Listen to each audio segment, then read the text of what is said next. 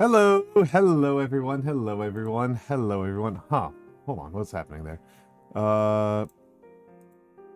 There we go, there we go, there we go, there we go. How are folks doing? How are folks doing? Let me try to deal with this Fugi, and that should be good in a second.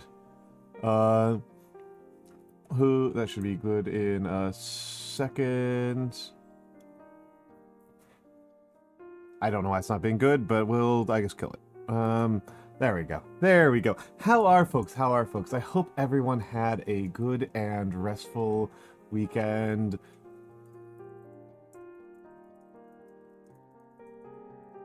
I hope everyone had a good and restful weekend and that they are all having a lovely, lovely time. I'm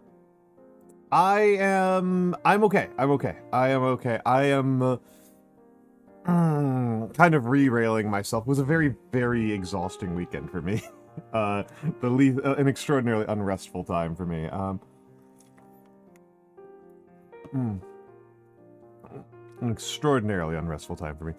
Does the piano sound out of tune? That will happen sometimes if there is a... There's a problem with the internet connection, but I think it can happen on either end. I think if either you or I have an internet problem vis-a-vis Twitch, that will happen. I think I know that if my computer is really slowing down or is really overly busy, it'll get crunchy. Yeah, I mean, same. So it can happen both ways. I actually reduced my bit rates since last stream because I was having a lot of crunch problems. I was having a lot of crunchiness problems.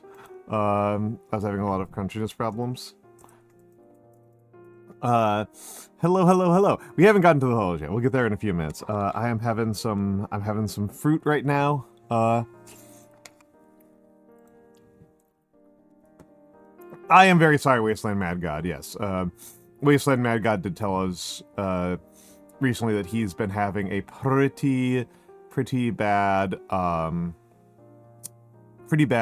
week or two. They got some bad medical news, and so I'm hoping that it will clear up soon. I'm hoping that some sort of more satisfactory resolution will be reached soon.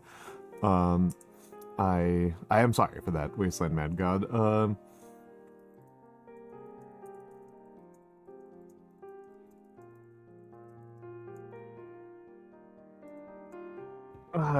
And let me take a big ol'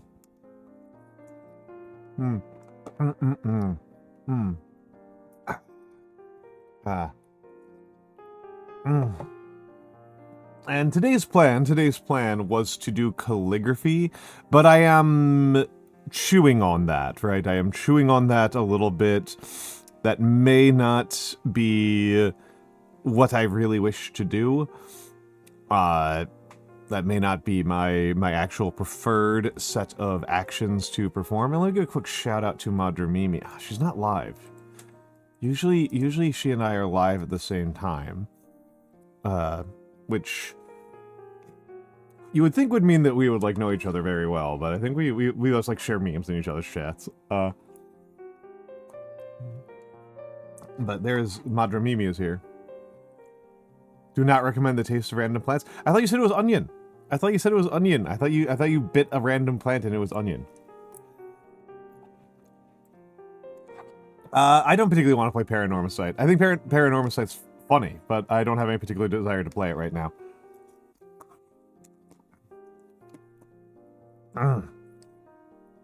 So today is supposed to be a calligraphy day. That is the plan.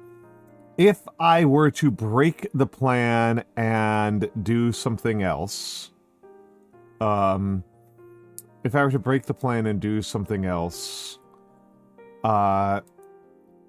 pleasant raw, yeah.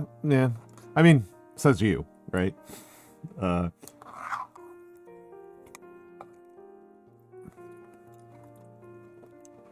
I mean, I'm actually trusting on this one, Colebounds. It is probably very sulfurous.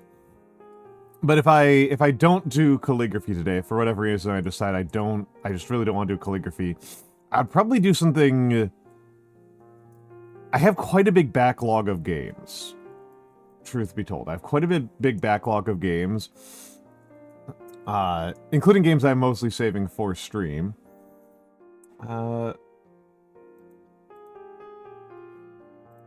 do not launch. Do not launch another instance of OBS. I don't know why it's trying to do that, but as a very tiny aside, the most recent OBS update does in fact have something that I want, which is that on the volume controls, on the volume feed for audio, it has buttons right there to enable and disable monitor, which is actually useful to me. That's actually... It was really annoying to have to click like 3 to 4 times in order to change the monitor status. This is actually quite nice. Yeah, my Steam library has about 800 games.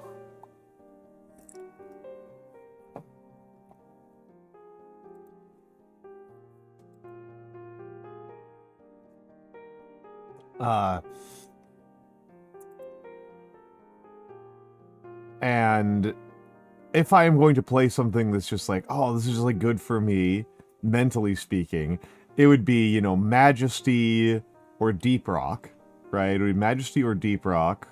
I've got Kerbals. I've got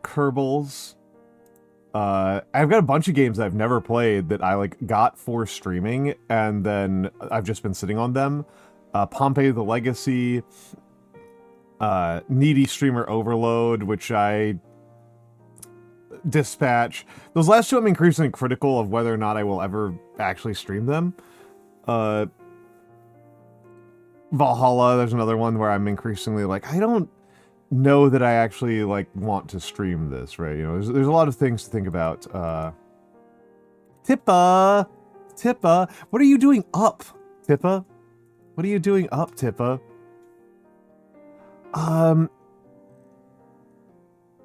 Preparing for bed, that makes sense. Hello, Zetsun Alpha. Hello, Zetsun Alpha. People should check out Tippa. She is very cute and very sweet, and she's always been very kind to every person I've ever seen. And I think she does a very nice and sweet stream time over on her channel. She has a lot of co-working streams. She has a lot of actual co-working streams that have an actual structure to them, unlike me, a person who just does calligraphy or mini painting, and then people just decide to do co-working to me anyway. Which is very, very legitimate. I'm not doubting anybody for doing that. It's just, it was never my intention. It was not the structure I was going for. I just think people seem to find it relaxing. They seem to like learning the occasional random history fact and then like seeing pretty handwriting whenever they get whenever they need like a little bit of a minor distraction. Well, Tippa, you're Tippa again. People should check out Tippa. I find her to be an easy to like streamer, and I was on her channel a few weeks ago for Who Wants to Be a Gallionaire. I think I made like $10. Yes. Hello, Zetsun Alpha. According to Twitch, you've never been here before. According to Twitch, this is your first time. That Rock and Stone was your first chat ever. So I am curious.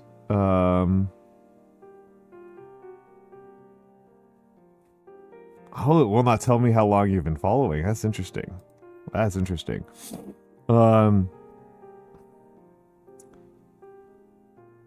Back when I was still a PNG. Okay, yeah, so I would not have any ideas. That's not to be rude. How would I know? How would I know? Thank you for being on. It was lots of fun. Yeah, no, it is just funny. Like, hey, do you remember when I was here? I was like, I don't. I don't. Yes, I don't have Golden Idol, so that one's kind of a thinker for me. And Theo, I think that you were correct that Dispatch and Valhalla. It's something that's unfortunate to me. It's something that's unfortunate to me. I'm just thinking out loud, right? You've got me thinking out loud because I literally woke up at 9:55. I had a very messy day today. I had multiple meetings and they were all like 5.5 hours apart, so I wasn't able to get like uninterrupted sleep. I wasn't really able to get uninterrupted sleep. Well, I get driven a little bit insane by this, right? Because I think of myself as being very similar to Grimmy and Bodega as streamers go. And I think there are similarities. I think there are some very deep similarities between me and those two ladies. But I think people are not as interested in seeing my tee-hee funny reactions to things that have actual plot lines. It seems like the games that people enjoy watching me play are games that don't really have a plot that, or if they do, like, that's not really the point. You know, it seems to be Timberborn does quite well, and I suspect other city builders will do quite well as well. You know, games where it's kind of about the mechanical experience and the decision-making tree rather than kind of the passive experience, which is interesting to me. In no small part because I am a person who myself in my fun time has a preference against passive experiences. That's not to say I'm like completely opposed, but I have said here before that my 20 minutes of anime a week anime club is like way more television than I actually enjoy watching. That is like an overwhelming amount of television by my consideration. That's like, that is enough television for me that like I'm kind of resent it. That I'm kind of like, well, I could be doing something right now. Yeah, and it was funny to see how animated the discussion on my server was about like people doing that anime grid, and me just being like, I like Masaki Yuasa.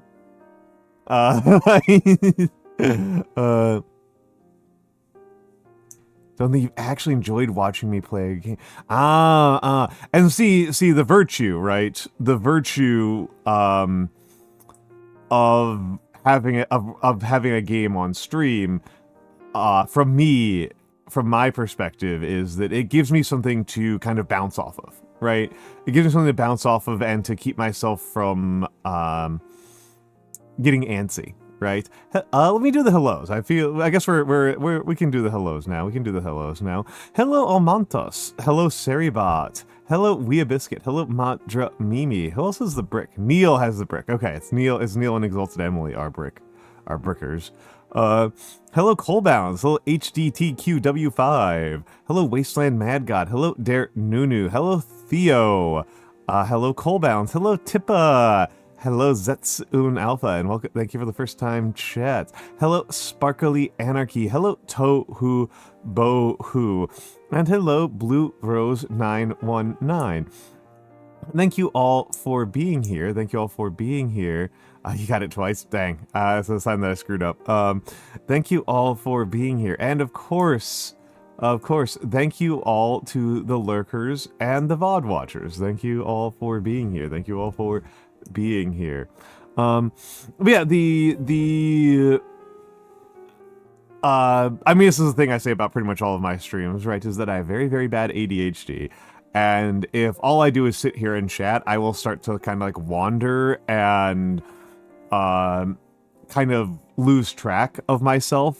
All right, workout time. No squats today. My knee ligaments are feeling funny. No squats today. No squats. We are doing push-ups. We are doing some push-ups.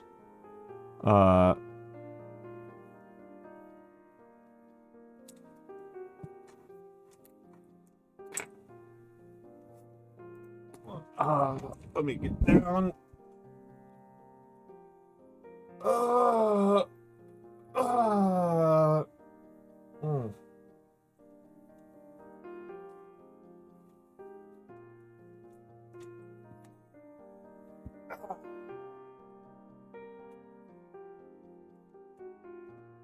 Okay. 1, 2, 3, 4, 5, 6, 7, 8, 9, 10.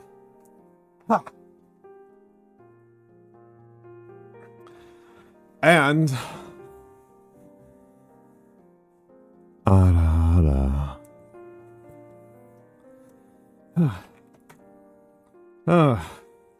I have to say, I am not getting stronger. I am not getting stronger. I think that's fine. I just want to be clear about this, but despite the fact that I'm working out with some mediocre regularity, I am, I think, slowing down, and it's mostly because I am at the same time losing weight, right?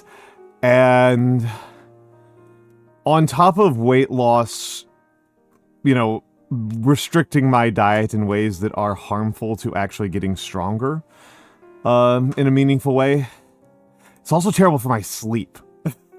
It is also absolutely devastating for my sleep. And so, and sleep is when you actually get stronger, right? Sleep is when you're actually getting stronger, and so, I already have enough trouble with sleep, and my sleep is now further disrupted.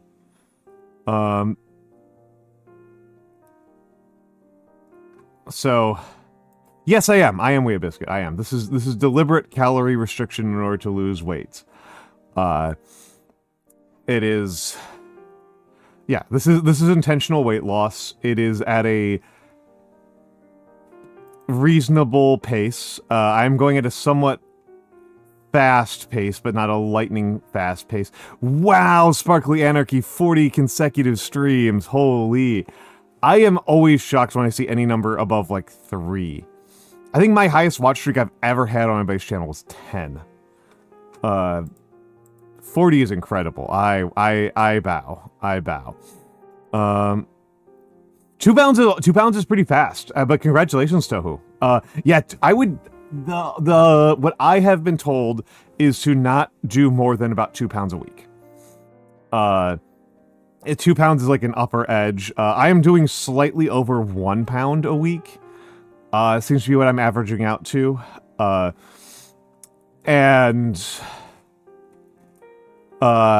you know, it'll get me to my goal weight, you know, sometime in the summer, late summer. How many facts, Started losing 2 pounds a week when I'm back on my... That's sensible, that's sensible. Yeah, yeah, if your doctor says it's good, that's good. If your doctor says it's good, that's good. Yeah, for anybody who's, like, wondering about this, yeah, if you start experiencing weight loss and it's like 1 to 2 pounds a week and it's like not unintentional, that's a little bit worrisome. I am a believer in slow progress. As a person who did 80 pounds in 6 months, a little bit over 6 months, which is close to 2 pounds. I was a little bit under 2 pounds per week. It did actually come back surprisingly fast. That's kind of like what I think is the biggest thing, is that, like, the faster you do it, the faster it comes back. And the more likely it is to come back. So, and if somebody is saying, like, oh, I'm losing, like, 5+ pounds a week, that's, like, actually scary. Let me do some quick math here. So, it's, 3,500 calories is 1 pound.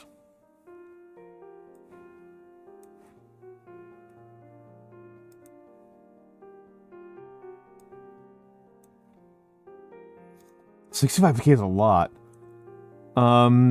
No, it's okay. It's okay. It's okay. 3,500 is 1 pound. Is 1 pound of fat. I'm just gonna do this. I'm just gonna do this quickly because I find the weight loss discussion kind of interesting because it's on my mind a lot.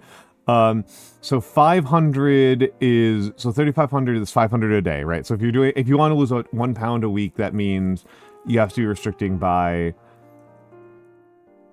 So 2,000 divided by 7 is 14,000. So divided by 3,500. So okay, if you're losing more than 4 pounds a week, that means you're actually over. You are somehow at a greater than 2,000 calorie deficit. That's crazy. In order to be at an over 2,000 calorie deficit means that you are actually starving, which is not good weight loss, or you probably have something really scary.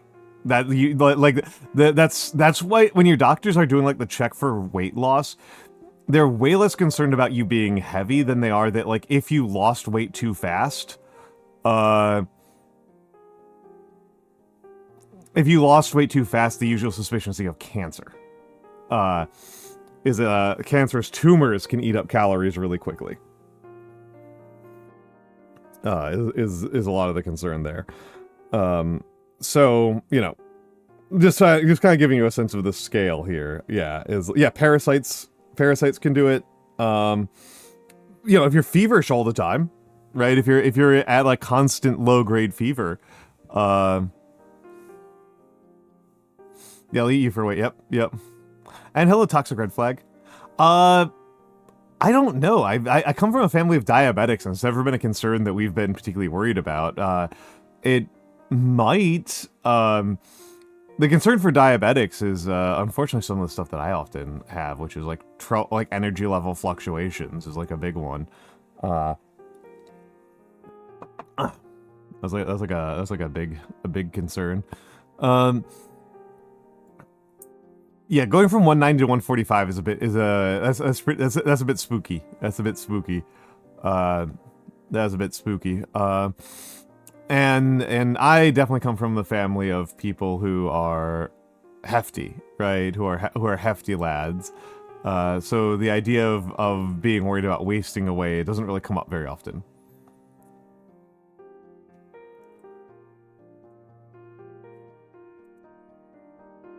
Hello, Vovern. Hello, Vovern. That was Army? Yeah. The Army will do that. Function family bullies lose too much. Wow, that's crazy, Wee Biscuit. That is crazy. Currently attempting to contribute to RetroArch. Hell yeah, brother. Hell yeah. Hell yeah. But yeah, it's I don't think anybody has been that excited about Sparkly Anarchy. You've made your family sound like some right bastards. But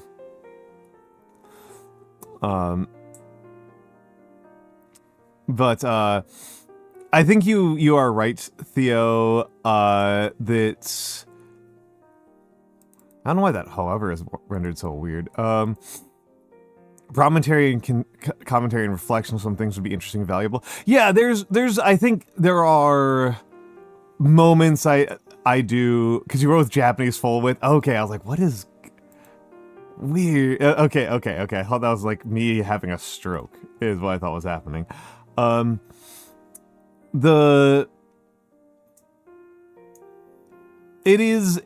My experience with gaming on the stream is that when I'm doing a game like, you know, Kerbals or Timberborn or something, I think people kind of enjoy it as a kind of like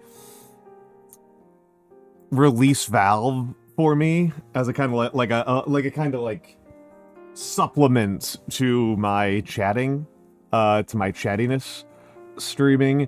But I don't think people really are getting that much out of the gameplay. Some people probably are. Some people are, but I think that's not the normal. It's on-brand Subway servers. In a way, yeah. In a way. And when I have played games that have actual storylines that I'm like... I'm still thinking about 1000 X Resist. 1000 X Resist was definitely like my most intellectual streams out of all of the streams I've ever done, but they did very poorly. They did very poorly. I got a lot out of that game, and I continue to. I continue to. I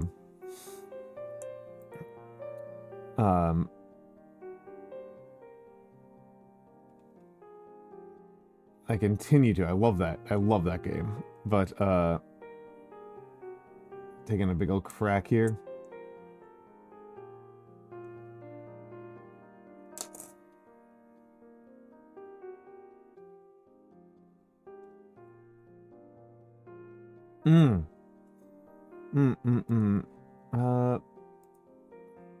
But yeah, I don't know. I'm still thinking about what I want to do tonight. I'm still feeling myself out here. I did read about almost half of a book today. That was a book I'd been looking forward to for a while. I had been looking forward to Slingers and Sling Bullets for a while. Oh, you have the worst heartburn? I'm so sorry, Weeabiscuit. Yeah, oh man, I remember when I started getting heartburn, I didn't understand it. I was very confused. I was very, very confused because the way that I understood heartburn based on what I saw in like TV shows and the news was that I thought capsaicin was really important for heartburn. And I would get heartburn. I would not get heartburn when I had spicy food. That did not happen. I got it when I was drinking and when I was having French fries. And it took me a while to figure out that, you know, it's heartburn isn't like you had too spicy of food, right? That's not what happens. It's not you have spicy food and the spicy food makes you, makes you burn. That is not how it works at all. There's a bunch of different things that can cause heartburn, and in my particular case, it was grease. It's greasy food. Greasy food gives me heartburn because the sphincter, the thing that keeps your stomach acid in your stomach, you know, is a couple of flaps that have to connect to each other.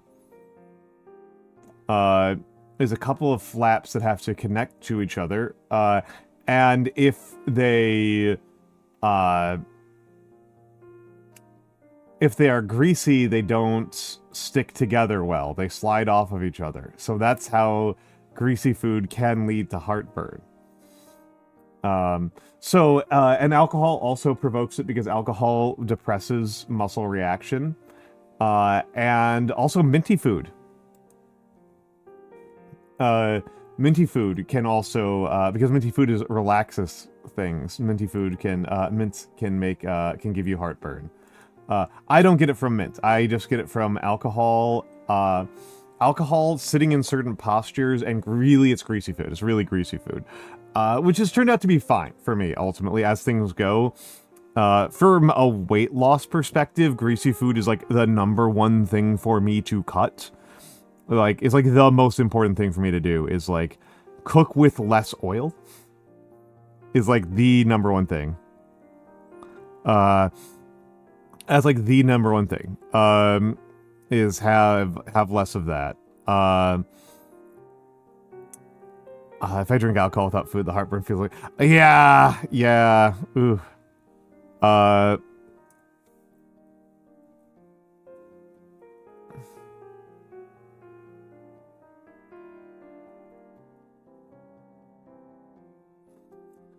That would do it for me. But greasy food turns out, like, the fact that it gives me heartburn and the fact that it's really bad for me trying to keep my weight managed, you know, means that it's kind of like, oh, well, this is something I should have been doing anyway. This is like a reinforcement. Like, this reinforces a habit that I should have been doing anyway.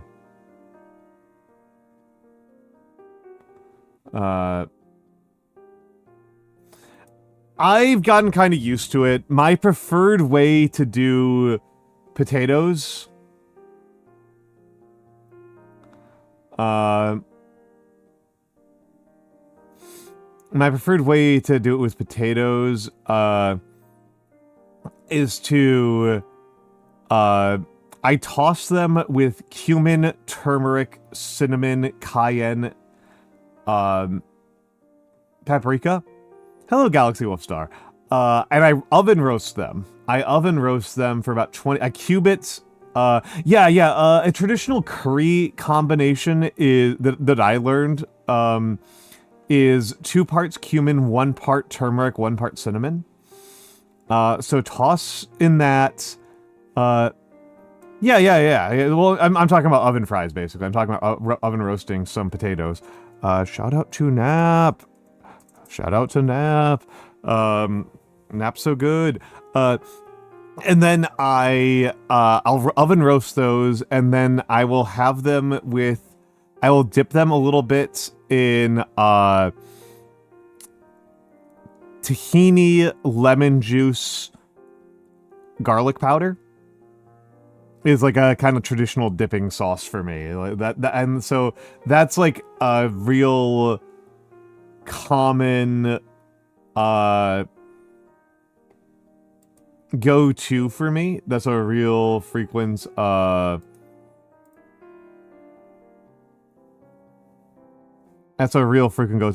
I've done it several times. It's not much of a recipe, but I'll post it in the after streams. I'll just do it right now.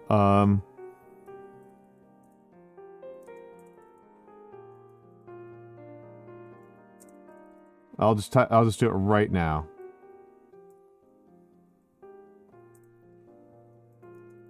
The potato recipe I was describing.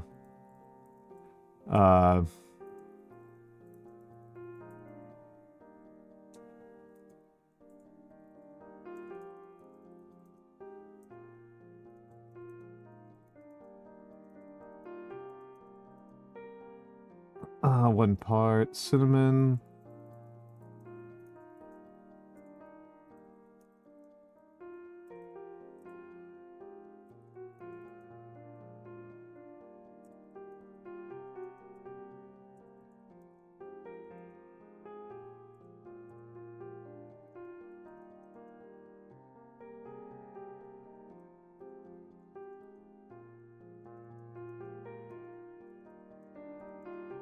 Then oven roast at 460 F for 15 to 20 minutes.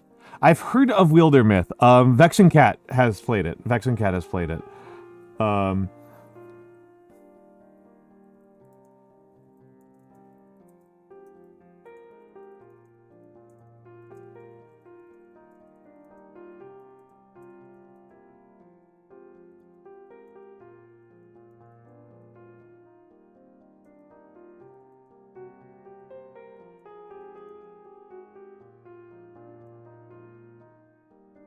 Yeah, ooh, the same group as Furies. Okay, I do like Furies a lot. I always look at the true. That's very funny. That's very funny. That's very funny. Wildermyth didn't quite grab my attention very strongly. There's quite a few games I think... I don't know, never quite know where I land on a bunch of games. There's a bunch of games where I really don't know where I land on. I'm still, like, not entirely sure where I land on Scriptorium, for example. Even though it's a game that's, like, super targeted at me, I feel like it's, like... not quite doing what I'm looking for.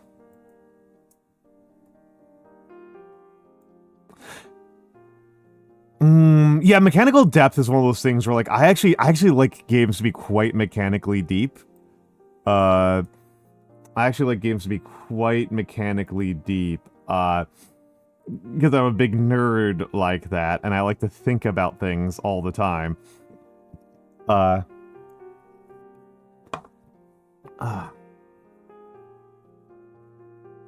Hmm.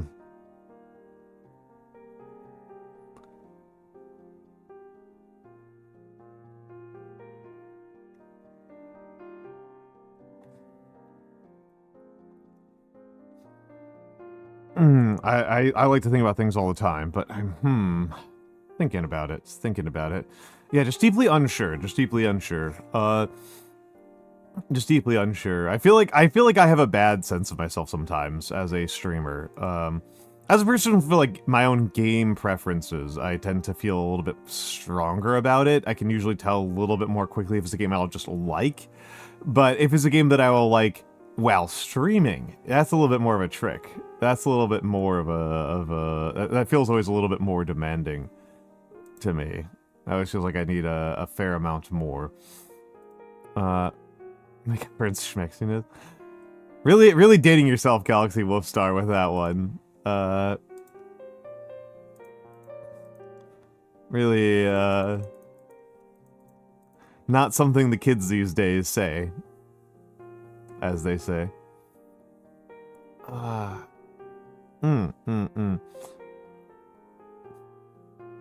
Nah? Yeah, it ain't. Hello, Hawk Oddly. Hello. Take it back to junior high / high school. And hello, Kiriko. Hello, Kiriko.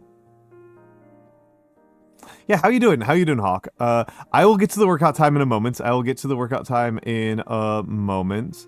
I'm just gonna stretch a little bit. Just gonna stretch a little bit, and then I'll get to doing another round of push-ups. I don't want to do squats today. Yeah, Hawk. I know Hawk Oddly from Sotex, from over on Sotex stream, the Sotex stream. Do you know the Sotex stream? I would love to learn a fun fact. I hope Sotek is dealing well with his subathon. I hope that it's not killing him too badly.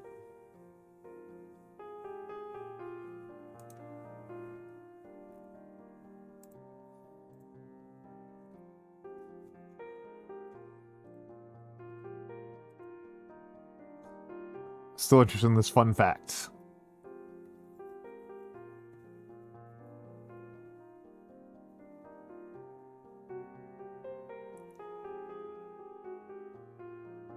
Stream Tekken. Broke 700. Jeezy Pete's. Holy.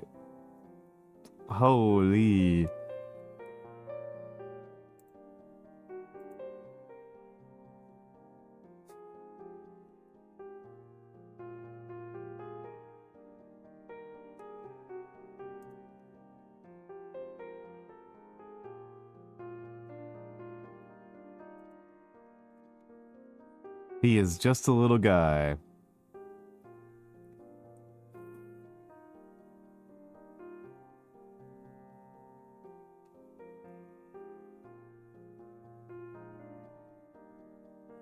On larger primate zoos, use regular human AEDs. And a pulse ox. That's cool. Pulse oxes are kind of interesting. Pulse oxes don't always get...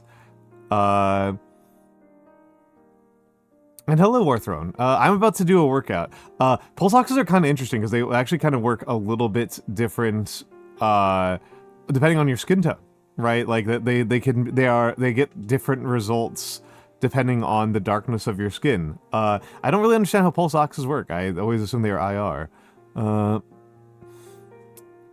Oof. At least screens are pretty cheap these days.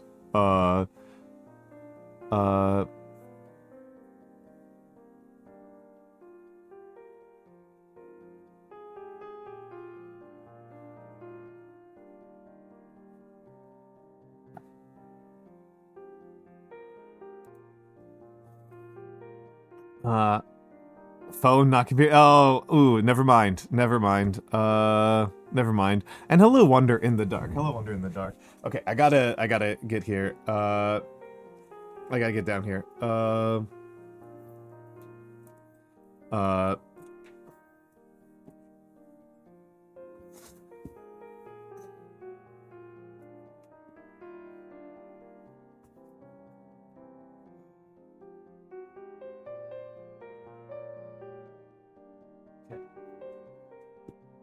So how? Okay, we got a minute before ads.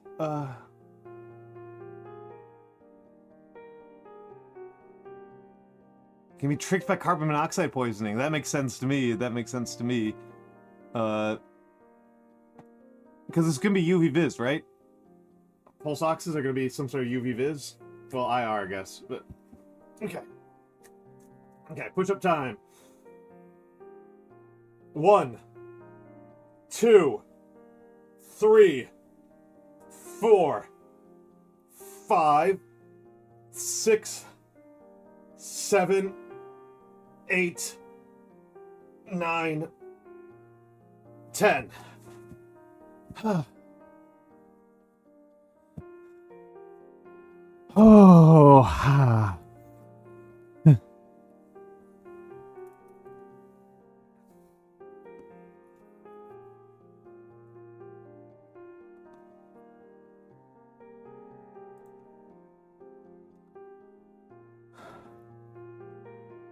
Oh.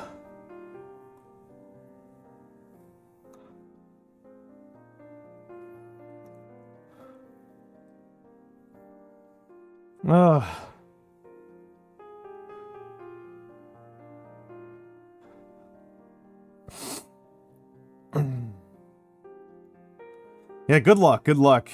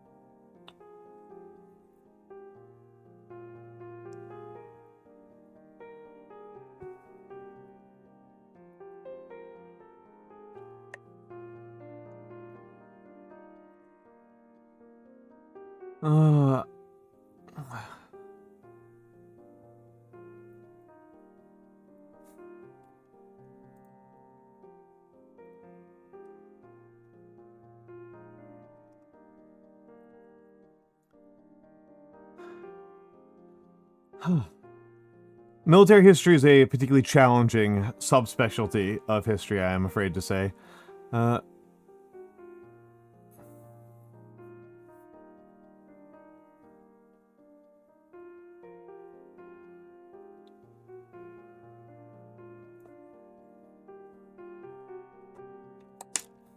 Alright, we are going to ads, we are going to ads. We are going to ads. I'm going to refill my water.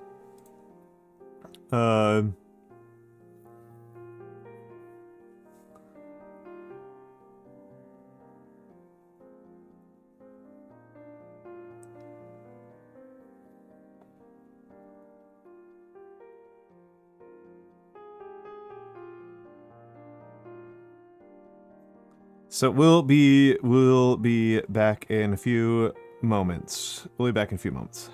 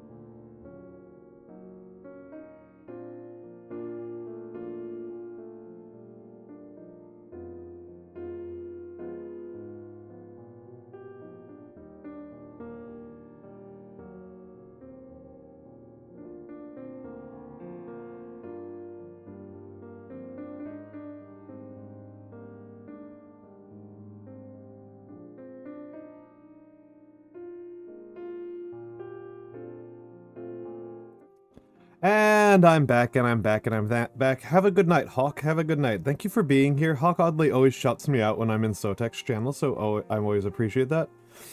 I always appreciate that. Oh yeah, I actually kind of like making desserts more than I like eating desserts. Whenever I go to cons, I always, excuse me. Whenever I'm at cons, I always make, or at least bring, some spicy chocolate cookies.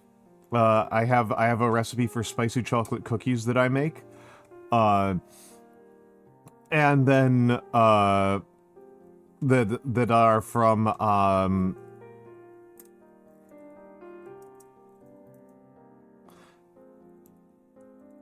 hold on a second. Let me grab the... This is the recipe book I got that dessert from. And it's like right there. Oh my god, trackers. Trackers. This it's in the... I don't like giving away recipes from other people that I paid for. That always feels very rude to me. The peanut butter cheesecake in that vegan pie in the sky is like the best dessert recipe. It's outrageous how good the chocolate cookies, cinnamon and cayenne. Cinnamon and cayenne. I do modify it slightly. If you ever have the ones that I have, I add a dash of nutmeg. I add a dash of nutmeg to the Mexican chocolate snickerdoodles, and that tends to make them just that little bit better. Just that little bit better. Makes them sing just a little bit more. That's kind of how I do that. Take a sip of water.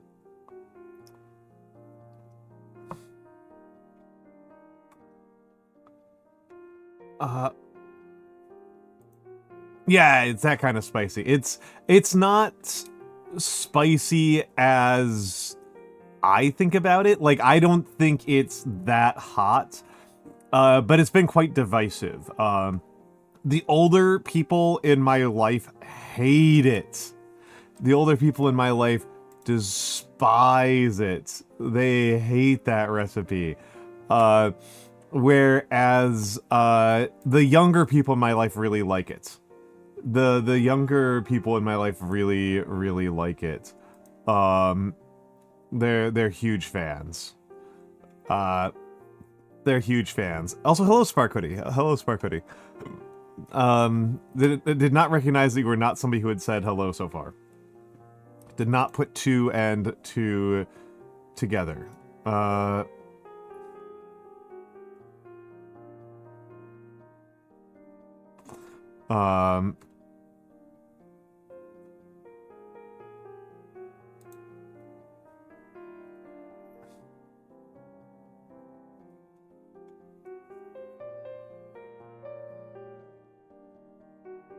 Nah, you're good. I just wasn't paying attention to who I'd said hello to so far. But yeah, those, in terms of like my recipes, I like those, and there's a recipe that I got from Reddit. And this one I'm willing to talk about because it was just posted to Reddit and I think was also deleted at some point. For cinnamon rolls. There's a cinnamon roll recipe that I like to make, and it's not that super complicated in terms of like what goes into it, right? Because it's you know, brown sugar and cinnamon with some salt is the filling, right? Nothing particularly surprising there. And the cream on it is powdered sugar, almond milk, and the original recipe didn't call for cornstarch, but I've added a little bit of cornstarch per Horatius. Hora gave me that suggestion to add a little bit.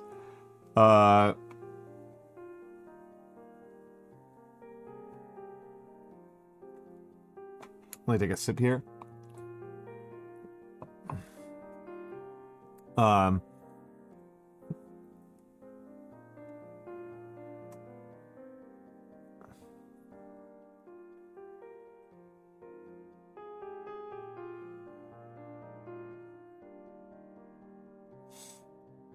And the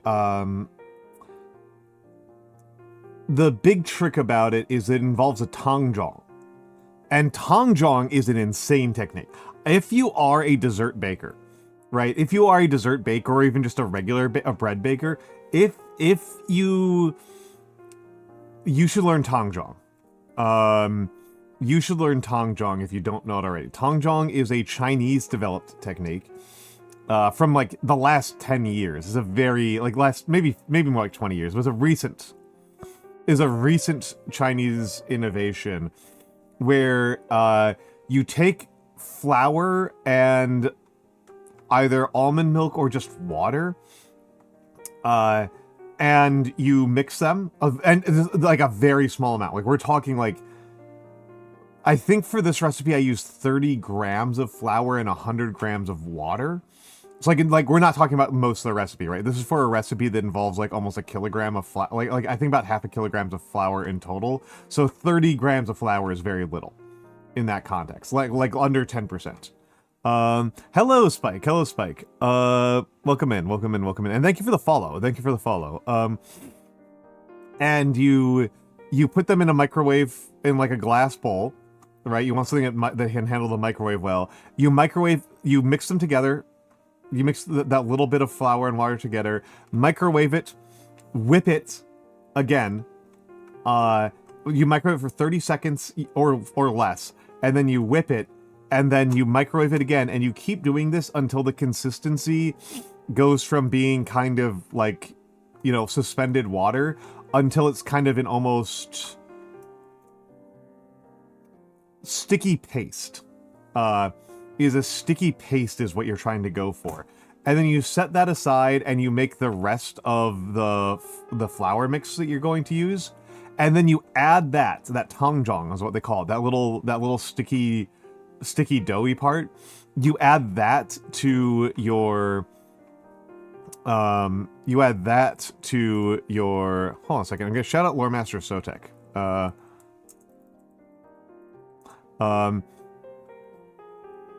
You add that to your regular dough and incorporate it, and then you won't notice a difference for a minute. It's a little bit like a porridge. It has a little bit of that texture of porridge. But we're not doing it for the purpose of eating it as a porridge. The purpose of it is that if you add it to dough that you make into, in this case, cinnamon rolls, but it will also work on other things you bake like bread. If you add it to something like bread, the texture of the bread will be extremely fluffy. It will be very, very soft and fluffy. And it is an effect that is very, very difficult to create just with standard mixing. Rekujira! Hold on. My shout-out command is on cooldown, so you get the casual shout-outs. Rekujira. How are you doing, my dear? How was Mouse PI? Were you having a good time with your mouse mystery game? Welcome in, Raiders.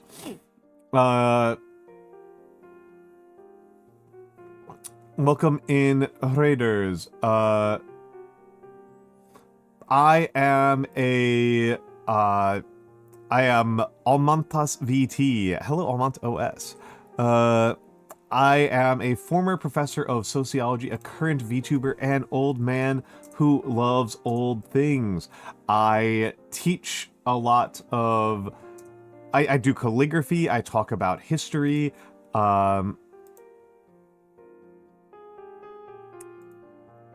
and today we've been talking about baking. We've gotten into baking, and I was talking about the tongjong. The tongjong is a really interesting technique. I just linked to a blog post that describes how you kind of do it. It's a pretty recent technique that is very, very useful for creating very soft breads, buns, cakes, that kind of thing. I use it for cinnamon rolls. It's very interesting that it's a pretty recent I think beyond a simple wrestling, I tend to forget something. Ah, here's the difference, Rekujira. Do you know how I get around that? Do you know how I deal with that?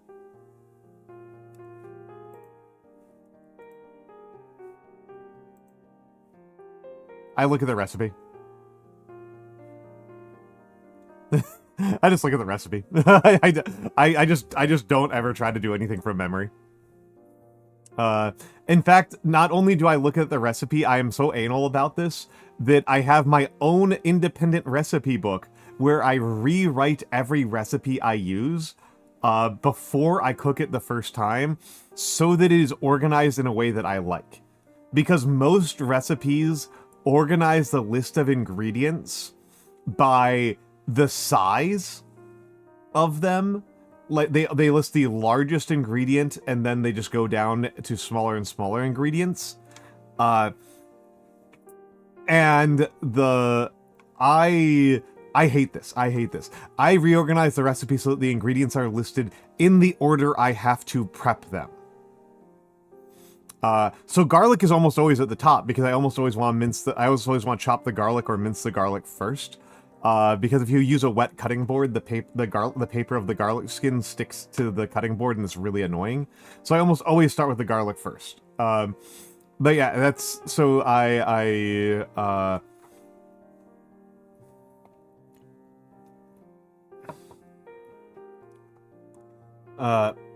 yeah, step order. I do it by step order.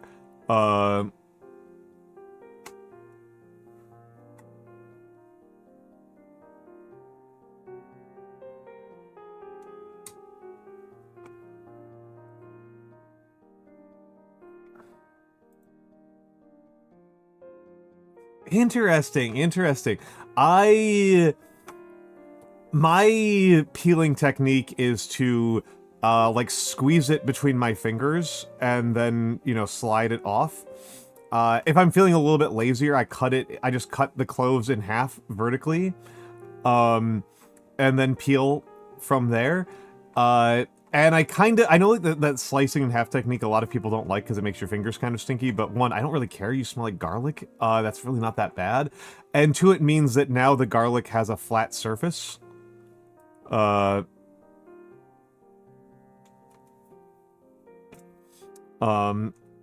normally pick 5-10 recipes of whatever. Huh. I try to follow specific recipes. In no small part, I like to follow specific recipes because that teaches me what and particularly, like, the first several times I do a recipe, I try to follow it very, very precisely because the creator of the recipe might have intended something that I'm not seeing. That's what I'm kind of,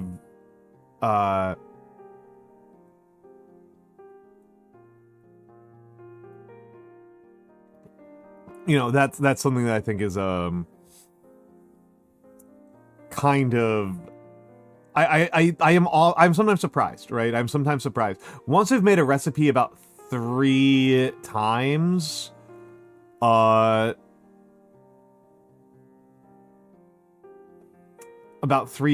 I've had a recipe about 3 times, I feel like I feel more comfortable making modifications. But I have learned some things about cooking that I wouldn't have learned otherwise, right? By just following a recipe very, very strictly.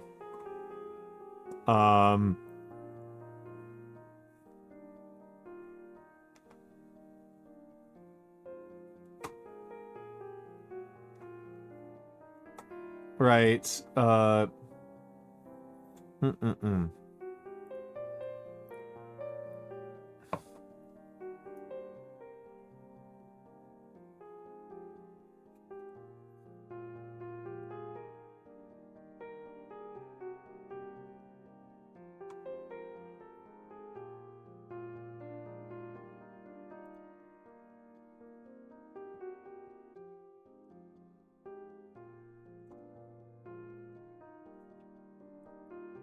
Oh,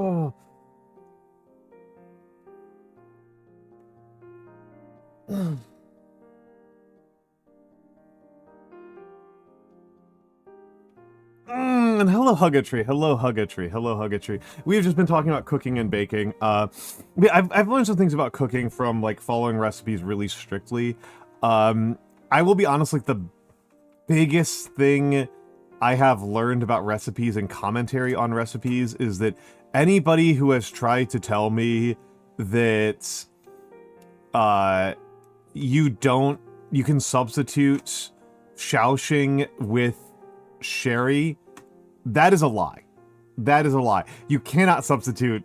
There is no substitute. Except no substitutes. Except no substitutes. Just get the Shaoxing. Just get the Shaoxing.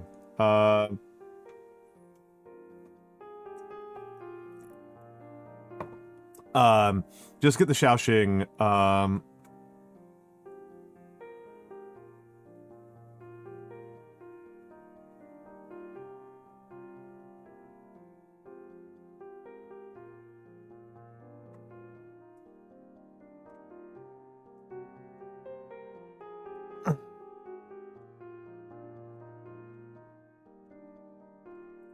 Just get the Shaoxing. Shaoxing is incredible.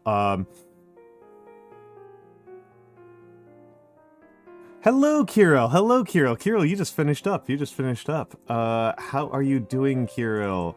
How are you doing, my dear? Beat the instinct into me, just cook and accept whatever comes out the other side. Yeah, I would say that I am willing. I will change recipes. I will even invent recipes, but I do learn I do learn from recipes. I do learn from recipes. I do learn from recipes. What were you doing? What were you doing? You were doing crime. Okay, you were doing crime. Well, you finished crimes. Okay. Made a roux from scratch. That's a good technique to learn. That's a good technique to learn. That's a good technique to learn. The technique that I think is really funny for impressing people is the cornstarch slurry, which is one of the grossest sounding things you can say on the planet. I think that might be one of the least appetizing types of phrases. A cornstarch slurry. Slurry's got to be one of the grosser words out there, right? Like, I can't be wrong in thinking that slurry is, like, an exceptionally disgusting sounding word.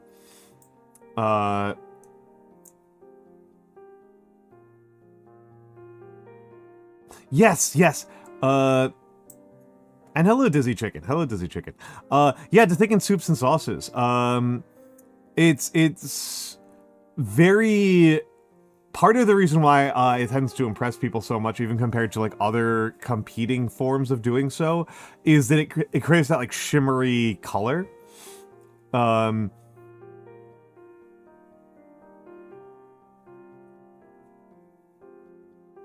was talking about a slurry. I don't have a lot to say about roux.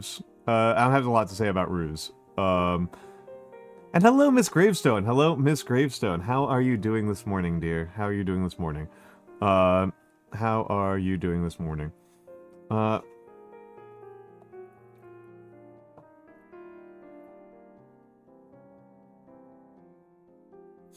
Yeah. It's just a good sauce base. I mostly do Chinese cooking, so I don't end up using roux very often.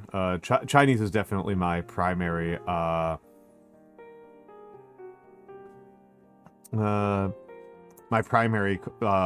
cooking technique.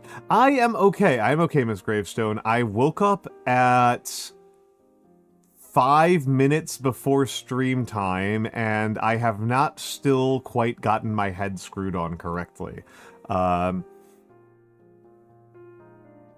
Yeah, that's what I've done, Kirill. I used to try some different techniques, but what I have learned is to have the cornstarch slurry as a completely separate thing.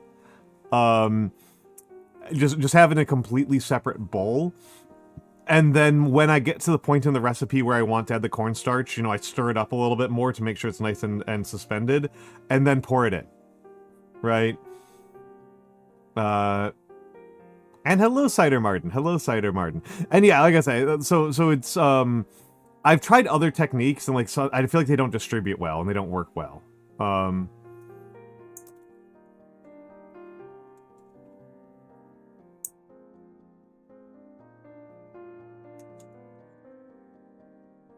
Mandarin orange green tea. Excellent, excellent, excellent, excellent.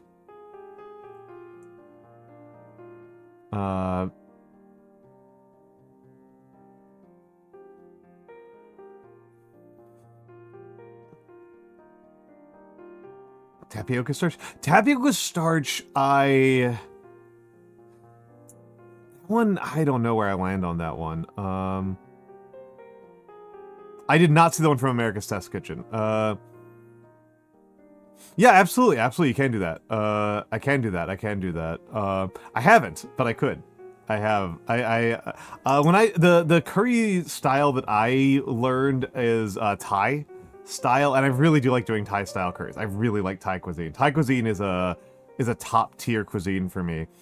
I would say my top cuisines are probably like Calimex, Ethiopian, Shanghainese, and Thai. I think might actually be my top. With a real chance that Ethiopian is in fact number 1. I also really like Xianese, as these cuisines go, but I haven't had as much. Monsieur Wa is like one of my favorite dishes on the planet. Monsieur Wa's incredible. Okay. That would be why I wouldn't watch it, Dizzy. That would be why I wouldn't watch it. I don't tend to watch a lot of cooking content online because a very large percentage of it is pretty specifically non-vegan. So I tend to avoid quite a lot of it. No, don't worry about it. I will admit that I think it is funny about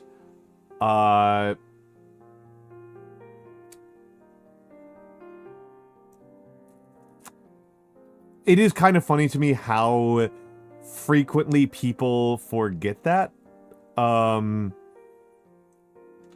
frequently people tend to forget that, and despite the fact that this is an identity that is considered so obnoxious, right? That like my people, my tribe, are considered so annoyingly pushy about it. It's like something we're super famous for. The thing is, though, that like of the vegans that I know, I make the biggest deal. I make the biggest deal out of any vegan I know. I like tofu the most. Seitan I also really like. But I will say, Theo, here's something that's kind of interesting, right? Is that I did some calculations, and do you know how much protein there is in 2,000 calories of broccoli?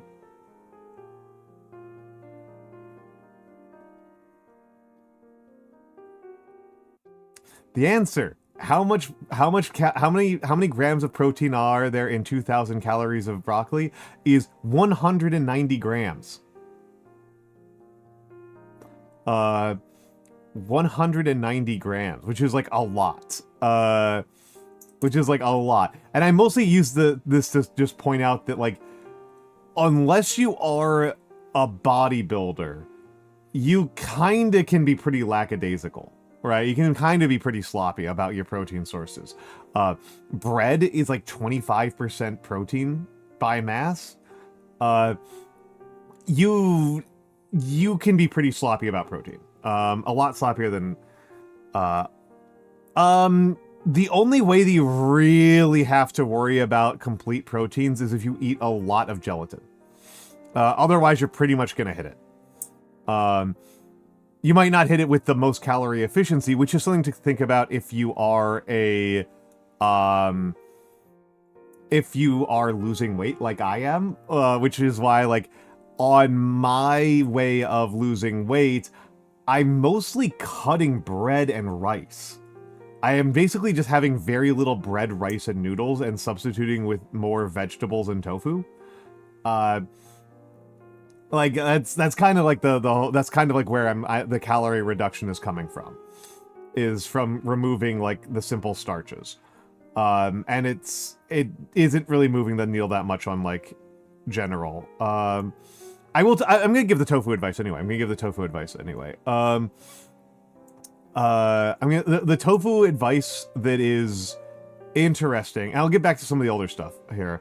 The tofu thing that I've been experimenting with, and I've realized that it's phenomenal, is there's a phenomenal way to prep tofu, is cut your tofu into whatever shape you plan on cooking. For me, that's usually thin. It's usually thin like thin squares for me. So not cubes, but like cubes that are like halved. Large cubes that are halved is basically the normal way to do it. And then pour a bunch of salt over them, and then boil water in a tea kettle, and pour the boiling water and put it in a heat-proof dish, right? Put it in like a metal bowl. Put it in like a metal bowl. Like put the tofu in a metal bowl and cover it in salts, and then pour hot water over it, and then wait like 10 minutes. Wait 5 to 10 minutes, and then put them in a colander and just let them drain for another 5 to 10 minutes. And then you can pan fry them at that point. I feel insane. I feel like this is a much more reliable technique of getting it to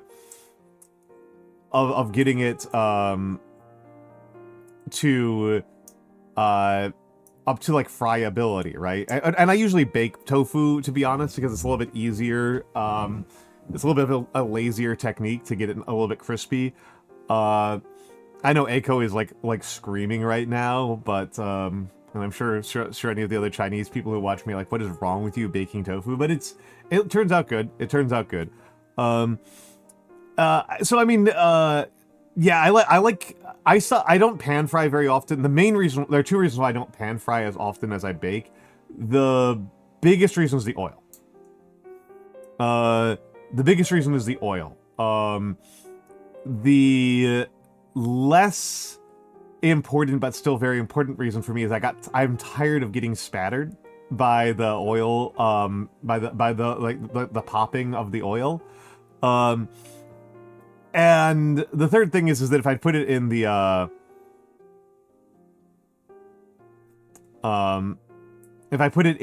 oven, then it just is cooking while I'm doing everything else, and that's easy. Yeah, starch will make it crispier. Starch will make it a lot crispier. Cornstarch. If you toss tofu in cornstarch and salt, it will crisp up a lot better. So even out soy sauce and oil. Yeah. Yeah, that will. I like I said, I like the baking if I want to make it crispy. If I don't care about it being crispy, I just put it in.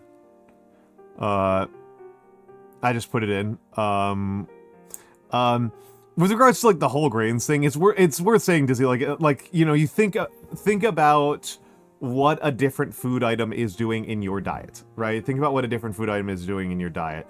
And I am a fat American, so my concern is how to get nutrition with low calorie density. Whereas for most humans throughout most of human history, even today is a more common problem to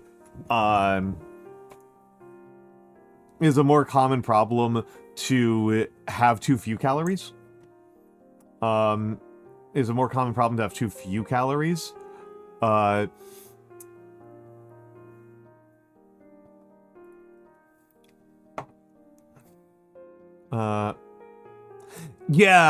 I mean, yeah, because we adapted to low calorie availability. we adapted to low calorie availability. So yeah, we're not adapted for high calorie availability. Yeah, that makes sense. Yeah. And Sparkwoody, no, not really. I will usually use a very, very tiny amount of oil on the sheets, mostly to keep it from sticking too badly. Give it a few millennia. We'll see. But you know what, I think I've got a pretty good life expectancy, but I'm not counting on a few millennia for myself.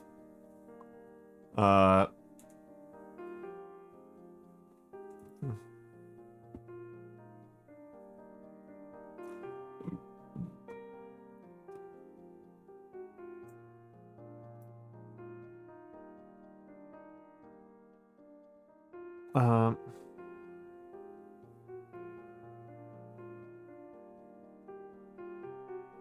I have. Sometimes I use parchment paper. No,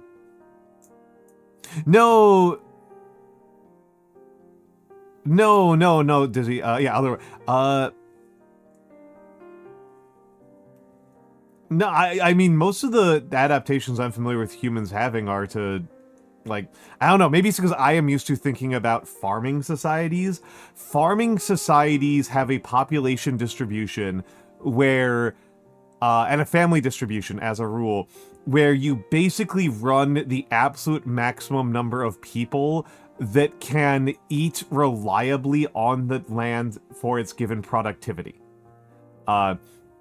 They don't tend to run the absolute maximum amount because they will actual peasants in practice will prioritize safety over efficiency.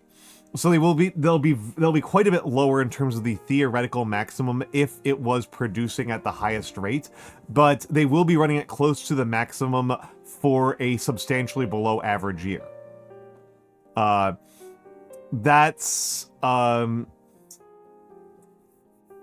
That's pretty much how I'm used to our societies being adapted to.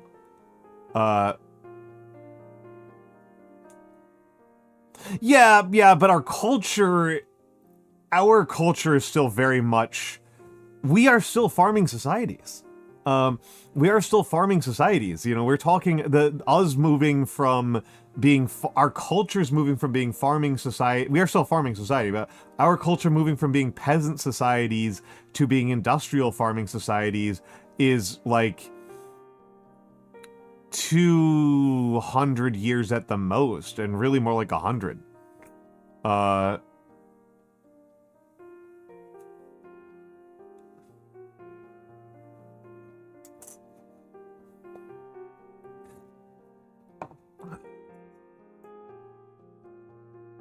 Bears are so cool. Bears are so cool. Yeah, we have so many calories. No, we have so many calories right now. Oh, Riddle Atelier. How are you doing, Riddle Atelier? Is it Atelier or Atelier? I always forget. I am an American, and so I am used to pronouncing the R's at the end of things. I have a highly rhotic accent. But I do not know if that is actually correct.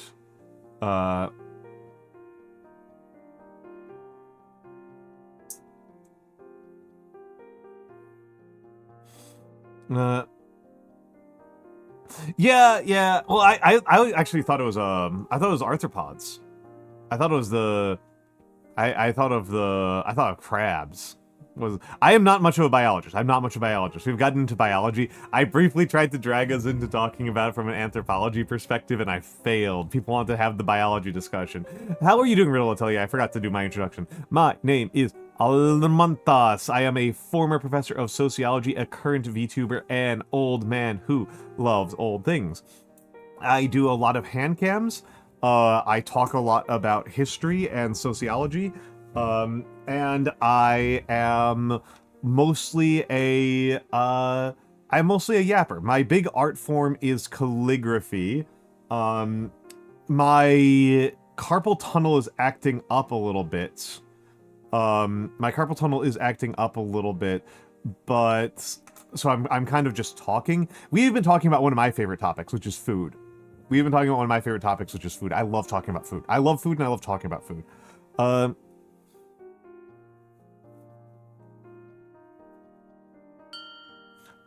Birdie Aviary, thank you for the follow. I mean, again, Dizzy Chicken, I am thinking about this from an antiquity and Bronze Age and anthropological perspective, where the societies that we have actually created,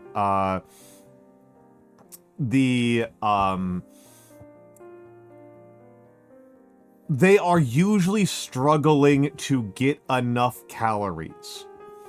That is usually a real serious concern for the entire society writ large, is how to get enough calories and they are often willing to take significant malnutrition hits in order to get more calorie, right? In order to sustain the populations that they have. Diets for farmers are extremely low variety.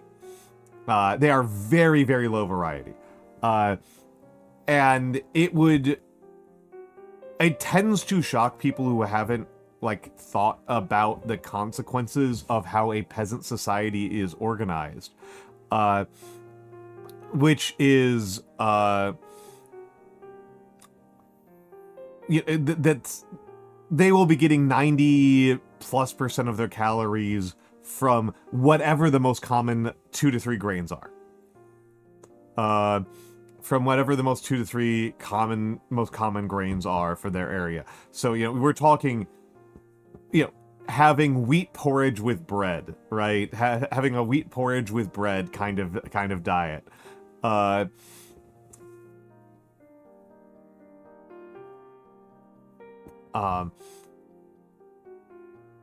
I did not know that, Tohu. I don't know a ton about biology. Biology is, of the liberal arts, I think biology is actually my weakest.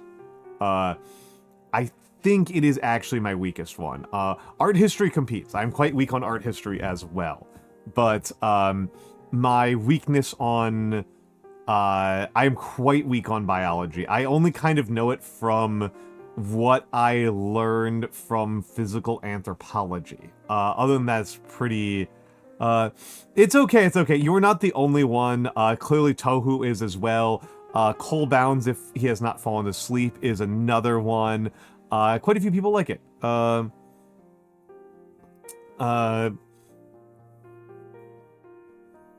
Grandparents' generation would have flatbread with pickled vegetables and fruit as meals. Yeah.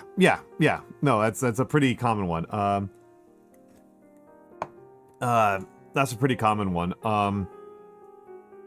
My family up until like post World War II were dairy farmers. And I remember talking to family members who grew up on the dairies. And one of the things that I always think about was that the market price for milk from their farm was such that they could not afford to drink milk from their own cows or have cheese from their own dairy. The market price of selling the dairy was simply too valuable for making sure that they could pay off their rent and their taxes for them to eat it. They would not have dairy, despite the fact that it was a dairy farm, that was the actual business. They would have dairy like once a month.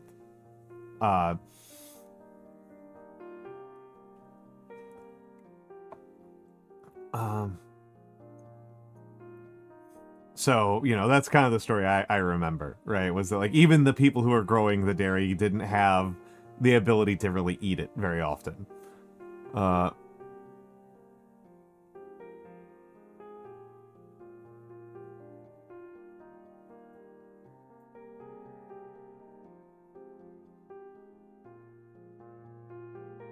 Yep. That's basically just it. And it would actually be more the point that the dairy, regardless of, it wasn't even the calories, right? It was the ability to pay rent. Right? It was the ability to pay rent.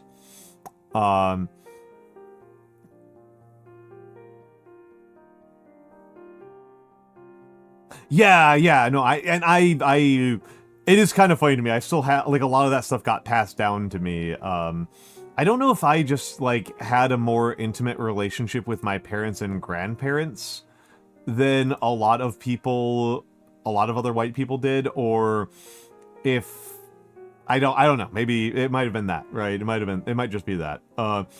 That, I'm kind of infamous for trying to save enormous amounts of, just like putting in enormous amounts of effort to like save money on like the smallest damn things on the planet. You know, I react with yeah, I've got a spreadsheet of every single time I have bought bananas for like 8 years to keep track of the price of bananas, and I eat bananas way more often than I eat other fruit because they are cheaper per pound than other fruits that I like a similar amount.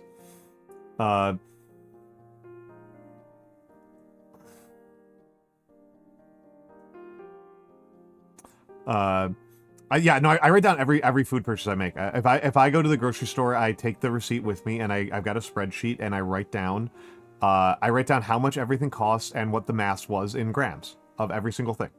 Banana onion smoothie. Oh, that was awful. That was awful. My goodness. My goodness. It was soup. It was soup. It wasn't a smoothie. It was a banana onion soup, and it was awful. All of them. All of them were awful. I think I just didn't do a good job cooking, I will be honest.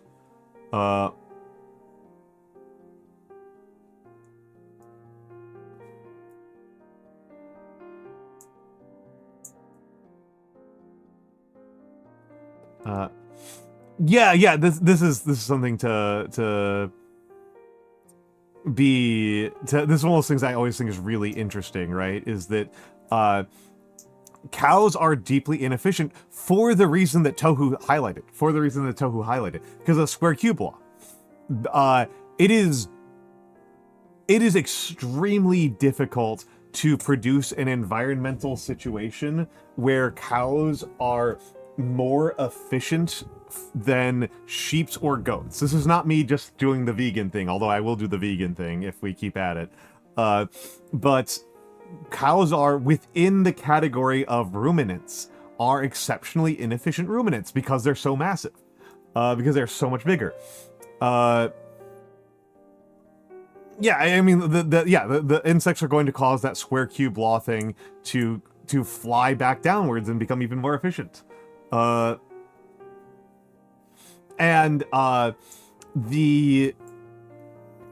is one of those things that's really interesting about the United States, about us USians, about these United States of America, is that within the United States of America,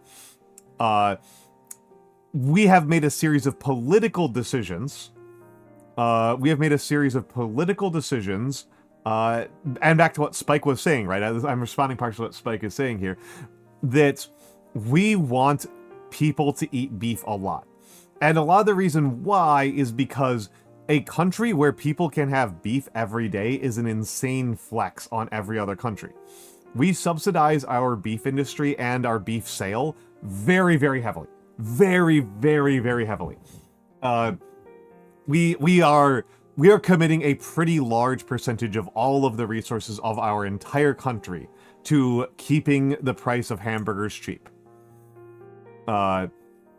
To reducing the price of hamburgers by 75, 80, 90% what they would be under a free market situation. And it's interesting because this has been going on for so long that it's hard to say. I don't think a lot of people conceptualize it that way, right? If you grew up with McDonald's being what poor people do on payday, then you stop thinking of beef as that kind of a luxury, right? You stop internalizing the fact that beef was the food of kings for centuries. That there was a major luxury. There was a major luxury. And Theo, I mean, so again, I'm doing the vegan thing, right? I'm doing the vegan thing where I think we could spend that money and, more importantly, land and water on better food products, on healthier, nicer food products like, you know, avocados, and broccoli, and nice cool variations of wheat. You know, I that would. How does this tie into? Oh my god, ice cream barges is something we can talk about. You're allergic. How can you be allergic to avocado bug? You're California. You're California. That would be like. That would be like me being allergic to the subway.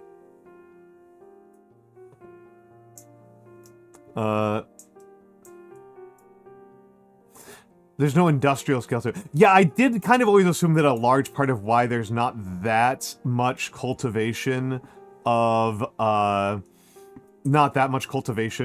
insects for food, other than the fact that a lot of people think it's icky, is that insects are generally not domesticated, and therefore are hard to contain and raise in that kind of bulk.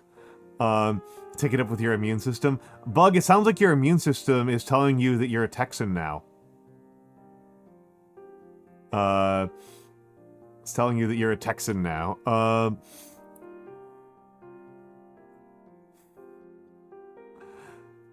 Yeah, having been around, millions of crickets, because I worked with animals a lot, so, you got a lot of feeder crickets.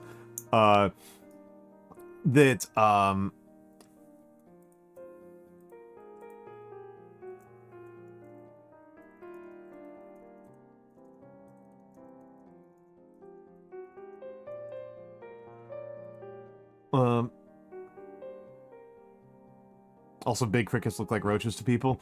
Yeah. I thought that was like one of the, like, this is me actually doing the vegan thing here, right? Like, that was like, when I watched Snowpiercer, that was like kind of one of the places where the movie lost me a little bit, was when, like, there's this huge big reveal, this like a major turning point in the plot where they figure out that one of the major food sources is crickets. And it's just like, with everything else that's happening here, this is not an escalation. Like, this is not an escalation, like, compared to, like, the other stuff that's happening in this movie.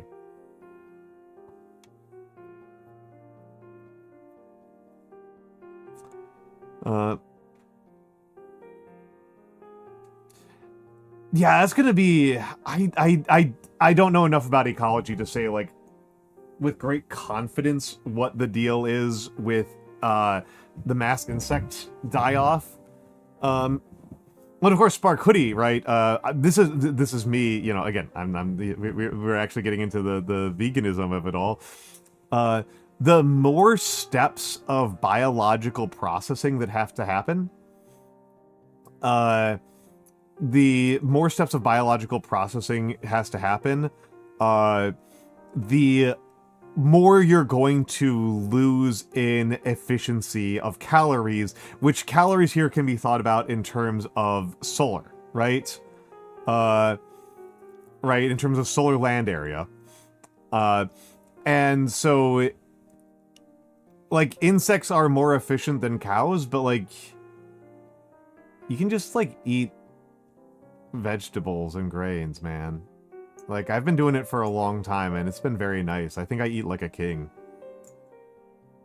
I think I have a wonderful... I think I have a wonderful diet. I think I'm doing great. I think I'm doing great. And it's... Yeah. As far as I know, well,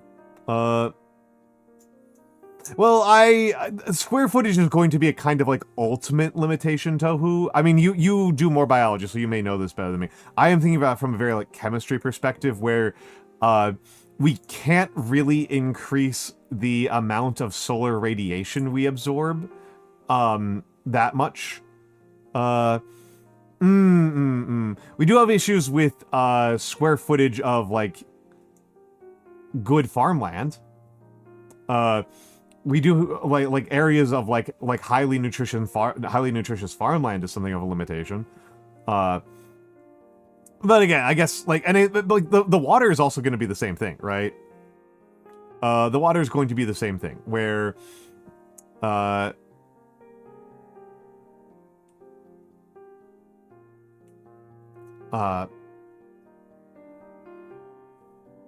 fertilizer is a huge issue right now. Isn't increasing the amount of solar radiation we capture one of our big... It is ultimately going to be a huge limitation, and we are... That is kind of one of the big stories of the last couple of years, actually, has been that we are figuring out more ways to convert the solar radiation that we get into more efficient methods of powering vehicles and factories. And it's probably going to increase. It's probably going to increase quite a bit. There's so much BLM land. I only know BLM as Black Lives Matter. I don't know what else it could be. I don't know what BLM means here. You can't farm hills, but goats can. And this is actually an interesting thing, Tohu, right? This is an interesting thing, is that, like, this is part of the reason why pigs wind up being a really interesting animal from a farming perspective, because pigs eat the same stuff that humans do. That's what kind of makes pigs a kind of, like, interesting complexity in that. But, like, yeah, goats and sheep can convert the sort of things that we can't really farm very well into calories. It starts to fall apart for farming, right, Tohu? This is actually a huge part of the difference between the East Asian style of farming and the West Asian and European style of farming, where East Asian rice terracing is so efficient at converting land into calories and to population density. Oh, Bureau of Land Management. Thank you. Thank you.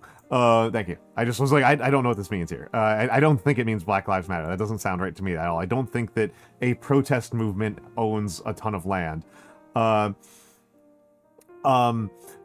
yeah, the farming style of wet terrace rice farming is just so insanely land efficient that it actually causes a huge problem for it eventually causes a problem for Chinese security.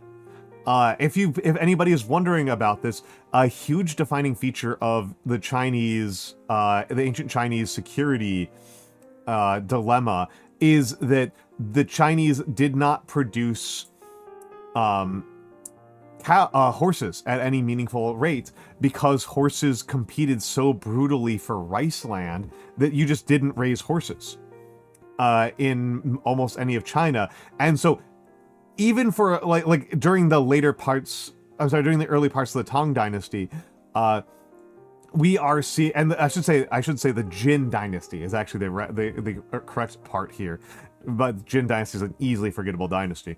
The Jin Dynasty has a whole thing where, despite the fact that they are able to throw around 100,000 person armies pretty casually, they are still doing like major trades for like 4,000 horses.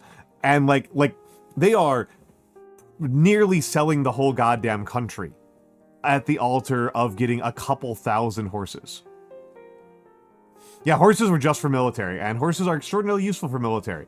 But yeah, the Uyghur Khaganate is able to become a power player inside Chinese politics just from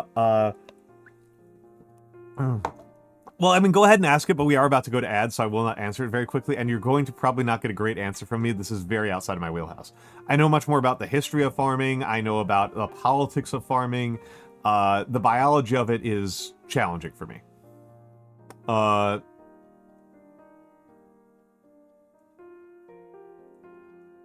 Okay. Well, we're going to ads very quickly. Somebody did ask about figs earlier.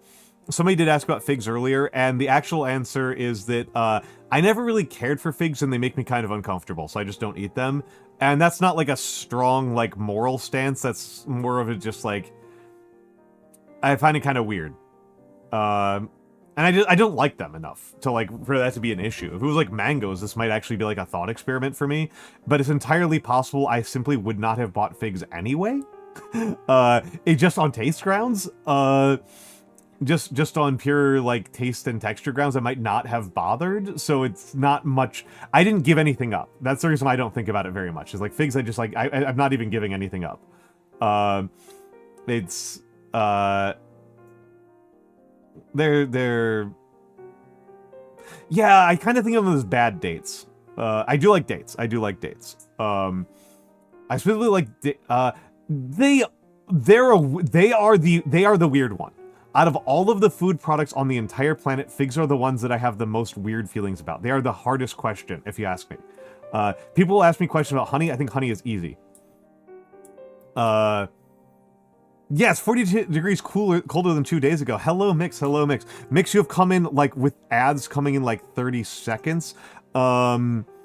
Yeah, the wasp pollination. The fact that they eat wasps and sometimes you can see the wasp inside of it makes me just feel kind of gross. Like, that's, yeah, honey's uninteresting. Honey's uninteresting. It's an animal product. The rule is no animal products. I don't have honey. Easy. Easy. Simple, smooth, easy, clean. Okay, we're going to the BRB screen because I need to use the bathroom. I'll be back in a few moments. Hello, Gringotts. Hello, Gringotts. Good to see you, buddy. Good to see you. All right, we'll be back.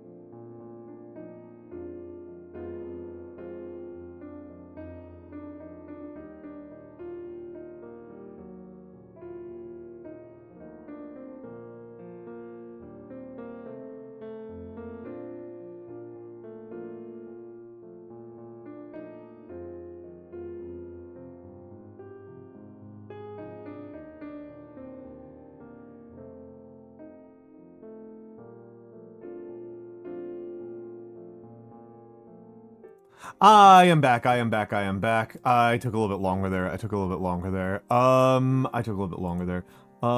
Apologies. Apologies. Okay, hold on. Let's see what we got here. Let's see what we got here.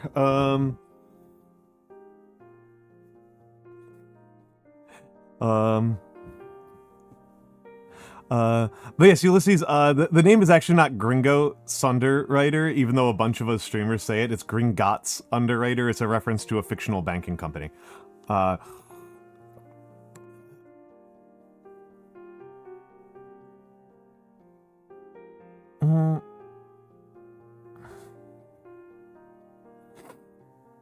Yeah, it's also not that... Dizzy, my big thing is also, like, that's not a big deal. For me. Yeah, Gringo Thunder Rider is a Star Wars character. That's so true. It's so true. Well, I've always been saying it's Sunder, like Tsundere. I've always been thinking of it as Tsundere. Yeah, half the Thanos Almantas looks like a mafia boss, and the half he looks like a nice old man. It's so true. I enjoy it quite a bit. I enjoy it quite a bit. I enjoy it quite a bit. Where was I? Where was I?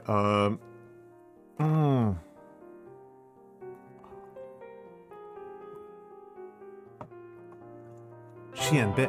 Oh my goodness! Oh my goodness! It's Bibinka Bear. Oh, hold on. That's not how you spell Bibinka. Bibinka, how are you doing, bears? How are you doing? How are you doing? How are you doing? For the Raiders, my name is Almantas VT. I am a former professor of sociology, a current VTuber, and old man who loves old things. I do a lot of hand cams, and I talk about history. We've been talking about food today.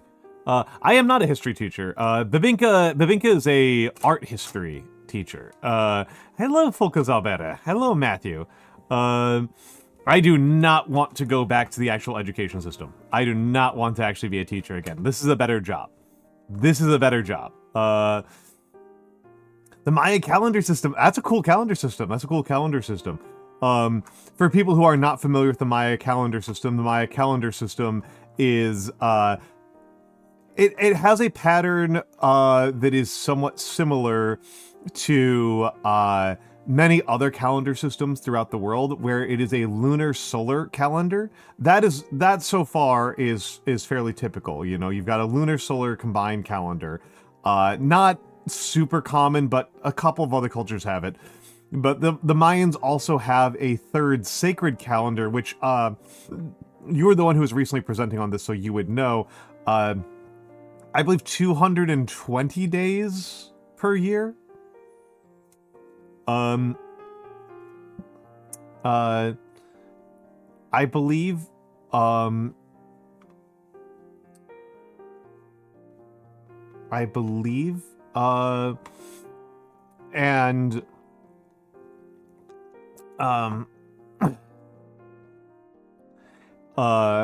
so they have this third set of calendars, and so instead of just having to coordinate two different calendars into each other, there is a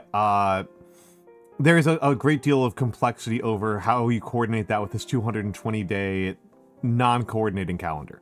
And yes, the thing, Ulysses, Bibinka is Filipino-American. In America and in the Anglo-American tradition of education, art history departments are surprisingly segregated from the other parts of history departments. Other history departments are... It's kind of an interesting thing of, like, where lines are between different divisions, right? Yeah, she's very Philippine. She has one of her redeems is that is getting Philippine food recommendations. Getting Philippine food recommendations, which I always thought was very cute. I always thought that was very, very cute.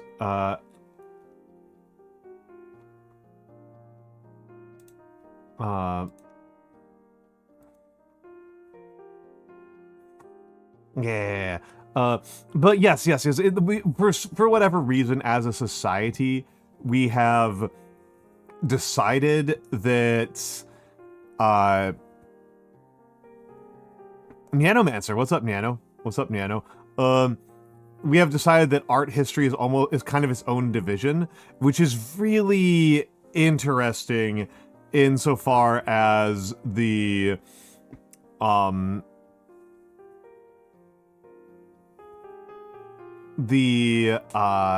do we call that? The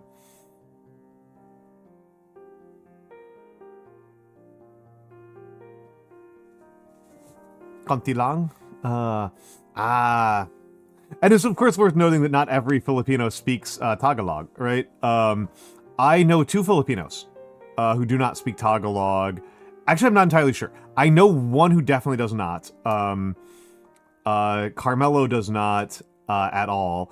And I am not entirely sure if Cavalier speaks any Tagalog, because she speaks Biscatec.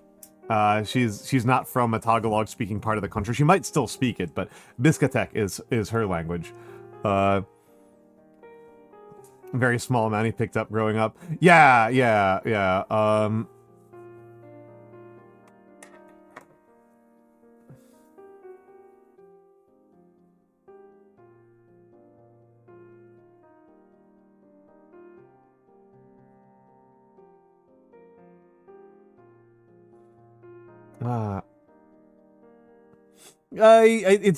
It was a part of America into the 1940s.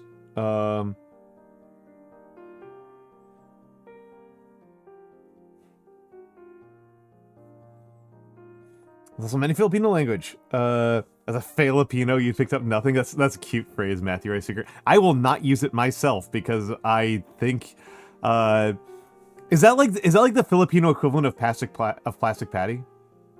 That sounds like the Filipino equivalent of plastic patty. To me, which is a phrase that I like quite a bit. I like that phrase quite a bit. But yeah, no, you need to tell me what you discovered. I can't react to it. I can't do the good streaming unless you tell me unless you tell me what you've learned. You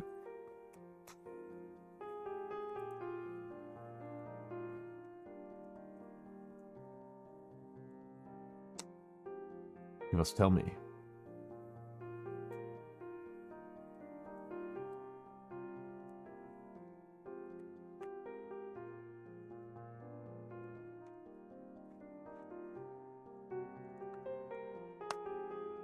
I'm doing well. We were talking about food and food production, which I will say is a topic where I am often out of my depth. It was kind of interesting because I understand food production from an anthropological and historical perspective in terms of like what it does to a culture and what types of cultures have what emerged from what types of food production systems.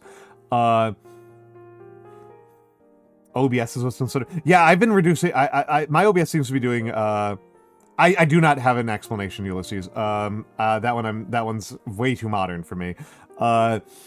There's questions of like how societies relate to farming versus pastoralism versus different types of farming and like how that shapes their norms and cultures. But people have been much more interested in the actual question of how we can scientifically create food more efficiently today, which I'm a little bit out of my depth on.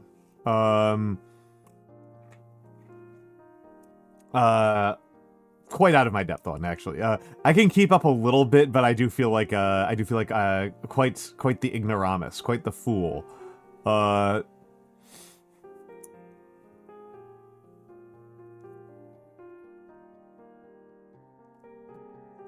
feel quite behind. But yes, that's what we've been talking about today. Like I said, today is supposed to be a calligraphy stream, and we're just yapping instead of doing calligraphy, which I am generally comfortable with, because my hand ain't feeling too great. Last person ever. I know topics, Babinka. I know there are topics that I know things about, and there are many topics I do not know. Did somebody say yapping? Yes, there we go. I was wondering when In you'd show fact, up. my speciality. I figured you were trying to bait me in, given that you said my name, then went to ad breaks. Yes, I was trying to bait you in. I was, in fact, trying to bait you in. Well, you there's did a good job. There's a lot of company secrets around GMO. Yes. I mean, there's a lot of company secrets. A lot of biology. Biology is my weakest of my of the liberal arts. I think biology is my weakest topic. Genius of the art history. Consider biology a liberal art? Yeah. Huh. I mean, I went to most of the biologists I know have BAs. That's fair. Yeah. Natural philosophy is one of the original 8, right? Yeah, that is true. That is true. Yeah. I tend to consider most of the biologists I know are like biochemists or doctors. Right? Yeah. They're like, or some sort of physical therapist, and they're very much in the M of STEM, right? That's fair. Yeah, I went to I think only a small number of people here know what my I went to research universities. I went to research universities, and so we just did not teach non-liberal arts at them, right? At the schools I went to. So that meant there was no pre-med, there was no pre-law, there was no engineering. But if it was derived from the liberal arts, which would include natural philosophy, then yeah, I count it as liberal arts. That's fair. I feel like natural philosophy is kind of like half and half almost between a STEM science and the liberal arts, right? I suppose, like, I know that my actual definition of the liberal arts is not actually accurate, because how I tend to think of the liberal arts is things where there is no correct answer. Interesting. Right? Things where the actual theory is the core, like, to some extent this would make math a liberal art, right? But yeah, which I definitely consider math a liberal art. Very obvious. I'm very clearly a math liberal art. Yeah. I don't, but that's mostly because of sociological reasons rather than taxonomical reasons, right? Yeah. I agree with your taxonomy of math. The math. For context, for those of you who are not familiar with high-level academics and high-level mathematics, high-level math is more theoretical than color theory. Color theory is a harder science than high-level math, right? Like, I don't even know what to call high-level math, right? I would describe high-level math as primarily a series of aesthetic debates. I would consider it pretty close to I would consider higher level math as more similar to literary criticism. That's fair. Than almost anything else. Yeah. Maybe like peer-based literary debate. Yes, like, very similar to peer like peer literary debate. It's like when you write an essay to tell all the other people that they were wrong about the new Han Kang novel or something, right? Yeah.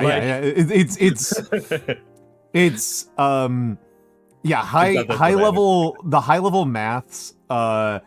I've told this story a few times on here before, that like when I was in graduate school, I didn't actually like hanging out with my fellow sociologists and social scientists because it was always the career was always there. You were always thinking about your career, and I couldn't really relax. So I drank with the math department. Right, that was who I went to relax with, was the math department, because I had no idea. That tracks. And I knew all the math PhDs from my undergraduate, so I had an in with them pretty easily. And their concerns, the way, like, one of those things, here's a fun thing, right, that people may not know. There's a debate within math over infinity. Oh, yes.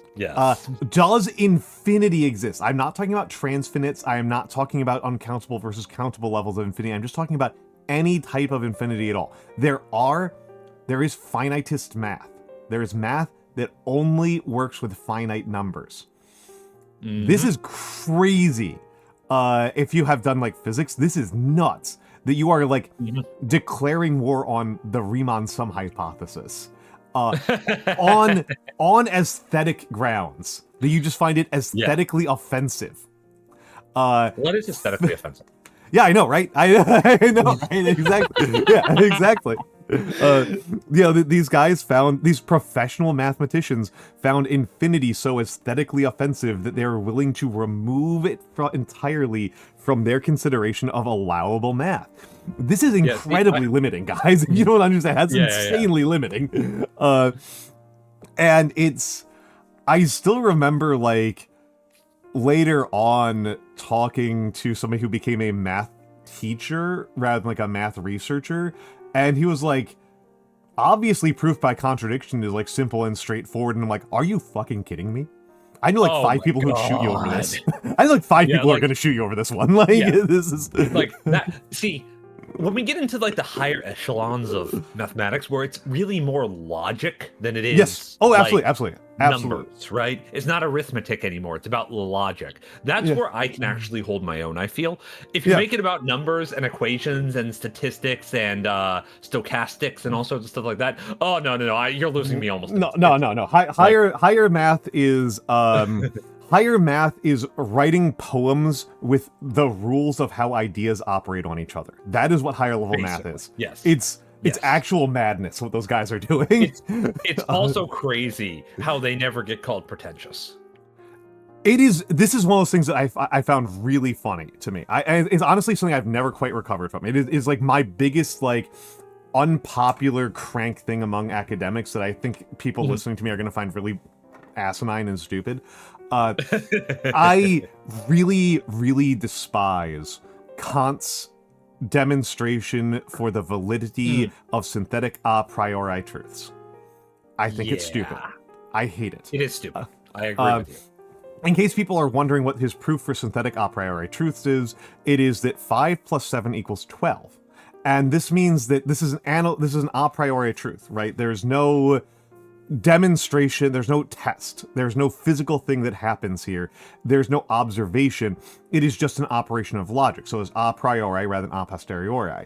But 12 is greater than 5 or 7, it is not contained inside of 5 or 7, therefore it is a synthetic form of truth. I just don't think this holds, and the main reason why it's compelling, I think the reason why people find it compelling is because it sounds like math, and nobody's willing to call math bullshit. Yes, which is crazy, because math is bullshit, and numbers are bullshit, and we made them up. Like, we did not make up a frequency of things, right? Frequency of things we did not make up, right? Masses of things we did not make up. We made up what they're called. We made up 7, we made up 4, we made up 5, we made up 12.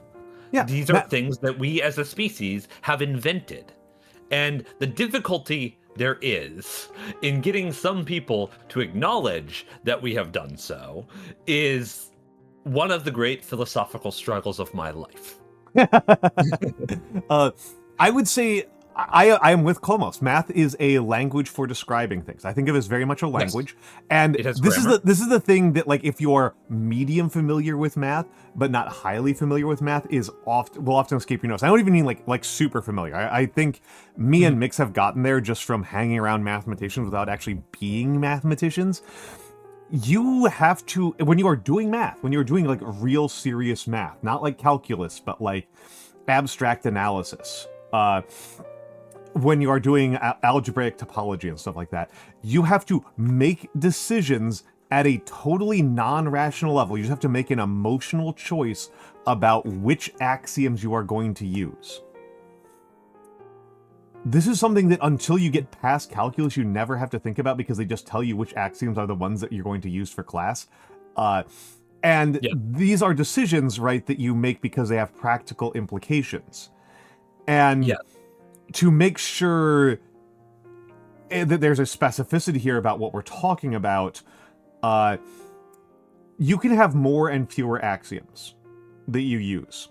And there's a really distressing proof, that the actual proof for it, I finally looked at the proof, I finally had somebody explain the proof to me like 4 years ago, and it made my head explode, so I'm not going to try to explain it at all. Incompleteness theorem. The incompleteness theorem proof, which involves like using cards of exponents on and like laying them out on diagonals on a table. It's insanity. It's very weirdly mechanical. And the actual demonstration of the Gödel incompleteness theorem is that there is a limit to what you can do with your choice of axioms. That there is not a potentially perfect set of axioms that will accomplish all of the things that mathematicians want them to do. And the big thing is contradiction. Yes. The big thing is contradiction. If you have more than a certain number of axioms in your theory of math, proof by contradiction starts to fail, which is really alarming. Yeah. So I should note that I am not, even though I am agreeing and understanding with most of the things that Al is saying right now, right? Manny here knows unfathomably more about math than me because he actually likes it. I do. It's unlike true. me, right? I hate this shit. I know about it from logic, from philosophical logic, from studying Kant. And because I am a liberal arts guy. Yes, I do some like medicine type stuff as well, right? Yeah, because that has a lot of practical application in my life, and I like to help, right? But for me, a lot of what I've picked up here is the higher echelons of logic from mathematics, as opposed to arriving at this naturally through studying mathematics.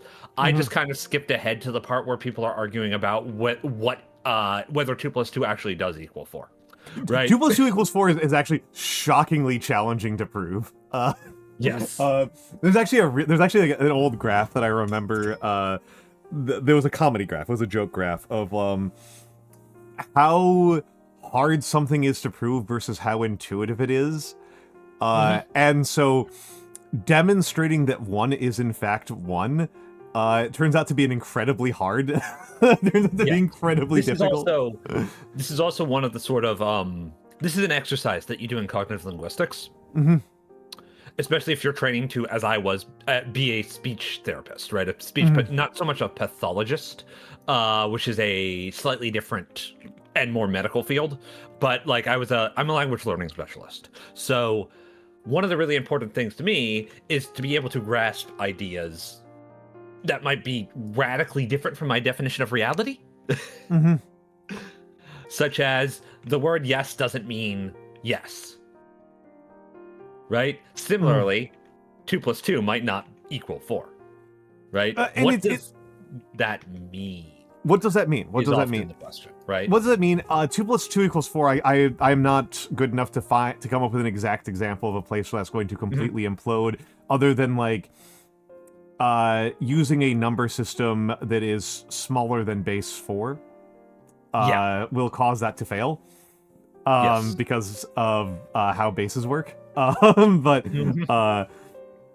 there's a more interesting example that you can actually fairly easily get to the question of distribution, right?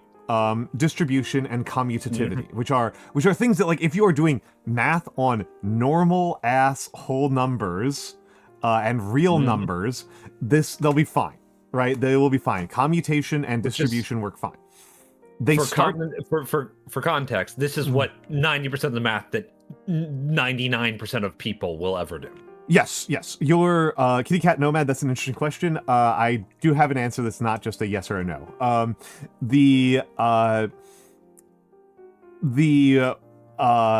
So if you are, once you get into like imaginary numbers, distribution starts to break down. Distribution is so like when you have parentheses, right? So you've got 4. Hold on, I can add a text element here. I can in fact do that. You have the magic of technology and the internet. So and Twitch.television, which used to be just a television. 2 times 3 plus 4 equals 2 times 3 plus 2 times 4. Okay, right? This is distribution. This starts to break down surprisingly fast when you get into higher types of math, like imaginary numbers, let alone like quaternary numbers. And the thing is, like, most of us don't have to give a shit about this because you don't really have imaginary use case for this. Okay. The thing right? is that you don't have a use case for this if you were like an accountant. Yes. However, if you're a physicist, you actually do. Yes. Quantum produces imaginary numbers shockingly fast. There's a reason theoretical physics is code for smart guy in fiction, right? In storytelling, right? Yeah. There's an actual reason for this. It's not just because Hollywood is stupid. Though that does help a lot. It does help a lot. And I will not say that they are accurately portraying theoretical physics, but theoretical physics requires a lot of abstract thinking, as most forms of theory do. But unlike my brands of abstract thinking, there is an actual physical fucking element to this. Yes, this is the big thing. This is the big thing about like why physicists get so much more cred than people who are doing similar and sometimes often much more challenging questions, which is they get to say we made nuclear bombs. Yes, they get to say we made nuclear bombs, we made the atomic ray, we made the freeze ray, we did this, we did that. We sent men to the moon, you know? Yeah, we sent men to the moon. They have demonstratable practical application for their work that can be recognized by the average Joe. That's really important here because there are a lot of demonstratable practical application, for example, education philosophy. Yeah. But if you try to explain that to somebody, they're just gonna be like, oh yeah, but that's just how it works, right? It isn't new technology being invented in a way, right? Even if it is. Even if it's, and I mean, to use an example that I love from sociology, gender is actually insanely hard. Yes. Gender is crazy hard. And it has enormous practical applications to probably quite a few of the people in this chat. My understanding of gender changed how I VTube, so it's clear that I'm actually making use of it in a way that I'm not making use of rocket science, which is I have used at most for doing silly things with Kerbal Space Program, which that's like.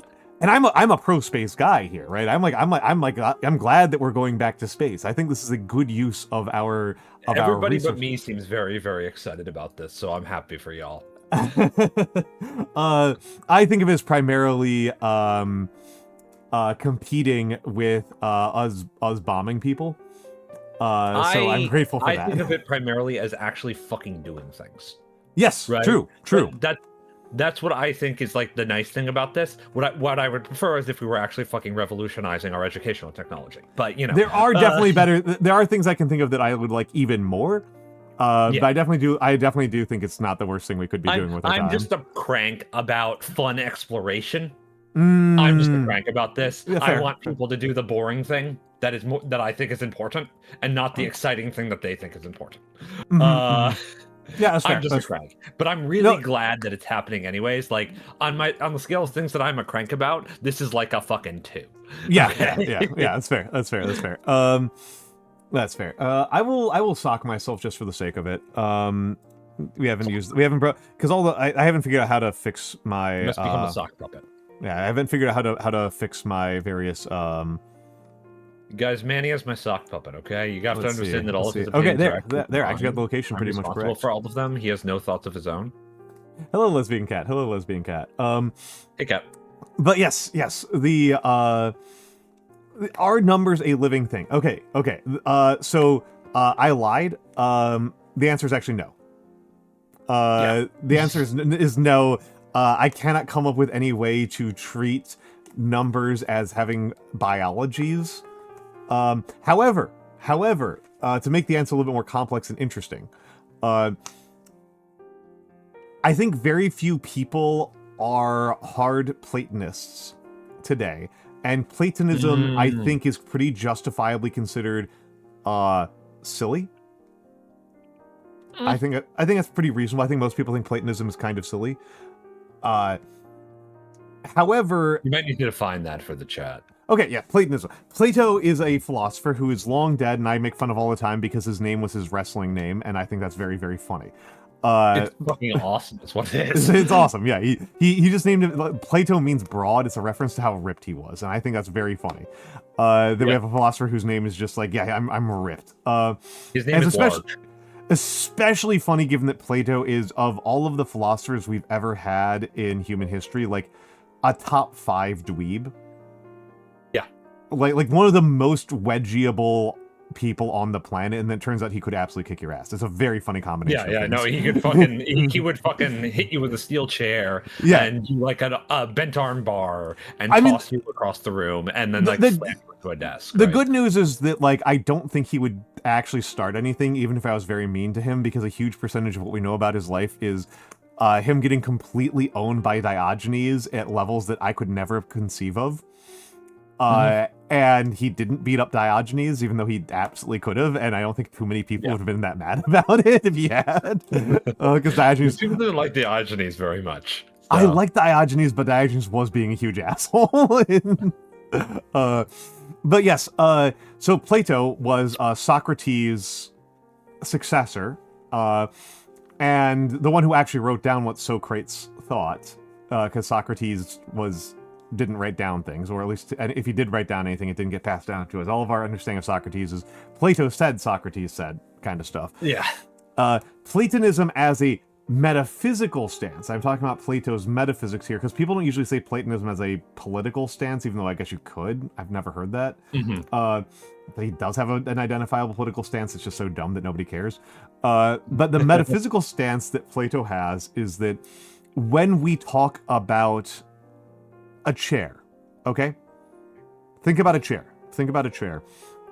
Plato is proposing that that all of the chairs that exist in the world are iterations of a one true Platonic chair. The form of the chair. There's the form of the chair, and the form of the... Go ahead. This is where the term Platonic comes from. This is what it refers to specifically. I use this all the time.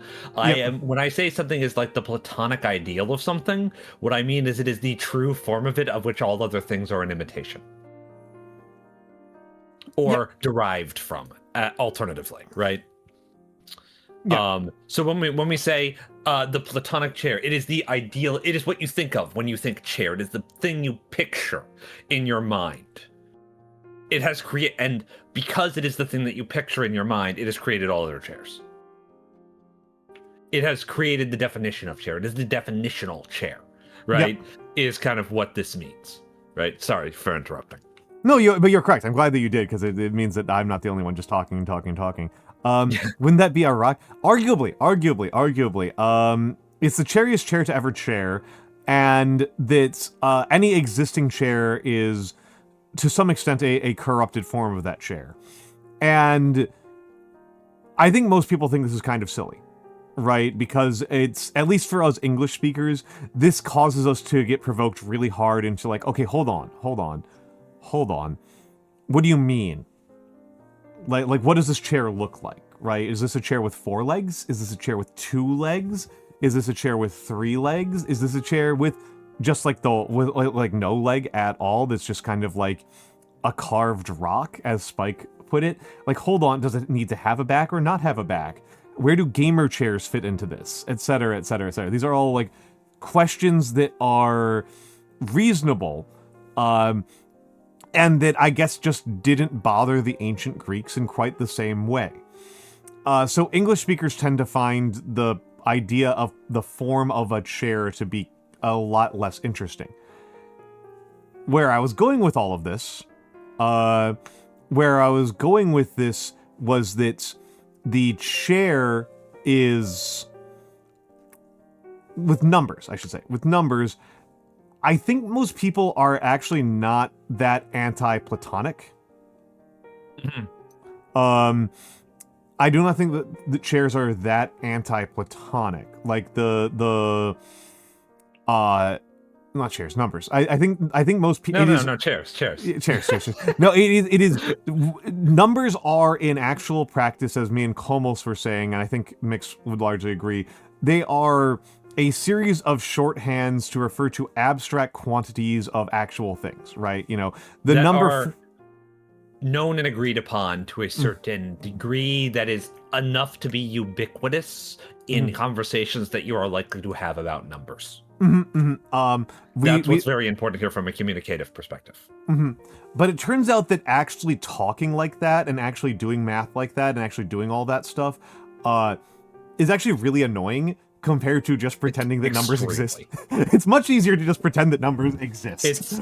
What it comes down to is it's kind of like if you were to do it like this, you would have to, every single thing that you said, basically, you would have to actually yourself about it.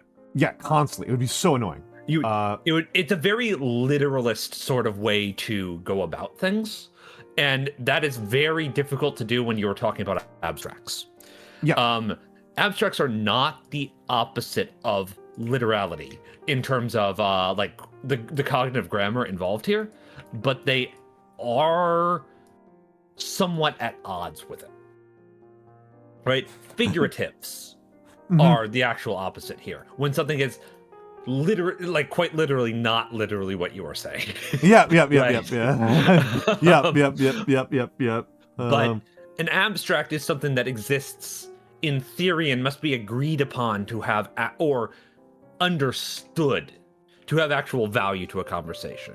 Otherwise, you sort of derive into spiritual gobbledygook, right? Like the sort of metaphysical nonsense that you see from people who have taken like their one-on-one philosophy courses and just have had their minds blown. Right? Of like, but what is it, man? And nothing means anything, and that means everything, man, bro. Like that sort of nonsense. Yeah. Or the kind of thoughts that you have when you get really, really high. Yep. And that's not the most productive way to try and, for example, send a rocket to the moon. Yep. It's you may be technically correct, but you have made your life considerably harder for very poor payoff. Correct but not practical. Exactly. And this is a place where common sensibility comes into the theoretical, right? Because at some point, every great theoretician will just say, you know what, we need to be able to talk about this, so fuck being correct. At some point, people will accept a less accurate, less precise form of language in order to be able to speak without having to include footnote definitions with every single word you say. When you are talking to another learned expert in your field, you can often do away with that. Oftentimes, you have a similarly precise understanding of the subject matter, of the grammar, of the lingo, so to speak, of the language that you are speaking, but that's not going to do you very much good when you're talking to anybody else you have to work with, such as an engineer. Or really, like, anyone. Like, it's pretty meaningful, I think, to be able to have agreed upon shorthand in any sort of science communication. We need to not do this thing that we do sometimes. We're like, well, technically, that's not what it means. And they have this whole aside that just confuses everybody, when ultimately you're like 2 inches to the left of what you mean. And we're talking about we're not talking about people like actively implementing this technology who know what they're doing. They know what they're talking about. We're talking about like having arguments with politicians about whether or not they mean precisely what you mean when you say the science word. Right? This is not like, well, I find it very funny to see politicians get called out by theoretical physicists. I don't find it very useful. Yeah. It's funny, but it's bread and circuses. It's bread and circuses, and I mean, right? It's pedantry. It's pedantry. Yes, exactly. And it's not sophistry, though. Thankfully, it's not sophistry. It's not sophistry. Yeah. It's not sophistry. It is pedantry. Well, and you have to, always keep in mind like what you're doing and what you're trying to get done. It's,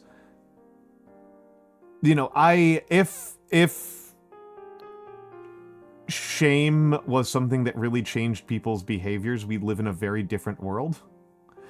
I think shame is often contrasted by profit is the real problem in the world that we live in, I think, right? Yeah, That's my personal opinion. If we lived in a world where most currency was emotional, we would not actually have to worry about this, but there's too much material gain to be had from doing shameful things. So it's hard to actually wield shame as a way of societal correction. I am wondering, that's...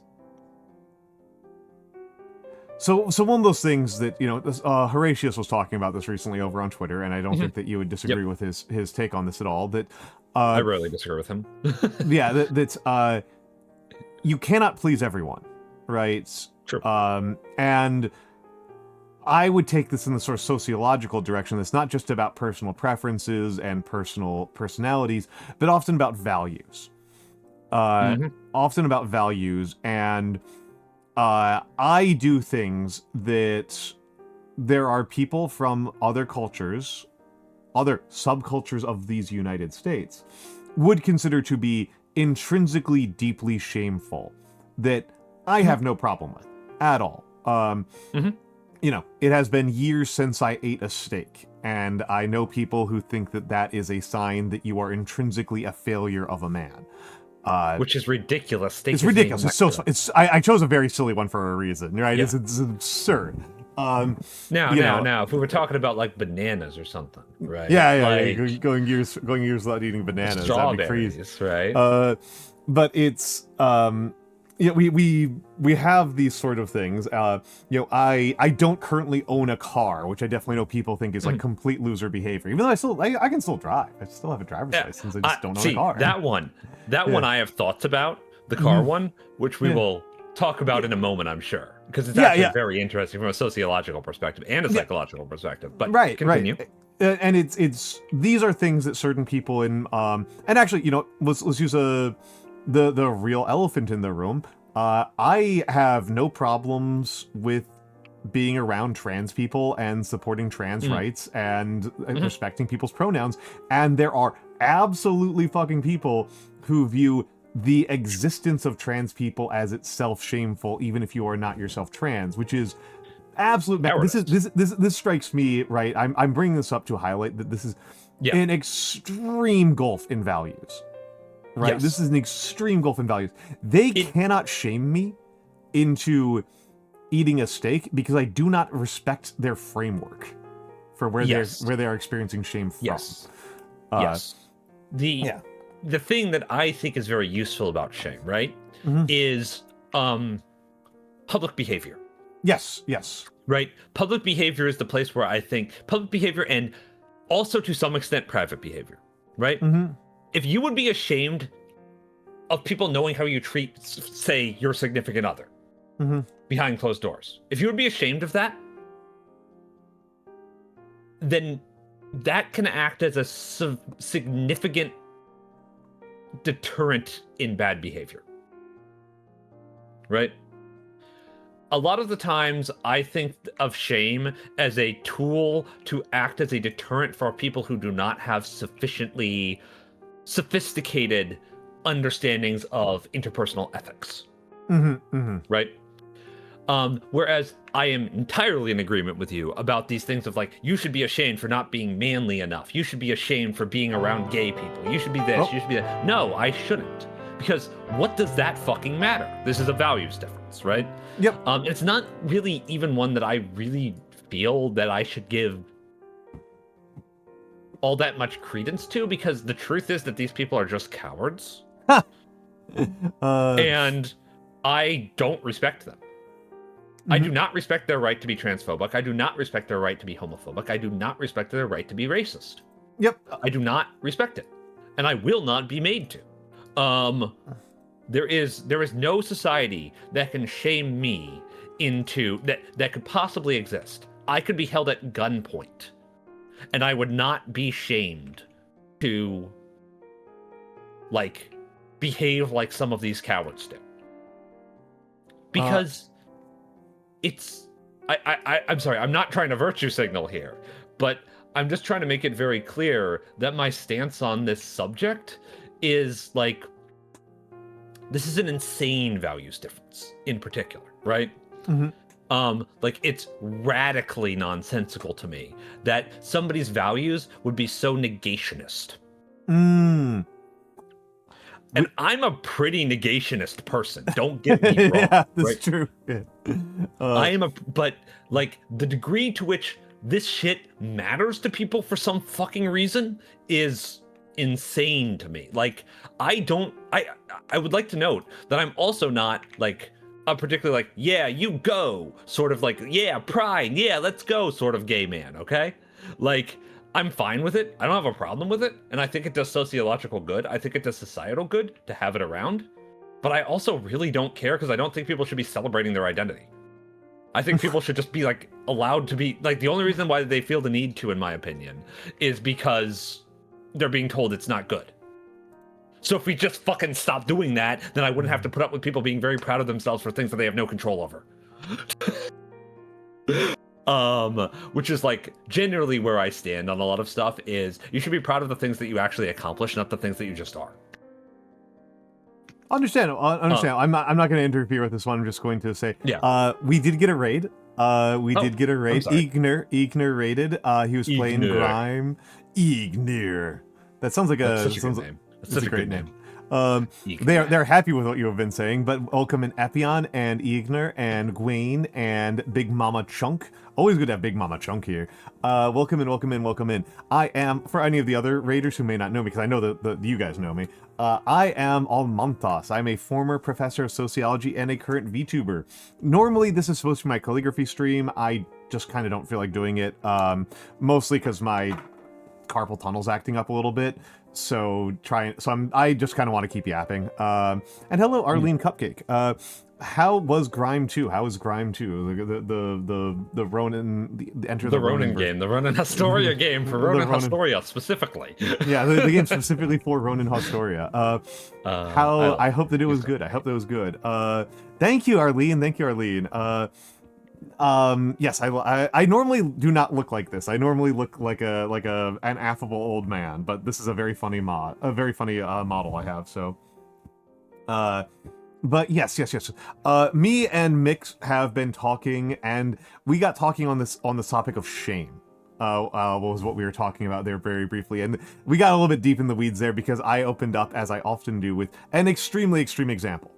An extremely extreme example, which is it's a good example. Yeah, I transphobes cannot shame me because I do not respect their framework. I do not respect their value system. Whereas to use an example is a little bit more neutral, where it's less like, oh, these people are just huge assholes who I want to suffer because they're assholes. There are cultures where men are expected to style their hair in certain ways. And if you do not style your hair in certain ways, that's kind of like an implication against your masculinity. And that's just alien to me, right? That's just like, they still can't shame me. It's kind of foreign, right? It's a foreign concept. It's foreign as opposed to something I'm actively opposed to. So it's probably the better example for what I'm trying to get at here of like, you cannot use shame as a sort of like universal weapon. Yes. Because you can only shame people based on the cultural values that they themselves hold. Yes. That is kind of what I was driving at here. Yeah. Right? Yeah. Which is, like, I was using a slightly extreme example myself because I am also a fairly extreme person when it comes to this stuff, right? But my perspective on the value of shame is that shame is a useful societal modifier for getting people to behave in ways that are more interpersonally ethical. And I am not talking about even like being kind to others here, right? That's like heightened interpersonal ethics. I'm talking about not playing your music really loud on the subway. Yeah. I'm talking about not littering, right? The idea, and oftentimes you can actually achieve the same things with different groups of people through shame and celebration, right? I personally find celebration a bit of an affront, but that is because of the kind of human being I am, so I won't get into that too much. If you make it sort of expected. For example, clean up your litter. It's the polite thing to do. It's what makes you like you look like a fucking child if you don't, right? And that's shameful. Don't act like that. Don't act like a little kid who doesn't know what to do, doesn't know how to behave, right? That tends to be relatively effective at reducing the amount of trash on your streets. Yeah. Especially because people, even if there are people who litter, there will be other people who feel secondhand shame from that and go pick up the litter. Right? And if your goal is less trash, less trash on your streets, this can be a very effective strategy. And so I think of shame mostly as a strategic element for incentivizing good behavior. Because you can only bribe people so far. And I feel that once you start trying to incentivize them towards good behavior with rewards that are not like self-evident rewards, such as there's less trash on the street and it's a cleaner and nicer place to live, you start having to do that forever. And that can be a bit of a problem. We do have ads coming up. We do have ads coming up. I was going to put us onto the BRB screen. There are some interesting things that are going on here, so I'm looking forward to coming back here to that. But we'll be back in a few minutes. I need to use the bathroom really badly. So enjoy the fan art gallery. We'll be back.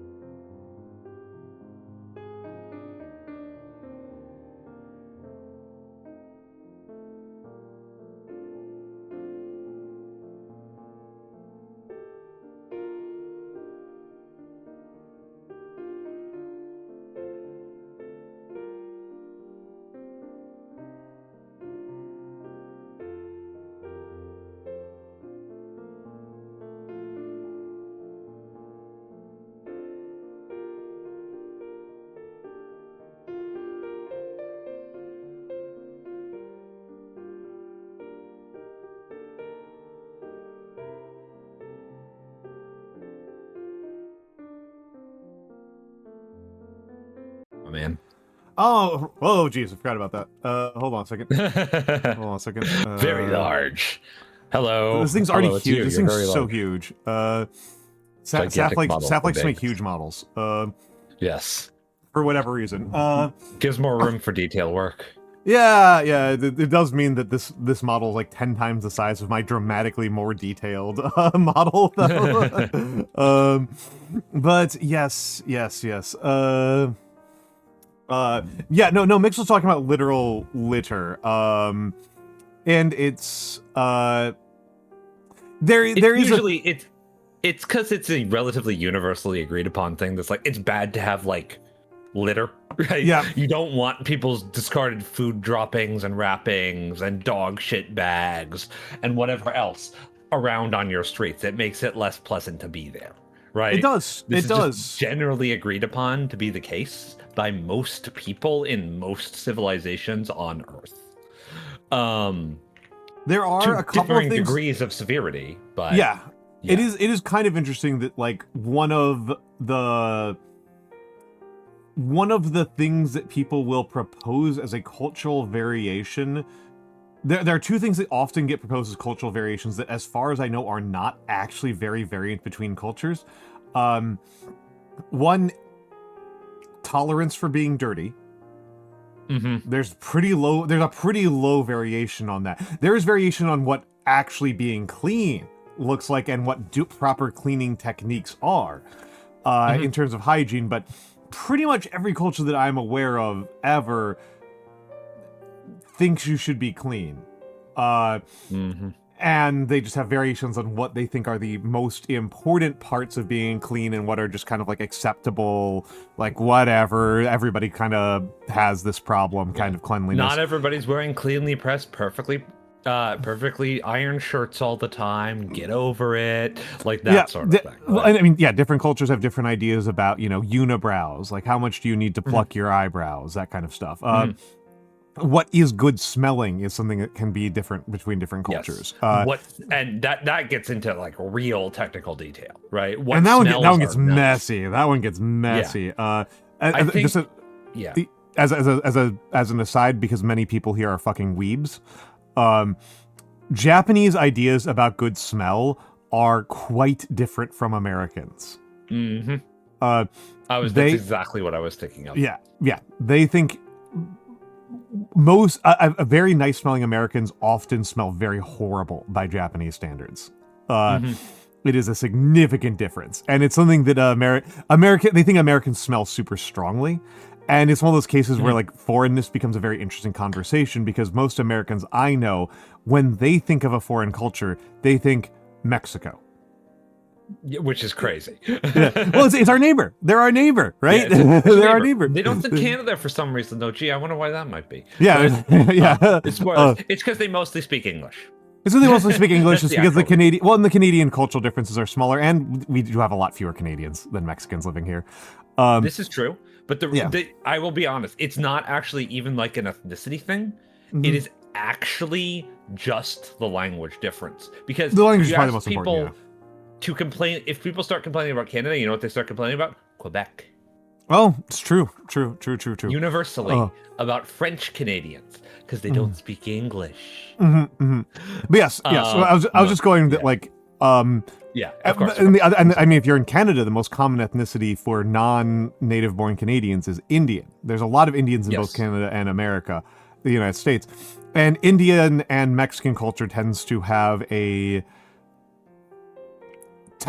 use more scent, deliberate scent, than we do. And so as white Americans don't think of ourselves as particularly heavily scented. Japanese people think that we are fucking drowning in cologne and trying to kill them. Yes. They're sometimes, and to be fair, I would argue, sometimes we are. Yeah.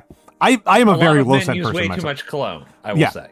I mean, anybody who's been around me knows that I am very low. I use a tiny amount of lavender oil for my beard, and sometimes I don't even. I am a very low scent guy, but it's most of it for me is like soap and my like kelp and sea salt body wash. So. Yeah, But anyway, there's two things like fantasy authors tend to like propose as differences between cultures, and one is like, oh, they don't care about being clean, which was like unheard of, and they don't care about dressing nice, which is also basically unheard of. The exception I will give fantasy authors here is if they're talking about goblins, they're allowed to do whatever they want. Well, it depends on what you're doing. It depends on. Right? I think it depends what you're trying to do with your goblins. I think it depends what you're trying to do with your goblins.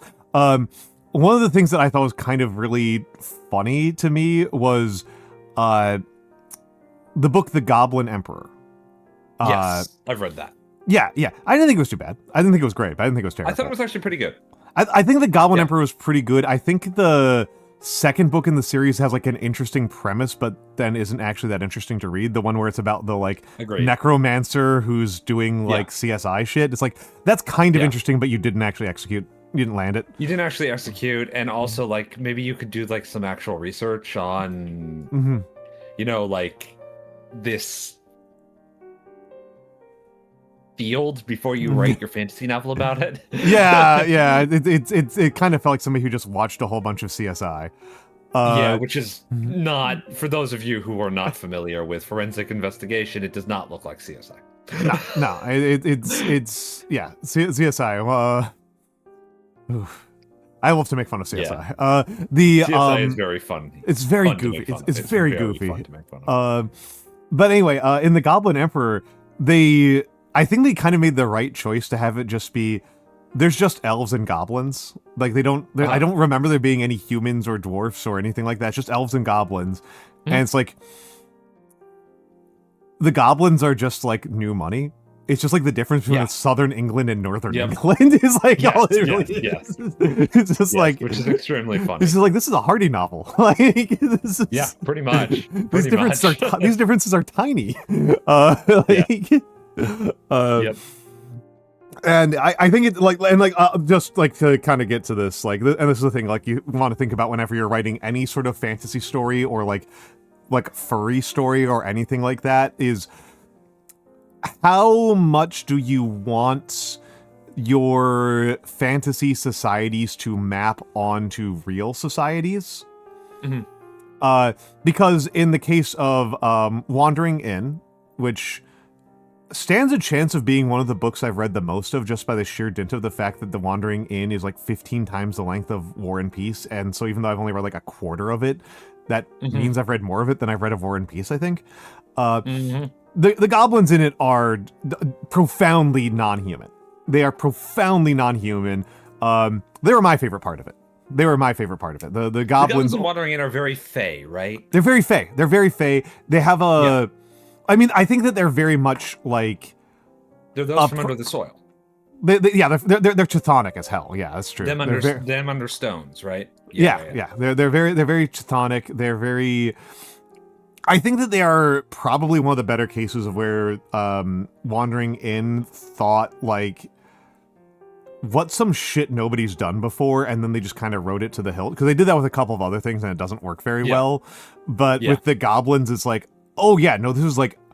It's because there's literally thousands of years of Germanic lore about this. And it's one where I think they stuck the landing a little bit better, but you know, they're very deeply inhuman. Like there is no human society that is like the goblin society of Wandering Inn, right?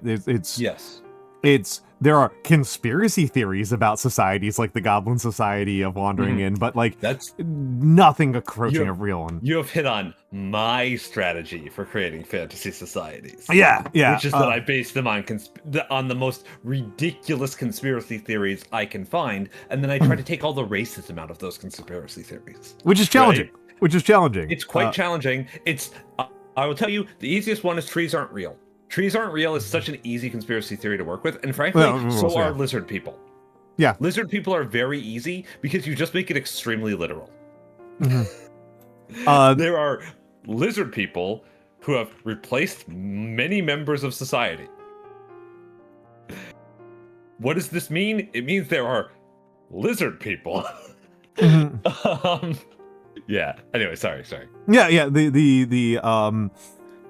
and so like we kind of got our two extremes here, right? Of like going profoundly inhuman, and then there's going like Goblin Emperor did, where it's just like they don't feel very goblin-y. They're just like a different ethnic group that the elves look down upon because they're like old money. It's old money versus new money. It's there's like nothing else there.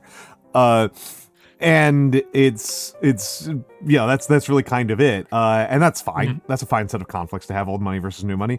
But there's like one of the ways you can write fantasy is to just use it as social allegory, right? Yeah, that's what Pratchett does, and Pratchett is a phenomenal author. So yeah, Pratchett's like does not suck. Yeah, and it's and then there's like this huge range in between, where I'm sure we can think of a couple of fantasy series. Warhammer Fantasy. Warhammer Fantasy. I was thinking of another one where goblins are just Jews. Yeah. See, Warhammer Fantasy is interesting because the thing that they actually do with like the majority of their focused on cultural equivalents is this is some random cultural concept from like the British Empire taken to like a turbo extreme. It's right. Warhammer has had a similar problem that its main inspiration has had, that being Judge Dredd, which is. It starts out as a very, very British satire, and it became sprawling enough and had enough additional authors that sincere, but what if this was good? Yes. Has entered into the chat. And it's less of a problem with Warhammer Fantasy than with 40k, where it's just like, dog. It's hard it's really hard to do this with Warhammer Fantasy, because Warhammer Fantasy's equivalent to England are a bunch of xenophobic hyper-classist maniacs who are losing to fairies. Yeah. Right? Yeah. Because they're all they idolize the Lady of the Lake, who was a fairy, but they won't admit it. Yep. Right? And it's the actual straight up, this is medieval England culture is one of the worst places to live. Which is kind of impressive for Warhammer Fantasy. For Warhammer, yeah. The Empire is pretty interesting because they're Republican. Yep. They are not actually theocratic. They have a lot of academic elitism that is a point of a lot of criticism, right?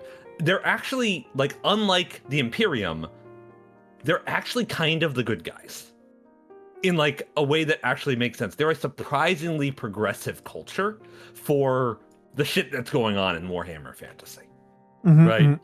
Individuals can, meritocratically succeed and make their way and live good lives. It's like they'll die of the plague or dysentery or get killed by a chaos god or something. It's mostly that the truth is that Warhammer Fantasy is much less extreme. Right? It's heavy metal fantasy. It's not what 40k is doing. It's just kind of just like heavy metal 1980s, wouldn't it be fucking awesome if there was like a skeleton riding a zombie dragon shooting lasers out of his eyes sort of fantasy, right? Yeah. And it's much more earnest in that regard, which is why I prefer it. So I'm going to do a little bit of the fiction history here because I think this is kind of interesting. I do think it's kind of revealing. So way long back. Hello, I lost 8 grandfathers to chaos. That's a good number of grandfathers still have.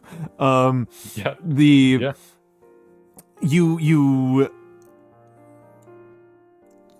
roll back to the 70s and 80s, right? And crime is very high, right? This is one of those things that we are still kind of suffering from the hangover from, but it's not just conspiracy theorizing. Today, if somebody tells you that like New York City is like on the verge of collapse, they are conspiracy theorizing. If somebody in the 1970s, is like, Jesus Christ, New York is dangerous. A lot of people get shot there. That's actually just accurate to 1970s. That's New actually York. pretty fucking accurate. Yeah. Now, the causes that they might give you for why that is the case probably often conspiracy theory. Honestly, I don't have a good explanation. I think this is one of the great unsolved mysteries of sociology is why did violent crime in so many countries drop so precipitously at the end of the Cold War? Because it's so cross-cultural and it cuts across different cultures doing completely different things. And a lot of explanations that people go to don't make any fucking sense because you see similar effects from people who don't implement those policies. So it's complete it's madness. I personally chalk this up to like my own like pet theory about this, which is not super developed, so I won't go into it too much. But it mostly comes down to prevalence of information. Okay. I tend to think that the rise of color television and the presence of television sets in everybody's house did a lot for this to make people feel like the world wasn't so big and scary. As well as the end of the Cold War made people less paranoid. Yeah, I will do the substantially less psychologically interesting thing, which is that a huge percentage of all crimes ever committed, particularly murder and robbery, are done by teenage boys who have nothing better to do. And so when they have video games... I would say video games and the rise of fantasy fiction and science fiction, nerd media, have in fact actually done a lot here. Yep. As has, actually, here's another big one for the 80s. And this is something we talked about the other day, briefly. The rise of the garage band. Yep. Yeah. The punk-ass garage band, right? Teenage boys who are extremely dissatisfied with their lives and hate their dads are instead, like, learning to play the fucking drums instead of, like, shooting up a convenience store. Right? Yeah. The number of people who just like kind of like went around and like lit homeless guys on fire because they thought it was funny is like really alarming. It's really scary. Yes. And that is functionally extinct at this point in history. At least in America. At least in America, though, I will say there is some danger there. There's rising again. Right? Yes, absolutely. A lot of reasons. But I'm not anyway. The point is that there was a serious fear around crime, and there were multiple perspectives on what you could do about this, and one perspective that was very popular for making movies about was just shoot more people. Right? Was like we can just out everybody's killing each other, but if we accelerate how fast everybody is killing each other, eventually we'll kill all the bad guys. And this is how you get the Dirty Harry. Yeah, this is how you get the Dirty Harry films. Right? Yes, where it's a cop who literally like ruins a trial by interfering with evidence, and then the lawyers are like, well, you fucked it. This guy gets to walk because you fucked the evidence collection. And then the guy's like, oh, that means the law is crazy, right? The law is crazy, right? Yeah, that means it was not like... You committed a crime, and exactly. You committed a crime that caused another person to not go to prison. For a crime and now you are being a baby and throwing a temper tantrum about it, is how Dirty Harry always looked to me. Yes, no, that's exactly what's... My uncle, who I've mentioned to you before, I will not remind you exactly what his position was, but he also feels that way about Dirty Harry. Yeah. So... And that's an interesting theory I've heard, Gringotts. It's also... Yeah, serial killers tend to be often constrained by opportunity more than anything else. Serial killers are very weird. They interfere with like every other theory I've got about criminology. They're very strange. And the so you get shows like Dirty Harry, and then people who are remotely reasonable looked at Dirty Harry and made fun of it a lot. And that is Judge Dredd.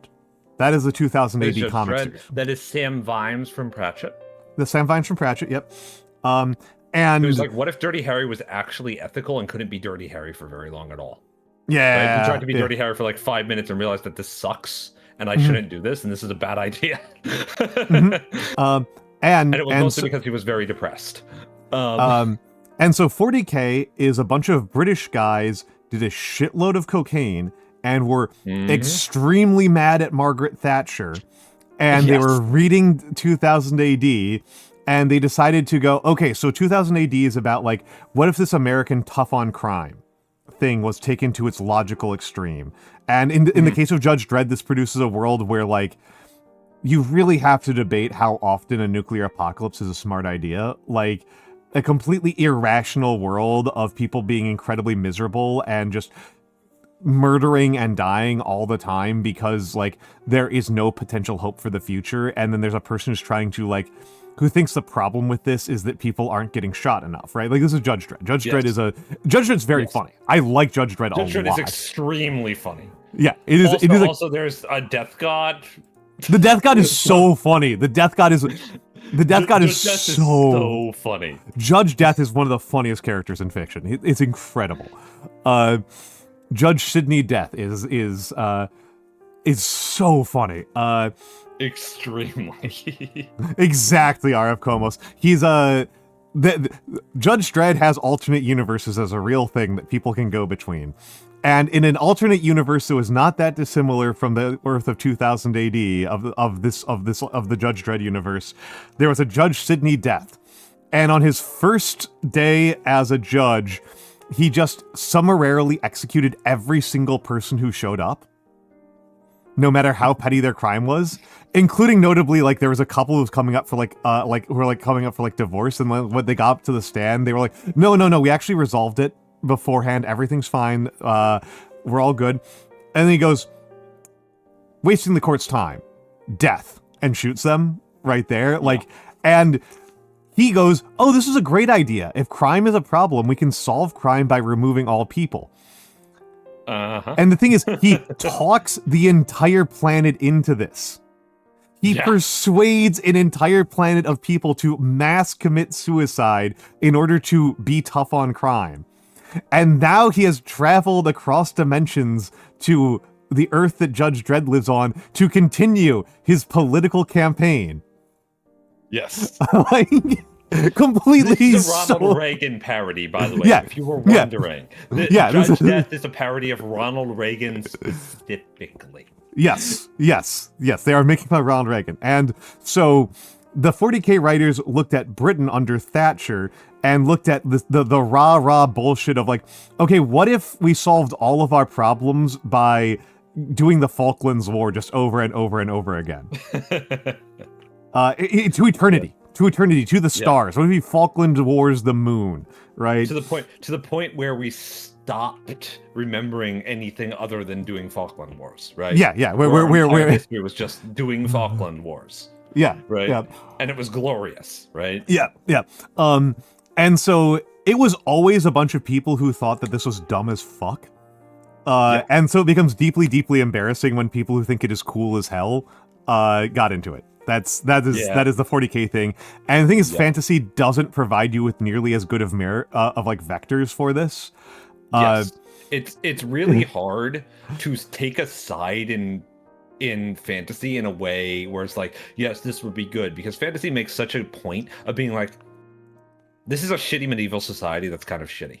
Like, if you compare like Warhammer Fantasy Roleplay and Warhammer 40K Roleplay, right? Like the pen and paper games. Warhammer Fantasy Roleplay, you know what the number one way your character is going to die is? Getting sick. Right?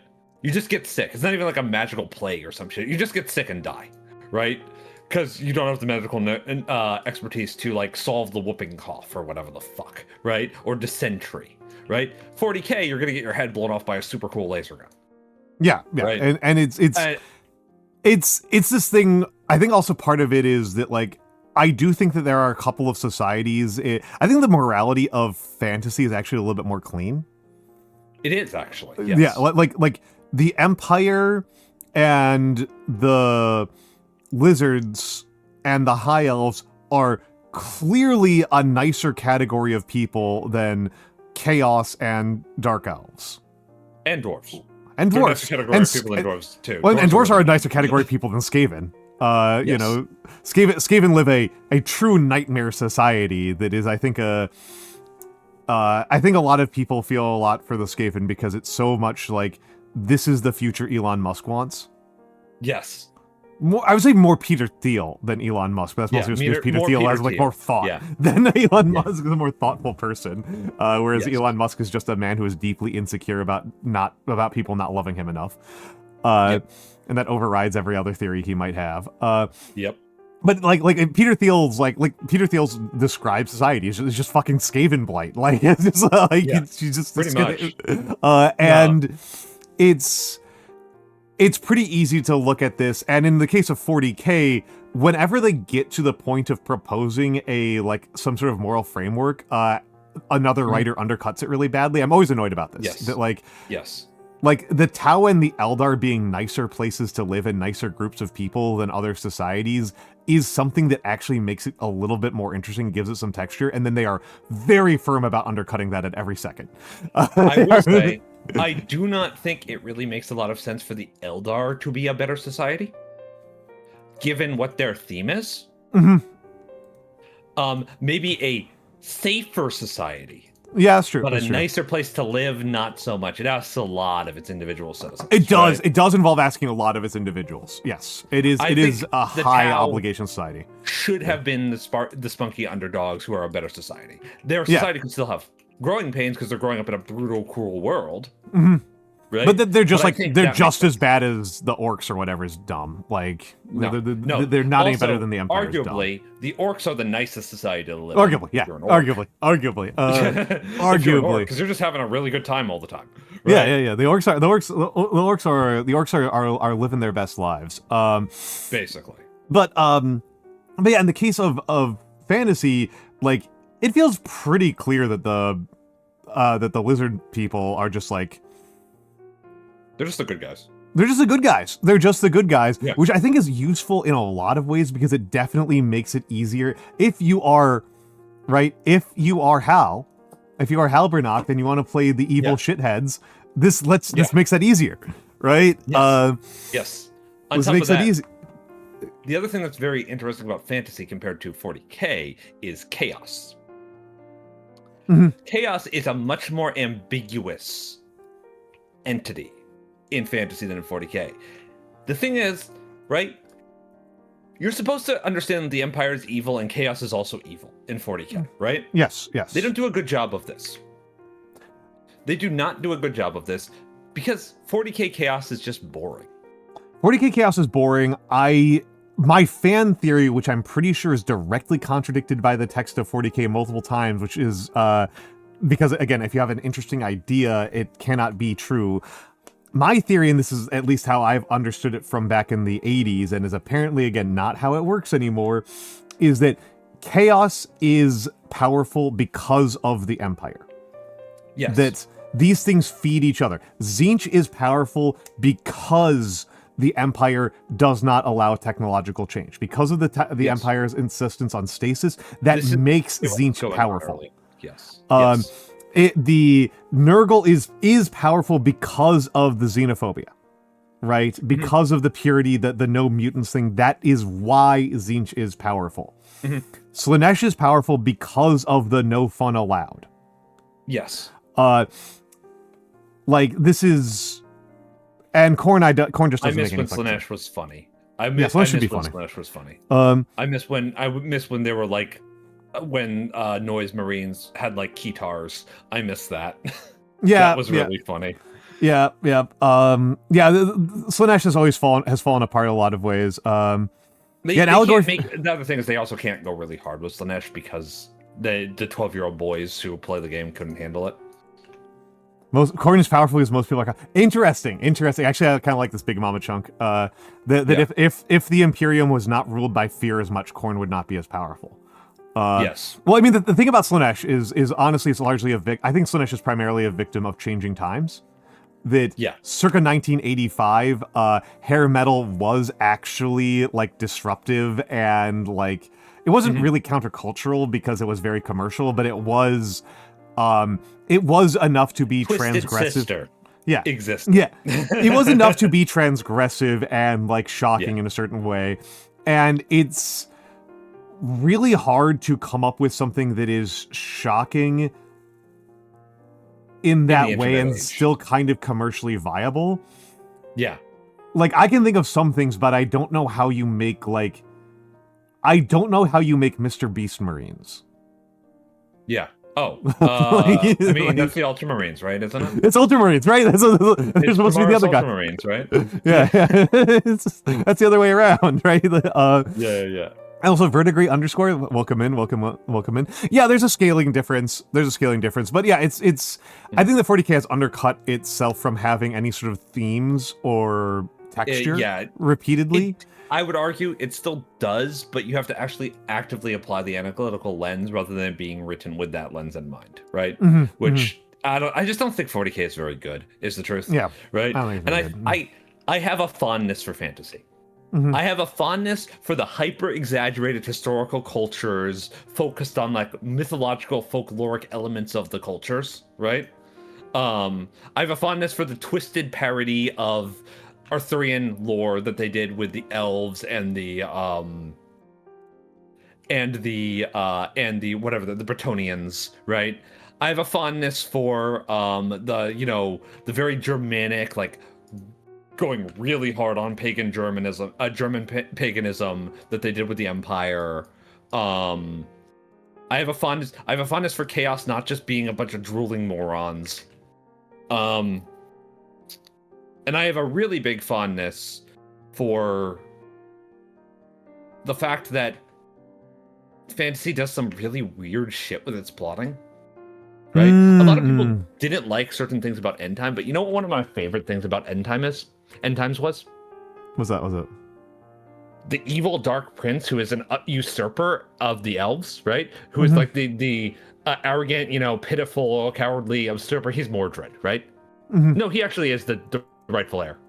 And he unites the elven kingdoms and leads them into glorious battle against chaos. I liked that a lot. I liked that it was just like, no, actually he is. Actually, no, he's actually right. He's a little shit, but he's right.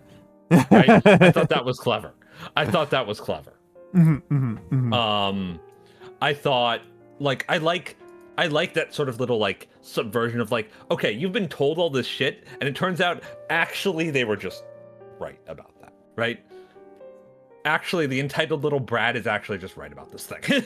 Yeah. Right? That's actually fun sometimes, right? I think that is something to do. I think that's something to do, right? Like, I think that's something that needs to be thought about more often. And I think this does tell you a little bit about, like, what type of world are you doing? And what is the kind of, what's like a core message? This is like a really big core message that divides Tolkien versus almost everybody else. That really divides Tolkien versus almost everybody else is that in Tolkien, nobody is both an asshole and correct. Yes. That does not happen. It does not. But if you're trying to make a more adverse to Tolkien's sense of morality, basically. Yeah. Tolkien's world is not a world that is governed by science, period. It is a world where there is a more important spiritual world, and the actual activities of that more important spiritual, metaphysical world that you are taking. Everybody who lives here is also taking actions in that world, right? They are, if they are a good person, they will take right actions on that level of spiritual warfare and be successful on those terms. The big example here is Boromir. Yes. Boromir was right, and Boromir did the right thing. He faltered and stumbled and died in the course of it, but he triumphs ultimately in the Tolkienian sense, because Tolkien is not doing the stupid 21st century, why would, like, the people who do right things need to be morally rewarded for it. No, he is spiritually rewarded for it. He is the conquering king. For it, yes. He is the more doomed moral victor, is the term we often use, right? Yeah, which for some reason a bunch of people don't believe in, despite being one of the most common Germanic tropes of all time. I don't fucking get what's happening on Tumblr that they don't believe that this is a thing. I'm maddening. It's Tumblr. It's Tumblr. They have no classical education. That's why. They do not even have a. Their education starts in 2010 with like fucking Avatar: The Last Airbender. Okay. This is why Bale was even in 2004. Hello, Nyano. Hi, Nyano. Is streamer mode on? Streamer mode is on. Shit! Okay. What have I done? You've messed up the chair. I did actually. Yeah, you did. I'm gonna. No, it's okay. I often sit on the edge of chairs like this. Let's see if I can have both of you sit on the I can arms of the perch. chair. No, you should just stack us on top of each other. No, because they only do that with the way that Fugi. I could probably do that with Fugi, but it's kind of annoying. No, but that looks good actually. That looks really you're good. just perched on the chairs, perched on the arms. Yeah. Yeah, no. Tolkien is very willing to have a person be morally correct and rewarded at the spiritual realm, and then still just die. Yes. You know, like the elves who fought Morgoth and were slain for their courage are still good. They're still morally good people. Yes. Whereas what's his name? Celebron? Is a fuck up. He's a fuck up. He's a stupid fuck up. One thing that I find really interesting about the social politics of Tolkien on this level, right? Yeah. Is how often being kind of polite and pleasant plays into this, which is very English, mind you. Very English, extremely English. But a lot of moral goodness in Tolkien's work is signified as like, would you like to have dinner with this person? Right? There's not a lot of rugged, gruff anti-heroes in Tolkien's work. Most of the characters who are morally good are also profoundly pleasant. Yeah. And it's very Boromir's an interesting example about that, because he's one of the rare examples who isn't. Well, it's a very medieval. He's not a bad person. Yeah, he's very medieval.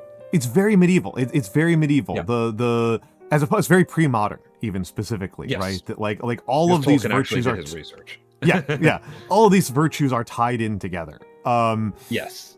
And I'll let Nano had a word to say, but I just kind of want to finish up with like saying like what the contrast point here, right, is that if you are making a universe that is more governed by scientific law, that is more like there's an objective reality that is physical and does not care about you, and that you just simply have to live with and around, then it's important that sometimes the dumb, whiny, stupid assholes who lack virtue are just correct. I have my thoughts on that, but I want to let Neander talk first. Yeah. Celebrimbor? Why is Celebrimbor a fucking bimbo? He's the guy who made who manipulated the rings of power on behalf of Sauron, and his reward was that his entire kingdom was destroyed. Oh yeah, he did that. Yeah. He's a right fucker. Yep. For a minute, I thought you were going to talk about Fëanor instead. No. I'm not going to say that. Fëanor! That's pretty interesting. Fëanor is a cunt. Yeah. Like, there are no ifs, ands, or buts about it. I would not have dinner with Fëanor, because Fëanor would rip my head off. Yeah. Yeah. Terrifying creature. And then he'd write like a 10,000-page epic poem about the way my blood glistens upon the table. Yeah, it's terrifying. And then it'd be dinner time. Yeah. And I'd still be dead. You'd still be dead, and you'd be hungry. Yes. I'd be up there in the Hall of Mandos being like, what the fuck is that dude doing with my head there, Eru Ilúvatar? What'd you do? What'd you let him do that for? And Eru Ilúvatar would just be like, I don't fucking know. I can't control this guy. I made him. I can't even do nothing with him. Motherfucker chopped down my trees. I fucking hate this guy. But yeah, God. But yeah, it's this is kind of a decision I think you make at a very fundamental level, is to what extent does your universe have a tolerance for Heisenbergs and Dirac's and guys like that? To what extent does it have a tolerance for these kinds of guys? Because a Tolkienian universe, not just weirdos, right? Like assholes who aren't good at dinner. Yeah. Dirac, famously bad at dinner. Basically, on the sliding scale of pulp noir to Tolkienic fantasy, where do you stand? Right? Yeah. Do you have the character who's like, he's out of line, but he's right? Right? Do you have that sort of character or not? And so I have a lot of thoughts on this. I just don't want I don't want to interject in anything here, right? Yet. But I have my thoughts on how this actually functions, because we're talking about spiritual realities and material realities. And it should be noted that we're talking also about fiction. And my thoughts on this are slightly different, right? Possibly less useful than determining how much of a scientific reality that your fictional universe operates under, right? My understanding of this as an author and as a critic is that your universe doesn't operate under any scientific reality ever. It doesn't operate under any spiritual reality ever. It operates under a narrative reality that has rules based on what makes sense from a narrative perspective and from a meta-narrative perspective, right? And so when I think about this, well, it could be defined as, saying, well, the world operates under a sense that characters who are morally correct are triumphant, right? I might argue that this is because of the narrative physics of the universe, rather than because of my moral positions as its author, right? To summarize what I'm getting at here, the reason this happens is because it is a genre convention for this to happen. The reason it happens in this particular way is because it is a commentary on the genre perception of this piece of fiction that needs to be portrayed to the audience so that they can understand the differentiation between this work of fiction and another work of fiction that operates within the same genre. A lot of what I think of when I think about decisions made in how your story functions as a narrative are relative to other narratives that have been told that are similar, right? Relative to audience expectation and the subversion thereof. Because I think that is the true world in which the story exists, is in the expectation and response of the audience to it. I think you were moving a level of abstractions a little bit higher than what I was trying to aim for. I was aiming for a slightly lower level of abstraction where what kind of logic should the reader be expecting from the type of story that you are telling? And I think it's a lower level of abstraction. I think that you are correct that narratological impetus is the actual truth, right? Oh, yes, Ignar, please. I'm sorry if I did not say that you can go have a... by the way, if you were wondering. Yeah. I'm very much a Doyleist sort of thinker. Yeah, I am merely just... Yeah, I think that the question of, like, when you are writing a story, and when, for that matter, when you are reading a story, you can use this analytical framework of, is this a story about... am I making a kind of like moral and spiritual story, or am I thinking about the scientific world of modernity that we live in? And I think it would be fair to say that Tolkien's experience with scientific modernity was pretty negative. For the most part. I feel like I would say that I think he had a good experience with certain forms of science. Notably linguistic history. Yeah. He had a very positive experience with. And that is represented in the construction of his work, I think, of his art, right? But I understand what you're saying. Yeah, the about hitting the airplane. I am more just thinking about the fact that the main and most obvious way that the scientific world entered his life, him specifically, was it killed all his friends. Yes. It was World War I, it killed all his friends, and so I don't think it's that surprising that he has a pretty romantic attachment to romanticism, right? And that's the kind of world that he writes about when he thinks about what the world should be, because it would probably... He was a very religious person, and it probably would not have been very comfortable for him to think the people who killed all of my friends just get to have whatever they want. And the only way that they get to be punished for having done this is if I myself go and shoot them. Right? Like, I don't think that's the kind of world that he wanted to think about. I would also say that I think that Tolkien's experience with spirituality associated it very heavily with a sort of pleasant peacetime. Yes, right? yes. And that is maybe quite different than a lot of people's association with spirituality, right? But it is why much of Tolkien's morality is represented in a sort of pastoral simplicity. Yes, right? absolutely. With notable exceptions such as Gandalf. Yeah. Who is a very learned, wise, world-traveled man, right? Who is still spiritually, morally good, right? And I find that to be quite interesting because a lot of other writers who have written fantasy that is very pastoral like this are deeply distrustful of the well-traveled man. Who is Odin? For example, H.P. Lovecraft. Yeah. Well, and yeah, you know, and all of this is kind of a relationship. I feel like when you're writing, when you're thinking about when you're thinking about the kinds of stories that people write, because I'm thinking about this often in terms of like the anthropology of it, right? Like, what is the anthropology of these stories that we're telling?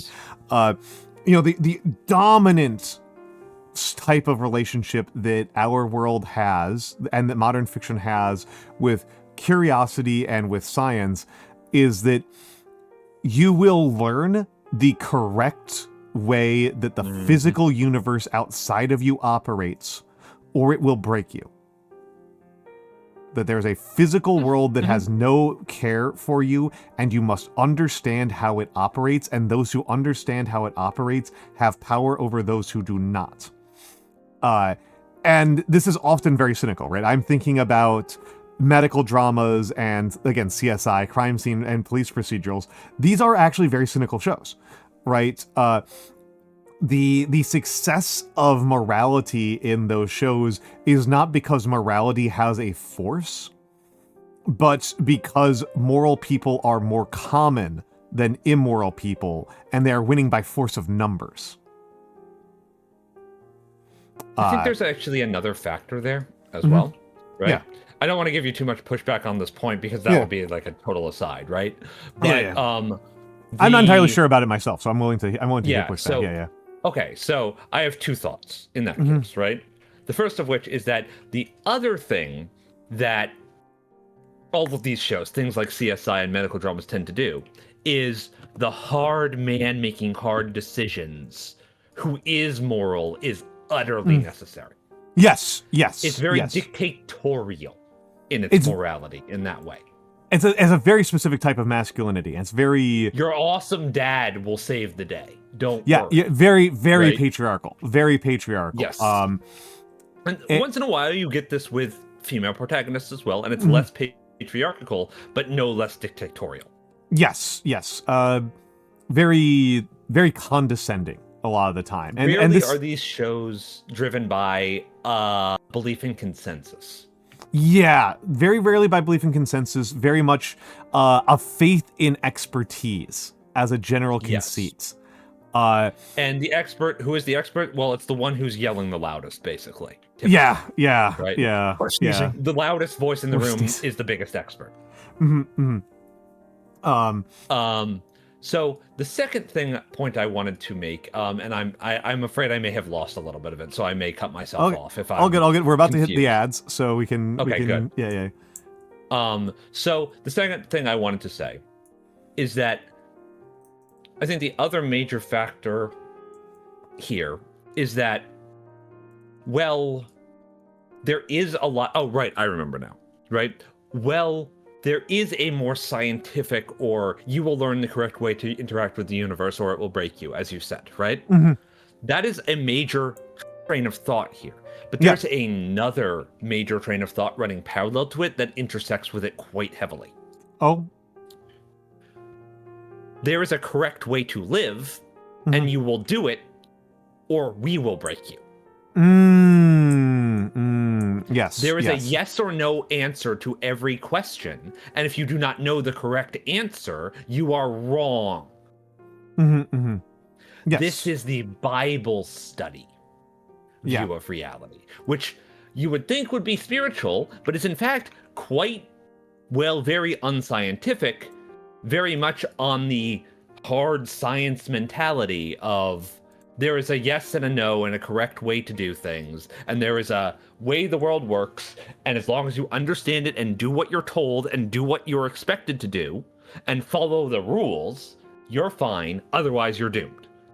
Break the rules at your own peril, basically, right?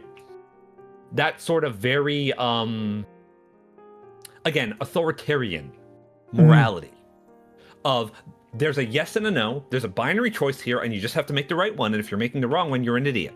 And right? You're an idiot, and you're imperiling yourself, and from the biblical perspective, everyone you love. Yeah. And your entire society. Which is very dangerous when it gets mixed up with, let's say, the laws of physics, or sociology, or chemistry, or medicine, as it sometimes is on these medical dramas, or the law, as it sometimes is on these shows. Very much so, law and the Constitution and many parts of American society are treated as though they are fucking scripture. In these entertainment dramas, and that's very dangerous in my opinion. So that's what I wanted to say about that. Yep. I think it's an interesting intersection that you'd think wouldn't exist, but does. That said, we are about to get hit by the ads. Not again. It comes so fast. It comes so fast. Do the two of you wish to take charge of the stream for a few minutes, or do you want to go to the? Do you also want to go to the Shadow Realm? I would personally rather go to the Shadow Realm because I would like to get some water. Okay, we will go to the Shadow Realm for a few minutes, and we will be back, and we will talk more about what can we tell about the ethics of our own society by what shows are popular. We'll be back.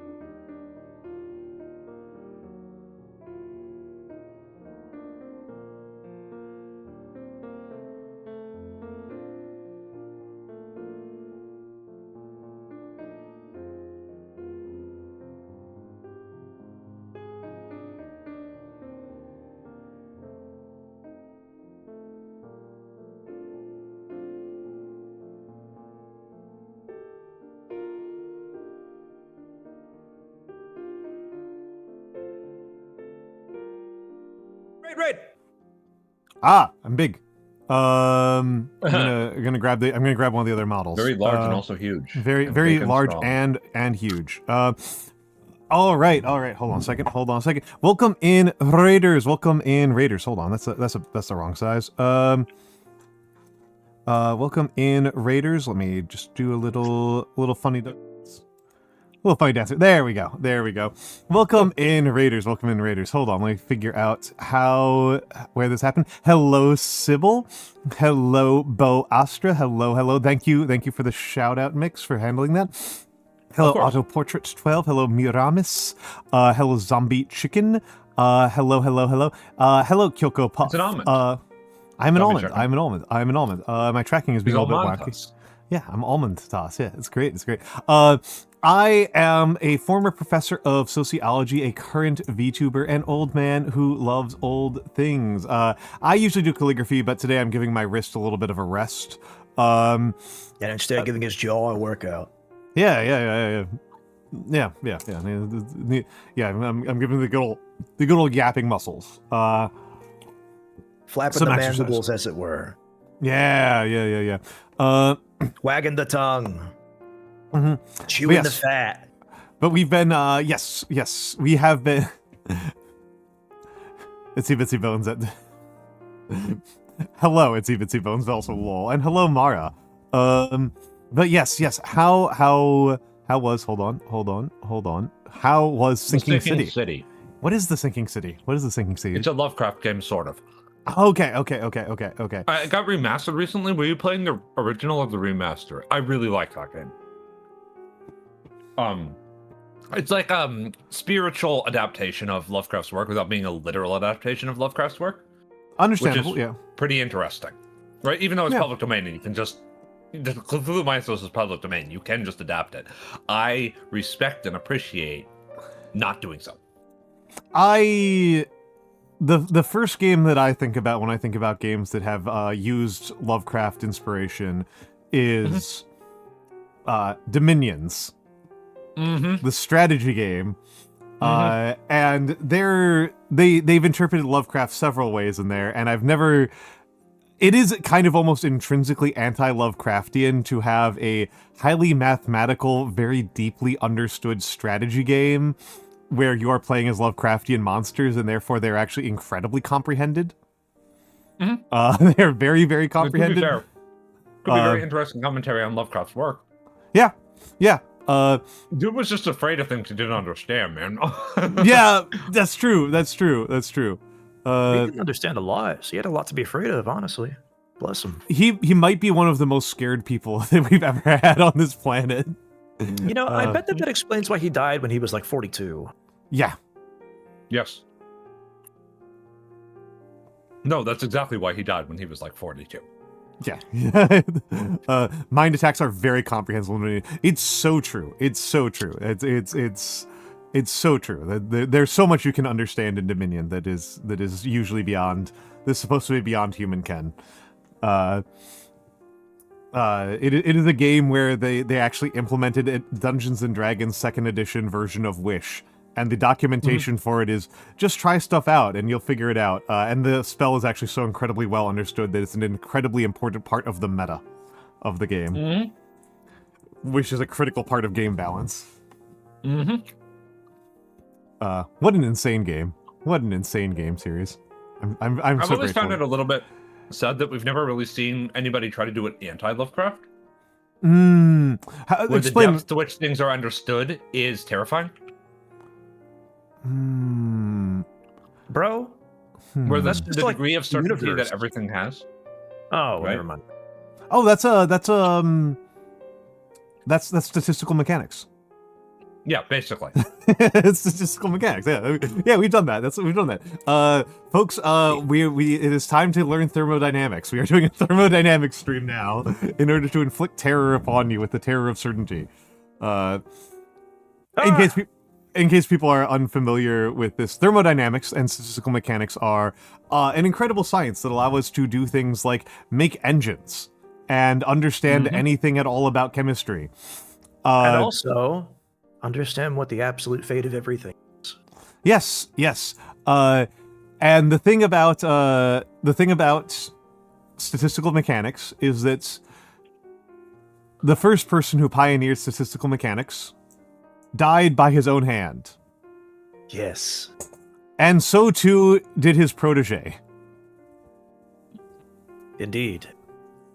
And now it is our turn to learn statistical mechanics. I love that line. It's so good. That's from an actual textbook. That's like an actual textbook introduction. No, I know. That is up there with like that footnote. This mathematical formula was pioneered by a certain T. Kaczynski, better known for other work. Better known for other work is one of the best footnotes of all time. It is entirely possible that they were, particularly Boltzmann was like definitely incredibly depressed about everything in the world beforehand. Boltzmann was already, Ludwig Boltzmann. As in Boltzmann brains? Yeah, they're named for him. Little does he know, he still exists somewhere out there. Boltzmann is like one of the most important physicists of all time. He's incredibly important. No, he isn't. Yeah, here's the specific quote. This is 1.1 of this textbook. Section 1.1, Introduction. Thermodynamics and Statistical Mechanics of the Perfect Gas. Ludwig Boltzmann, who spent much of his life studying statistical mechanics, died in 1906 by his own hand. Paul Ehrenfeld, carrying on that work, died similarly in 1933. Now it is our turn to study statistical mechanics. I don't think they actually knew... I don't think they really thought about heat death, to be honest. It's... Statistical mechanics gives you incredible, outrageous predictive power about the universe and how it all works, and reveals that it's very hard to take the sort of divinity that a 19th century aristocrat would take seriously after you encounter statistical mechanics in any level. That's what I think is the big issue, is that it unveils too much about how the universe operates. You know too much. And it's not necessarily heat death, it's the smaller stuff. It's the smaller, deeper stuff. Yes, it provides a lot of ammunition in the There Is No Free Will magazine. Yeah. Except for the fact that the people who believe that are stupid. What, free will? No. Who think determinism is true. They're silly. Be careful with that one. No, they are in fact silly. There's a certain fox who might eat you for that. What do you mean? Noir. Oh, what? No, Noir takes that stuff pretty seriously. What, determinism? Yeah. Oh, that's right, she does. She does. Yeah, she just does. I know. She's wrong. This is one of the few things that I will say she's outright wrong about. Mm-hmm. The only comfort in reality is that there is no certainty. That is my actual philosophical position on this subject. My philosophical position is one that there is, in fact, an information event horizon within which we can operate almost freely, but beyond it we can't. I don't even believe that, because as soon as you become aware of it, it can change. Exactly, that's the information event horizon. Fair enough. If you don't know what you don't know, you can't really interact with it, can you? Your DNA told you would say that? Dude, no, Koi, it was obviously the bumps on my skull. Come on, brother. Well, you don't think it was you don't... Koi. Koi is always a good one to talk to about determinism. He has some really funny lines to say about it. It's so good. Your DNA told me you would say that is a good one. Yeah. That's a not for real, Komos. You just don't understand it, dog. I do remember talking with my philosophy teacher about how there's a theory that there is no free will because of determinism, and then there's a theory that there is no determinism because of free will, and then there's compatibilism, which attempts to have both determinism and free will because it would be nice if it were true. But what about this implies that there is a fourth square, where the universe is non-deterministic, but also we don't have free will. And I asked, that's a really easy one. I asked why that's not very well why we haven't talked about that, and he was like, Philosophers, it's too depressing for the philosophers. Pretty much. Yeah, no, it's not fun enough because it doesn't involve telling people that they, it does not, all of this, because that one is the least comfortable. Yeah. Yeah. Because it's the least comfortable and people want to be comfortable. Mm-hmm. And they're obsessed with being comfortable. Well, and it's interesting that there's as a person who comes from severe genetic depression, I don't find that particularly uncomforting, right? I don't find that particularly challenging. Yeah, but that's because I'm normal. You're normal. I see. I think it's because I'm insane. I think it's because I'm mentally ill. That we have arrived at the same conclusion. No, I just don't find any of these. The only one of these concepts that I find uncomfortable is any sort of celebration of the idea of determinism. I think it is a very evil concept that should be treated as evil. Because it is establishing an empirical authority. And I think empirical authority is evil. This is kind of just like where I stand on the general subject of there being certain truths.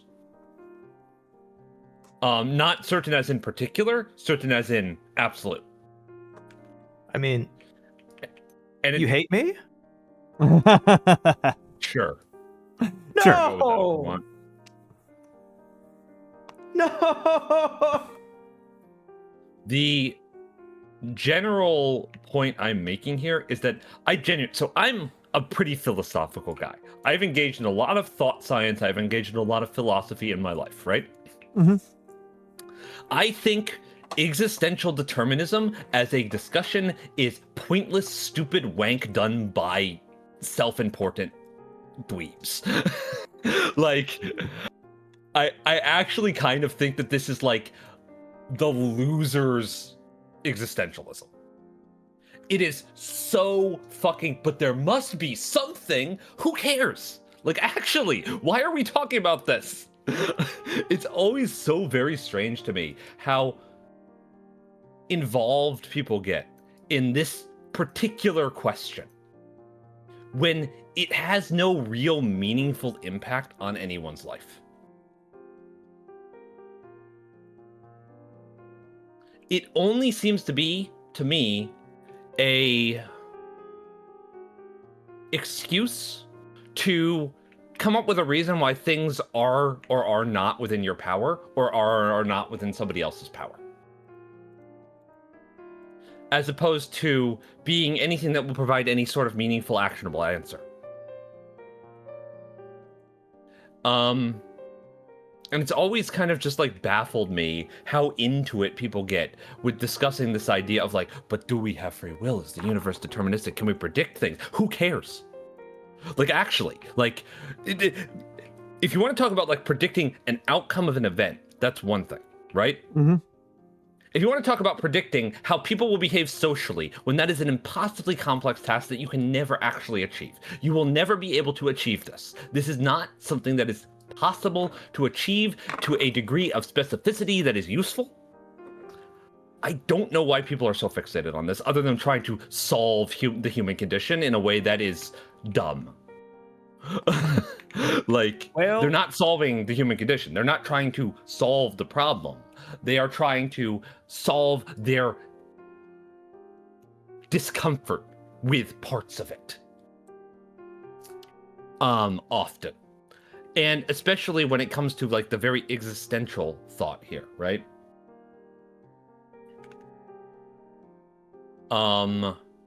If they cannot really it's very hard for me to understand why somebody would find it important to try and predict how people are going to behave if they're not just trying to manipulate those people. Okay, I'll say my own Mm-hmm. kind Please. of relationship here is that I would like significantly greater predictability because I feel very bad when I hurt people's feelings in ways that I did not predict. I feel guilt, and I do not like feeling guilty for something I did not feel like I had control over. Damn. Okay. That's kind of where I've landed on that one. Is I would like to have a better understanding of how to make of trying to predict what makes other people happy. or sad in order that I can live up to the responsibilities I apparently already have, but am not capable of living up to. So I apologize if I've put my foot in it here. No, you're good. I'm just my own, you know, yeah. My own perspective on this is like, I'm sorry, this is going to be like a very me thing to say. I'm baffled that people don't find this easy. Oh, yeah. No, sorry, buddy. I don't. I'm baffled that this is a thing that people have to actually put conscious thought into. And like, when I do something wrong, I just like fucking reactively apologize and I'm fine. Right? Like, this is a really easy emotional thing for me to deal with. Right? I have other problems here that are significantly weightier for me than, oh, I did something that people didn't like. Okay, well, I can probably fix that. Right? I'm very confident in my ability to fix problems that people have with me. That more to the point, that reasonable people have with me. I am not confident in my ability to convince a rabid homophobe that I am okay. I'm not confident in that, right? But when it comes to matters of like certainty and predictability, I find it very rude. And maybe this is because I come from psychology, right? That's my academic background. You know what people fucking hate? When you psychoanalyze them. You know what predicting their behavior is? Psychoanalyzing them. Yeah. So I, in a lot of ways, find it safer, I suppose, ethically, to just not fucking do that unless I'm invited to. And I find it very strange how often people find this to be like a great, cool thing to do that makes everybody safer and happier. Oh no! It's a power that terrifies people to be any good at it. Yeah, but it's like, I don't really understand the difference between trying to build a predictive model that you are actively acknowledging of people that has like rules and structure to it, right? And like is at some level mathematical, right? As we were talking about mathematical theory earlier, and building a psychological model of their behaviors. And I think it might just be the language used. People respond very strongly to vocabulary when it comes to this sort of stuff. But it's just something that's always confused me a lot as a habit that people develop. And it may just be because I am a person with literally 0% social anxiety. Right? It is very hard for me to be in a social situation that I don't feel comfortable in. And I have been in some like positions that have not been very safe for me before, and I've still been perfectly fine. Right? But yeah. I know people who keep charts on people. I'm gonna be real. Yeah, I know a company. It's called Palantir. But I think there's like, for example, if you write, like, arguably, you could say that if you write down the birthdays of all your friends so you don't forget them, you're kind of keeping charts on them, right? Like, I think that's just a courteous thing to do if you have memory problems. Don't get me wrong. Yeah, I've got a chart with about 100 people, their birthdays, their most recent mailing address, and and if they're allergic to nuts. Where am I on this list? I don't actually have your address, so. I mean, I'm not on the list? You don't know my birthday? No, I don't. You don't know if I'm allergic to nuts? I'm pretty sure you're not. I know you're allergic to, like, bananas or something, right? Correct. See, Mikks? Yeah. Mikks is a better friend than me. This is why I write everything down. I didn't want to say that, but you did, so thank you. Yeah. No, I mean, that's why I write things down. Yeah, you know what else you're missing? What else needs to be written down? My name in the title. Oh, thank you. You're welcome. Good reminder. Nah, so I'm not sure what we mean by keeping track of what people do, but I keep track of the things that people do and say. I remember the positions that people take, and I try not to aggravate them in ways that are not productive, I suppose. Like, for example, if I know somebody's going to get upset if I start talking about this subject or that subject around them, like, for example, governmental politics, I just won't do that. It's not hard. It's courtesy, right? But there's a difference between me trying to figure out how to say the thing that will get the reaction I want from them, which is what I do when I write fiction for consumption by an audience, and interacting with another human being, where I think that the correct way to do so is to, I don't know, have insight into who they are and what they care about. Like, I guess, like, I don't know. This is like, I don't really like vocalize this a lot, so maybe it sounds a little bit weird when I say it, right? No. It's the only thing that is really odd to me about what you're saying is mostly to me just how good your memory is. Oh, right. Only about like, certain things, yeah. Yeah, because my memory is dreadful, right? You know, for this kind of thing, it is. I am an absolute sieve for this. I cannot remember dates worth a damn. See, but I'm really good with names and I'm really good with faces. See, my memory, it's like a Rolodex. But I got to be on the right page, otherwise it's not there. I thought you were going to say it's like a Rolodex. It hasn't been seen since the 80s. You know, I was thinking about that. It would have been a good joke. It would have been a good joke. But as we all know, I'm never funny on stream. I think you're funny when you're on my stream. Your bangers are usually off stream, it's true, but you're... It pisses me. See, okay, listen, I'm getting... Listen, okay. Nagi says that I'm really funny on stream. You say that I'm not. Who the fuck am I supposed to believe? What the fuck, man? I'm gonna be real, Nagi. She's a better example of like what the audience likes than I am. You know how you get me? You know how you make a joke that gets me? Like, it has to have like 12 layers of multilinguistic pun and be like a reference to something that only 3 people have ever seen. I think I have gotten you to laugh, Mikks, but it has been entirely by completely pivoting the tone of the conversation. Oh yeah, no, I mean, I laugh all the time in our conversation. I've been laughing all night, right? Yeah. Like, and you get me to laugh too. It's just usually not your jokes because I'm not very responsive to jokes. Yeah. That's all it is, right? I'm just not very responsive to jokes. That's my weakness, not yours. I'm just a funny guy. You are funny. It's true. It is true. He is the funny guy. He is the funny guy. I'll beat your fucking ass if you ever say that to me in public. He's jester maxing. I'm Jester Pill, baby. So, I don't know. My memory is pretty good. I also do, like, I write things down and then I get rid of the thing I wrote down because once I've written it down, I've memorized it, right? That's how a lot of my memory works. I write things down as a mnemonic process to memorize something. But, like, I'm really bad with dates, so I can never remember anybody's birthday, but I can remember around when their birthday is. And I can remember what they like what their favorite foods are, those sorts of things, right? That's not hard for me, right? Like what their interests are, what their tastes are, what they prioritize, what they don't prioritize.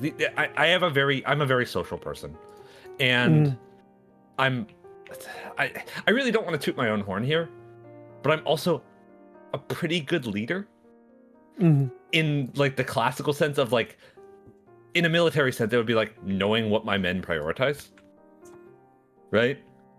What my men like, knowing who they are as people. Knowing the people who work for me as people, because my highest value is treating people like people. I refuse to treat people like figures, and I insist on treating them like people.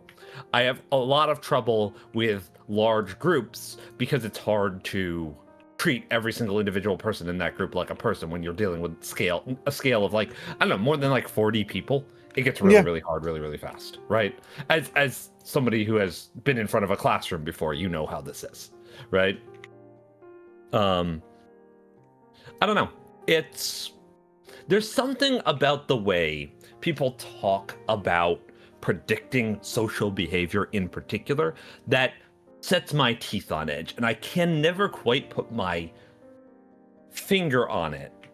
I can never quite get my teeth to like sink into it properly in order to explain what it is. I've got some suspicions about like where this kind of disconnect is between you and I on this, because I am thinking about past experiences I have had where I did something and it offended or upset somebody in a way that they thought I should have been able to predict, and I obviously was not. And this has been really fueled by the fact that I've spent a lot of time with a lot of different cultures, and so my ability to go, oh, but hold on, this would actually be offensive in this situation, is pretty extensive. I've got a pretty good extensive battery of like ways that I can think of things to go wrong. And I think you are thinking a bit about the overlap our social world has with the rationalists. I think Perhaps. I actually can imagine. I can predict. I can wish cast the specific conversation that you may have had in the last couple of weeks where you were like, "This is a stupid way to think about people." Also, Harley W. Adam, thank you for the follow. But, I'm also thinking at some level about, well, like my dad. Okay. Right. My dad's family, for example. Right.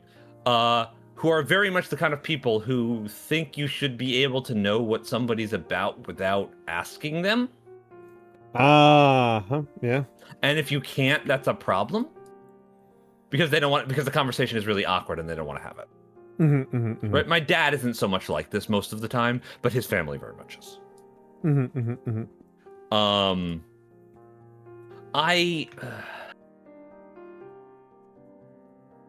Sorry, I really don't want to make this about me, so maybe I should just let's talk about a group of people that the three of us enjoy beating up on, which is kind of why I raised that. Yeah, they're rationalists. Yeah. The rationalists who, for to give people a very, very quick catch up. Also, hello, Ogre Daddy. Give people very, very, very, very abbreviated catch up on this. The rationalism is a philosophical stance that goes back hundreds and hundreds of years. We are not talking about rationalism in terms of Descartes, whatever our feelings about Descartes may be at the moment. We are talking about a rather recent community of largely California-based tech guys who have decided that their hobby horse is to try to solve philosophy and the social sciences via the things that they learned in their Computer Science 101 lecture. More or less, yeah. There are many ways we could put this even ruder. We could put this much meaner. Oftentimes, it's... To be honest, I think that it is a series of habits that if it wasn't for the amount of money sloshing around, we wouldn't think about very hard. Because honestly, a huge percentage of this is just the same kind of dudes sitting around a bar trying to solve the world's problems kind of shit. That like is just like a basic pastime for humanity going back forever.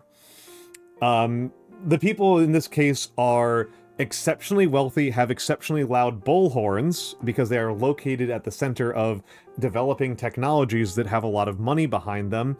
And also, it is worth saying that even by the standards of random guys who dropped out of high school yelling at each other at the bar over how to solve various major problems in the world, I find these people to be exceptionally ignorant. Oh, no, they almost certainly are, because they are utterly blinded by their own ideology. It's hilarious. They're cultists. This is straight up. I like the way that Robert Evans put it, where it is not a cult, but it is a cultic milieu. That there are... Yes. This is a substrate of ideas and sociological tendencies and politics that basically are extraordinarily fertile for cults. Yes. And... Additionally... Oh, sorry. No, I don't... No, go ahead, yeah. Additionally, I want to say that there is a particular I feel like there's a particular mechanism that is at play here, which could not have existed in the form it does prior to the invention of the internet and the way internet communities converse. Mm-hmm. And it's not just the delivery mechanism. There is a particular type of reinventing the wheel that is occurring here that even in very like isolated societies that I have studied does not take place. Yes. This is something I think is kind of interesting. It gets into what I was kind of talking about a little bit more with the relationship we have with science. Not the relationship we have with science as in how has chemistry changed your life, but yes, it's more the relationship of science. I can use it to ascertain the fundamental nature of everything. Yes. But I can look at the only reason why we don't X, Y, and Z is because we haven't been scientific enough, and all of the prior knowledge and all of the prior study prior to sometimes comically recent date can be safely rounded down to 0. Yes, it's alchemy for dipshits. Yeah. Like if I don't know how much anybody knows about medieval alchemical philosophy, but it's very stupid in a way that's very interesting. Well, the indication of alchemy is actually kind of an interesting one because there's a really good. I mostly know this via Esoterica, the wonderful Esoterica channel, that there has been a tendency in the later 20th and 21st centuries to talk about alchemy entirely in terms of the metaphysics and philosophy. But that's what I've been talking about. That's what I've been saying. A pretty large percentage of the guys who were doing alchemy were trying to like improve crop yields and make better metals. Like they were doing very practical job stuff. They had terrible tools compared to a modern chemist, mostly because they didn't have the kind of university system with its open publications and peer review process going on. When everything is trade secrets, it gets very hard to actually do science, which is why the current trend to destroy the university is really bad. I was about to say, if I had to pay $10,000 per issue of like fucking Nature or some shit, how the fuck am I going to learn how to make xenonite? Yeah, exactly. And it's so in any event, the actual alchemical philosophy involved is also in very stupid and very funny ways. And that is kind of how this feels, is that these are people who, despite having access to more knowledge than any human who ever lived before, right? Their ability to pick up and read a book on, let's say, traffic safety. Oh God, don't. Is unparalleled. They have that power. They have the power in their hands to just pick up a book comparing different theories of traffic safety and the outcomes they get and what things a traffic engineer can do to make a road safer or less safe. They have the power to do that, and instead of doing that, they just do computer science at it. Yeah. I mean, effectively, what they've kind of done is like weaponize their academic training in a very their very narrow understanding of the universe, and they're trying to apply it to literally everything. Yeah, but you know what? I gotta be real. That's not exactly an uncommon thing for people to do. Extremely common. It's extremely common, and it takes a certain kind of individual to kind of sit back and be like, wait a minute, maybe what I know about cattle rustling don't apply to nuclear physics. You know? Yeah, and I would trust that person more. Because at the very least, what they're doing about cattle rustling is a practical science and not Bible study. Yeah. Because this is how I would define the relationship that the average rationalist has with computer science. It's Bible study. They're unlocking the truth of the universe. Eventually, they will understand its mechanics and create God. Yeah, some Bayesian statistics. Yeah, that's literally the rationalist nerd. Yeah.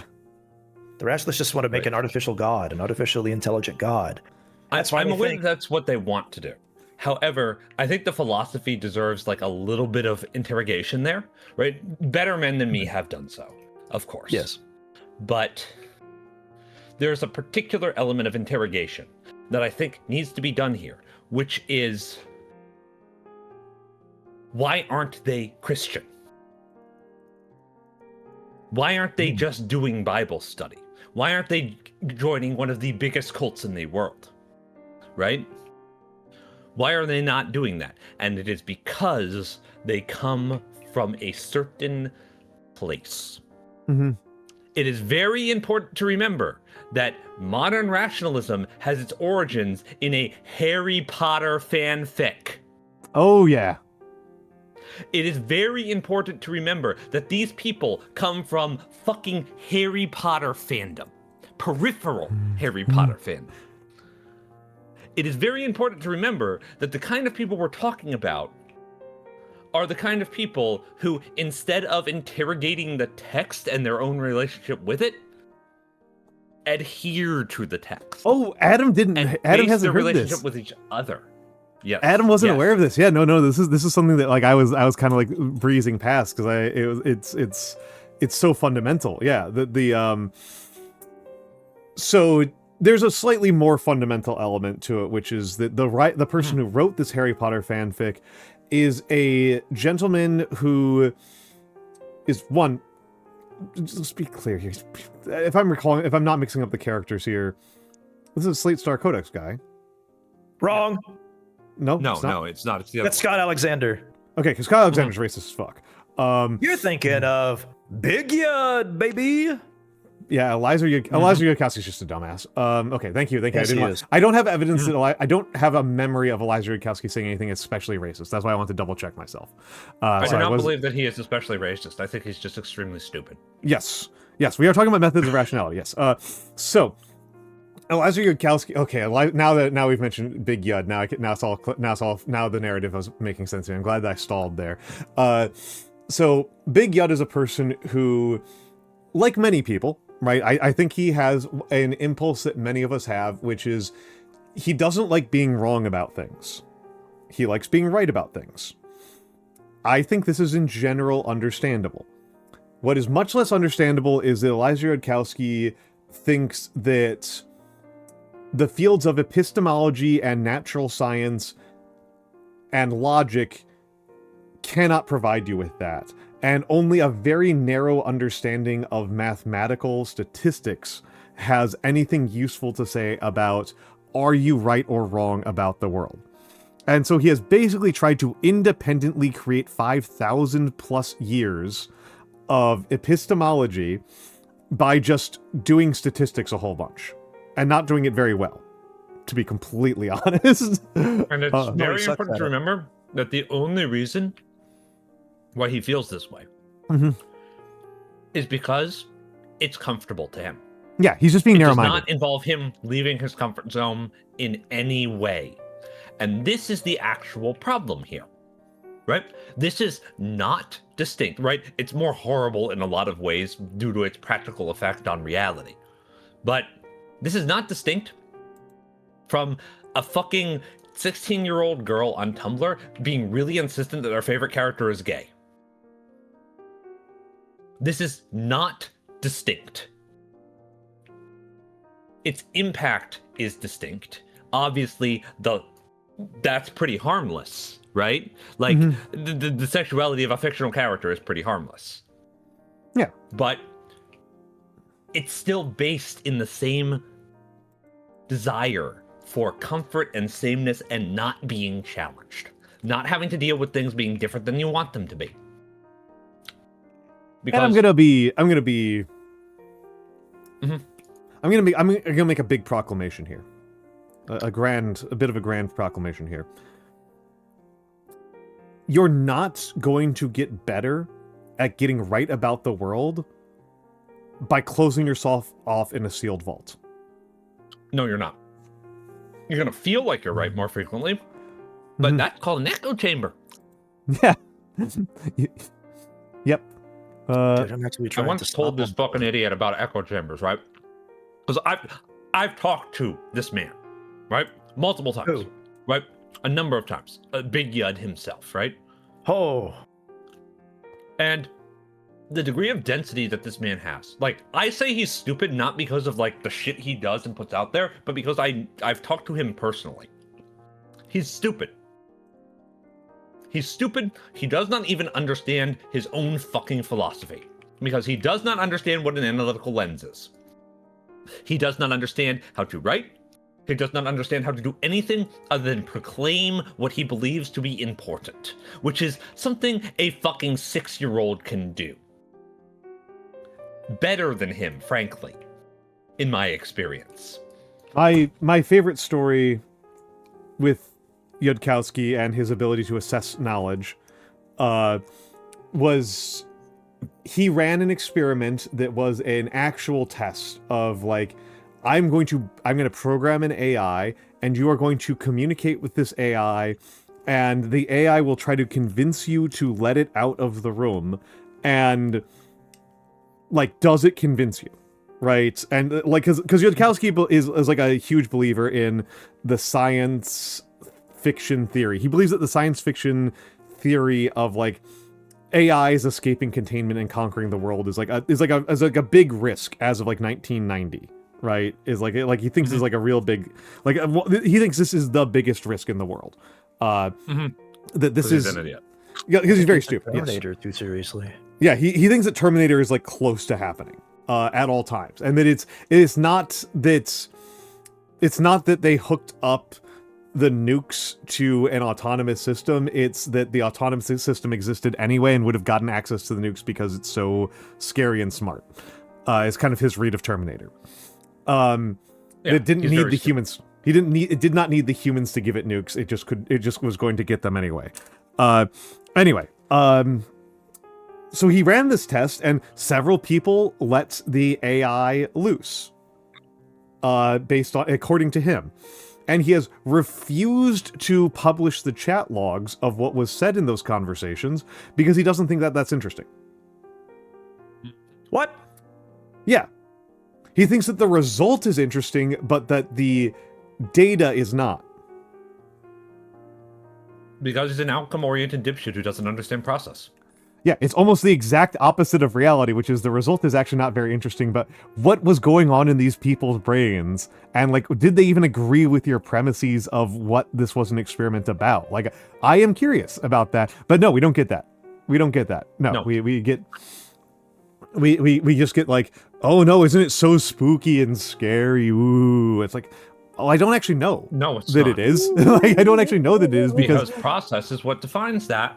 Yeah. But just like your shitty ass writing, you're only interested in the cool thing happening. Mm-hmm. And anyway, because you're brain dead.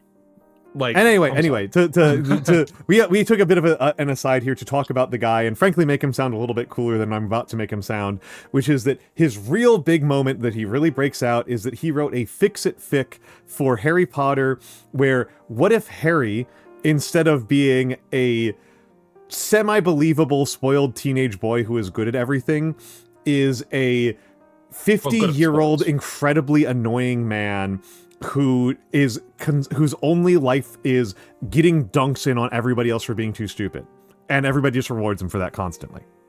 Yep. It's really bad. It's really bad. It's autobiographical. It's sort of, yes. I doubt that people were as impressed with him doing those things. No. It doesn't matter if other people were as impressed as they were with him. It matters if he thought they were.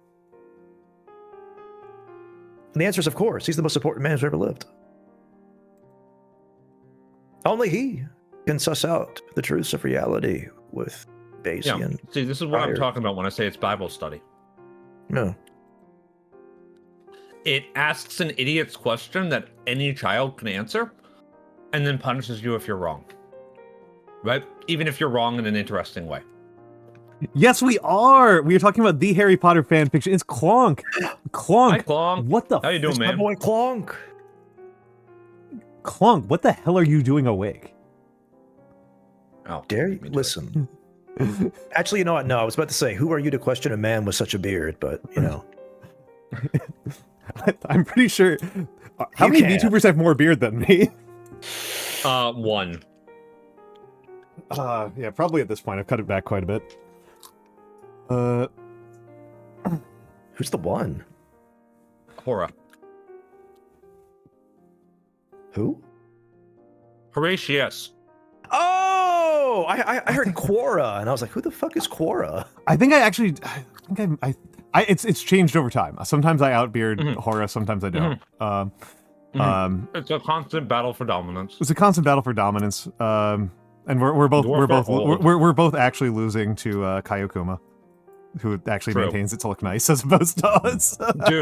dude, Kai was so fucking hot. Clonk, Mr. Clonkathan, because this is a very rare opportunity. Would you like to join us on this conversation? Would you like to join us in this roundtable? That is. I mean, we're on the arms of a chair. Yes. You must be. Yeah, I was like, this seems insanely late for you. I had no idea what was happening in your life if you are up at 3 a.m. New York time. I don't. We are enjoying internet discussion. Internet discussion. The limits of trying to use computer science on things that are not computer. As I would put it. See, yeah, I feel that there's only so much that I can really contribute to this conversation without dragging it into my areas of expertise, because a lot of it is to do with, like, my thoughts on this are a little bit different because I'm not much of a sociologist compared to, and I'm not much of a cultural observer compared to like Nyano, and I'm not much of a sociologist compared to Al. So my general thinking is like, okay, how can I make it very clear that what these people are doing is exactly as fucking stupid as that stupid shit that you think the Christians are doing? It is the secret level. It is the secret level. It's very bad. It's very bad. To put in the sociology of it, and this can get us into the psychology and the mythology of it as well.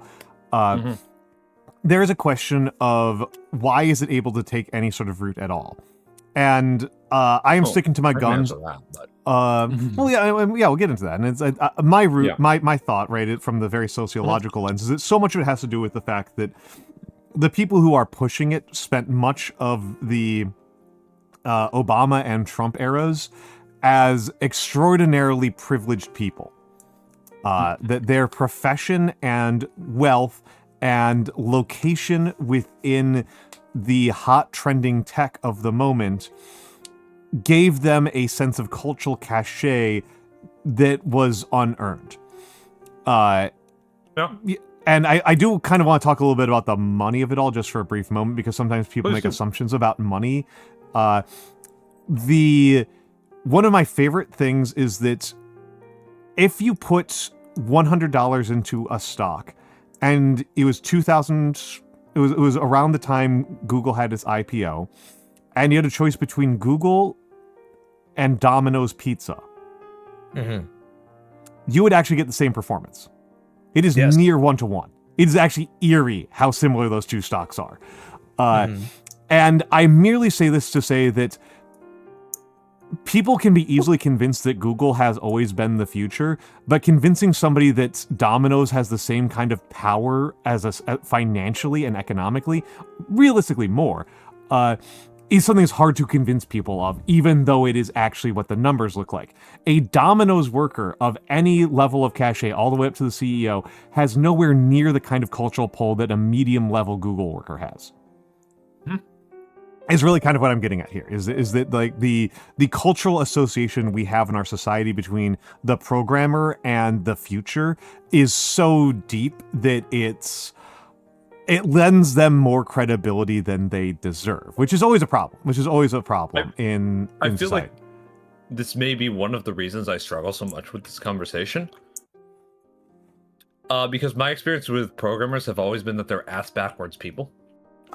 Sorry, Klonka. Yeah, no, not all programmers. I want to be clear. My personal experience with programmers engaging in the arts has often been that they have to be convinced that things other than computer programming exist before they're able to actually function. And this is just something that I run into a lot because I'm in a lot of game dev spaces and I'm in a lot of writing spaces, which are infested by a certain sort of engineer who thinks that they are a novelist without doing any work to become a novelist. There is exactly one engineer who became a novelist. And unfortunately, he wrote a very terrible series and then died before he could finish it. I don't know who you're talking about, because the only novelist I think of that was an engineer is Werner Vinge, who I thought was pretty good. Robert Jordan. Oh, yeah. Okay, fair. I mean, there's others, right? Like, there's a lot of architects who became pretty good novelists, actually. They're still engineers. Jordan right? didn't know, though, so that's kind of the point. Yeah. I just forgot about Robert Jordan entirely. Because I try to always forget about Robert Jordan, to be completely honest with you. I try not to think about Robert Jordan. I try not to acknowledge Robert Jordan. The Wheel of Time is not good. Wheel of Time. The Wheel of Time is flips her hair back, tosses the braids. But sorry. Yeah. It's. I mean, the reality, Theo, is that what we're mostly talking about here is actually pretty generic hubris. Programmers are just particularly susceptible to it because of the ways that our society is gassing them up and telling them that they don't actually need to understand anything about how anything that they're working on works, because they can just compute more. You know, you don't need to understand how a hospital works. You can just throw more compute at it, and that solves medicine. Right? And this is true. I do want to elaborate that my particular experience is slightly distinct from that. I think this is the larger problem. I think Al is correct in that this is the larger problem, right? The problem that I run into specifically is people who have put their entire life into computer programming, trying to branch out and being very bad at it and not being willing to admit that they're very bad at it. It's the problem that I run into is one of hubris, but it's the kind of hubris of clearly I am an established, accomplished individual, right? I have money and I have a job. Therefore, I can do anything. What do you mean I have so much to learn? What do you mean I'm new at this and I have to learn something new? No, that can't be. I'm a computer programmer. Right?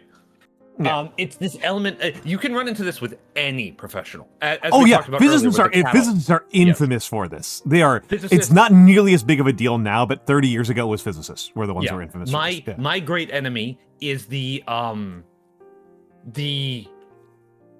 frankly the civic engineer. Interesting enemy. The civic engineer who thinks that they can solve the human condition by building buildings or have it by road planning.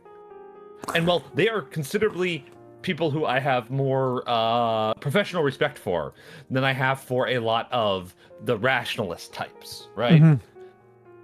This does not make them good novelists.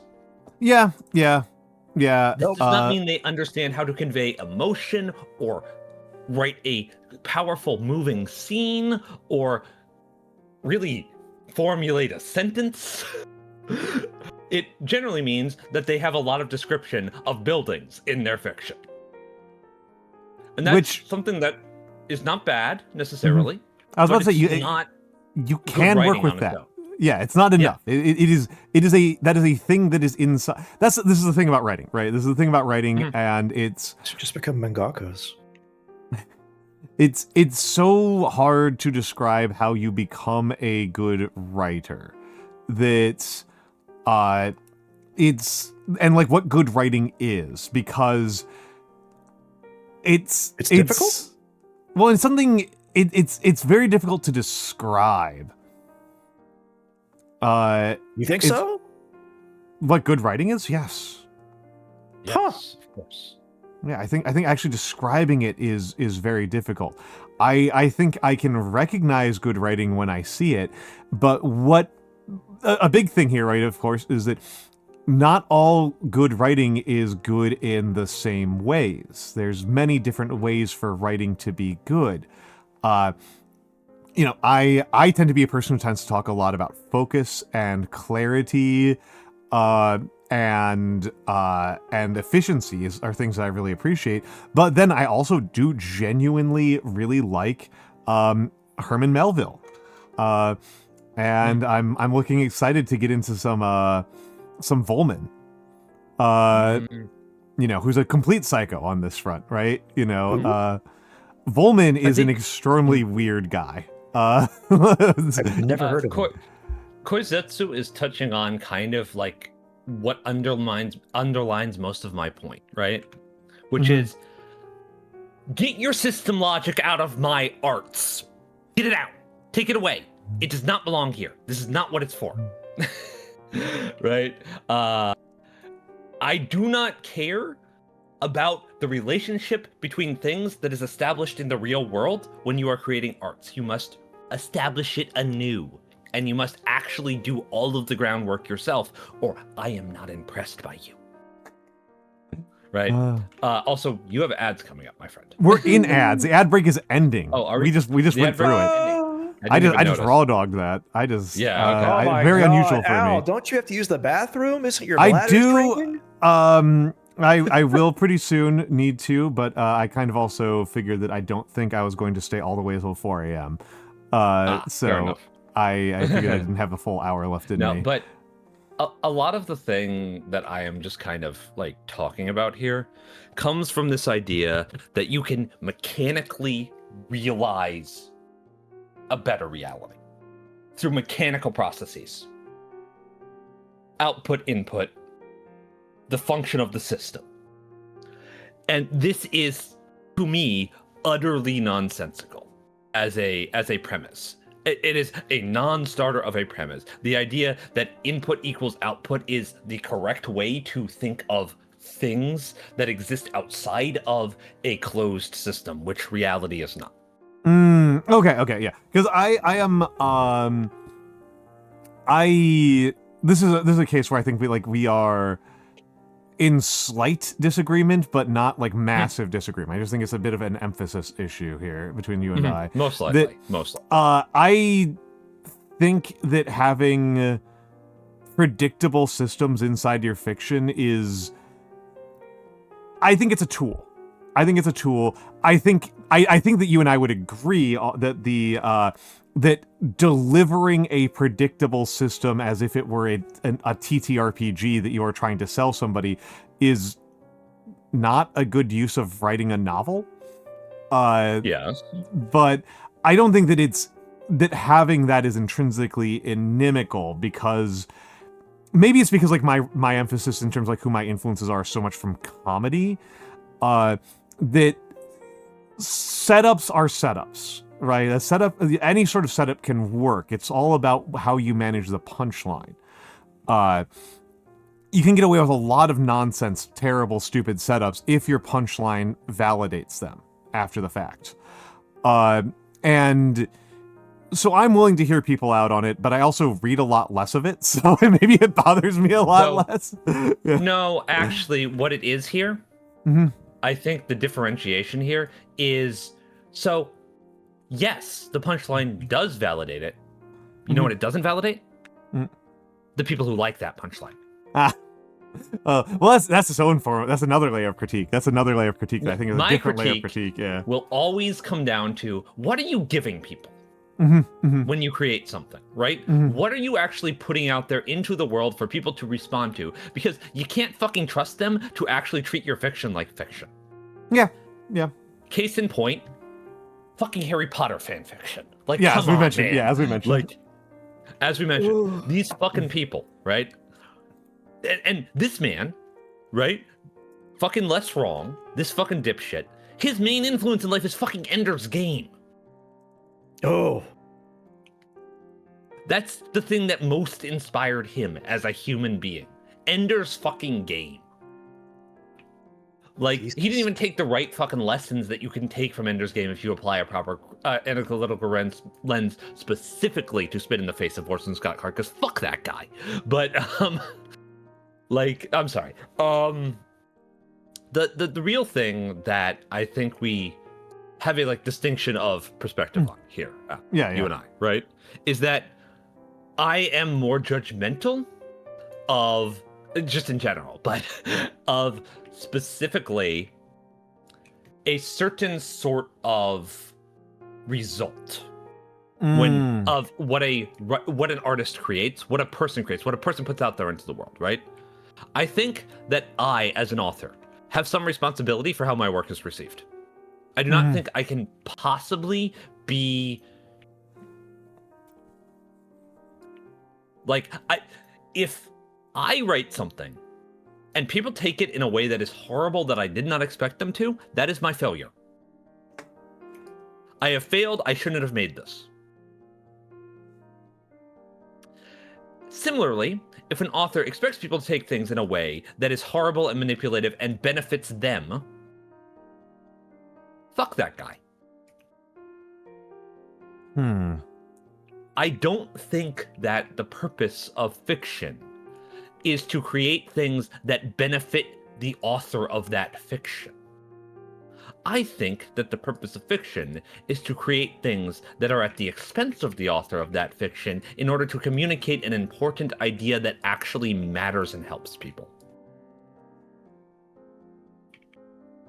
And this is one of my main oppositions to the fucking rationalists, which is that they think the purpose of fiction and art is to benefit them personally, to enrich their lives in a direct way, and that everything must be an extension of this reinforcement circle that they do with everything in their life to reinforce their cultish beliefs that the world operates in a strictly mechanical way where you can insert the X and it will output Y, and when it doesn't, it's because something in the universe is broken, which is a deeply stupid idea. I mean, yeah, I generally think they're wrong. I guess I'm just like so much more open-minded about what goes into craftsmanship and what the motives of an author can be.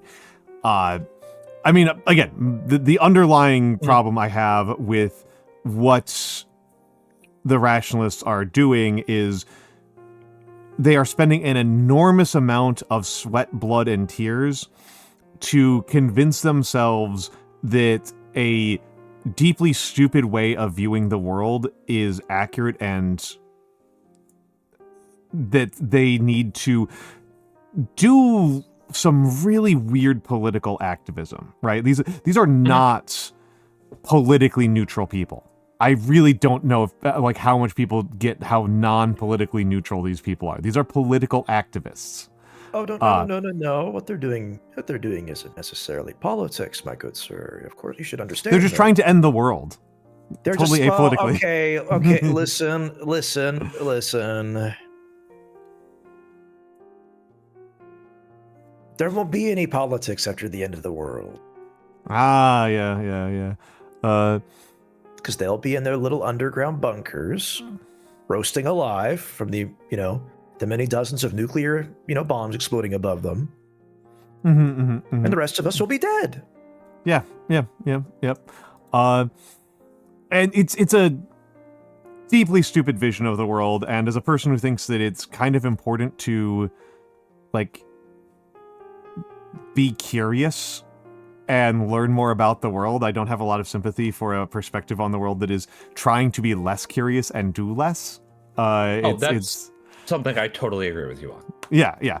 And for me, that's all I need. For me, that's all I need. I don't need to worry about, like, are they hurting themselves or are they being selfish? It's just the actual product that they're delivering, the pizza that they are delivering to your door sucks ass. So my issue is that I think a lot of pizzas suck ass. Yeah, I think so too. This is one of them.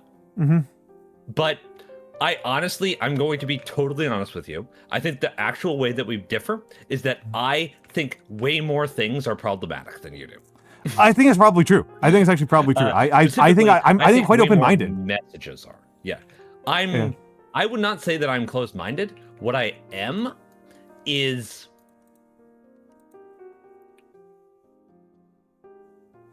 familiar with the way people will take things and make it serve themselves.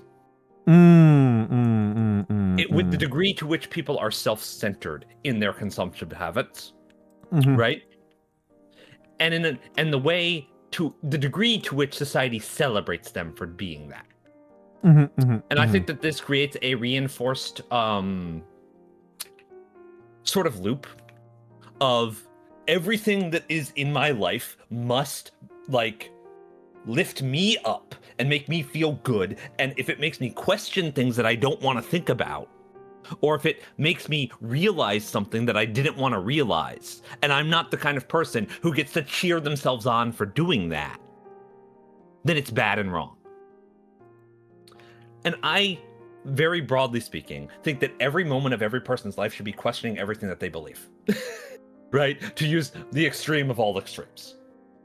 And the degree of comfort that people get from not doing that unnerves me.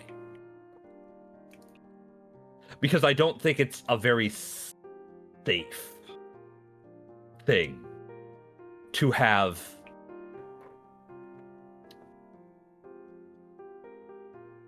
I worry about zeal and I worry about passion as motive.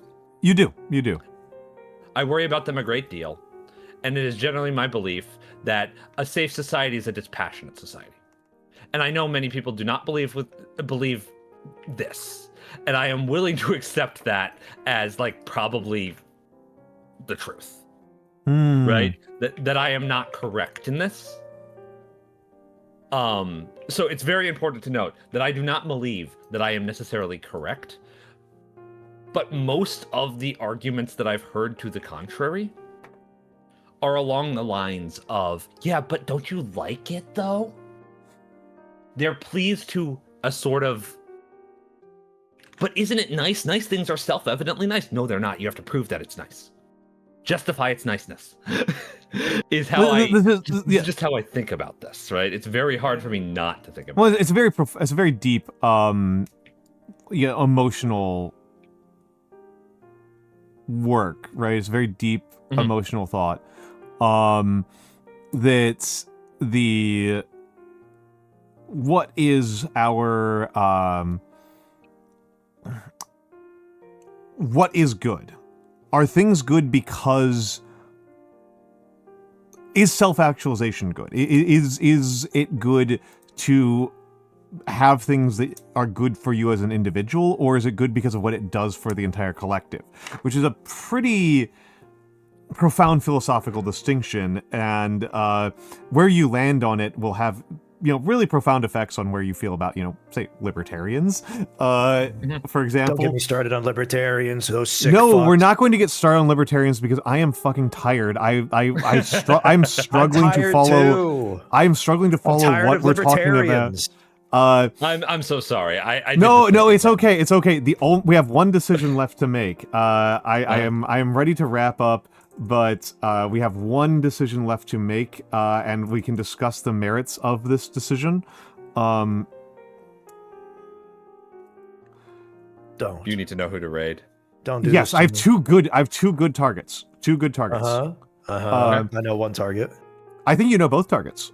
No, I know one target. I don't know the other target. Who do you think is the one target? Grimmy. Yep. Grimmy is one because we've been talking about cults. And two was probably Sotek. Sotek, because he's doing a subathon. Yeah. Well, we all know who we need to hit. Well, we were talking about Warhammer before.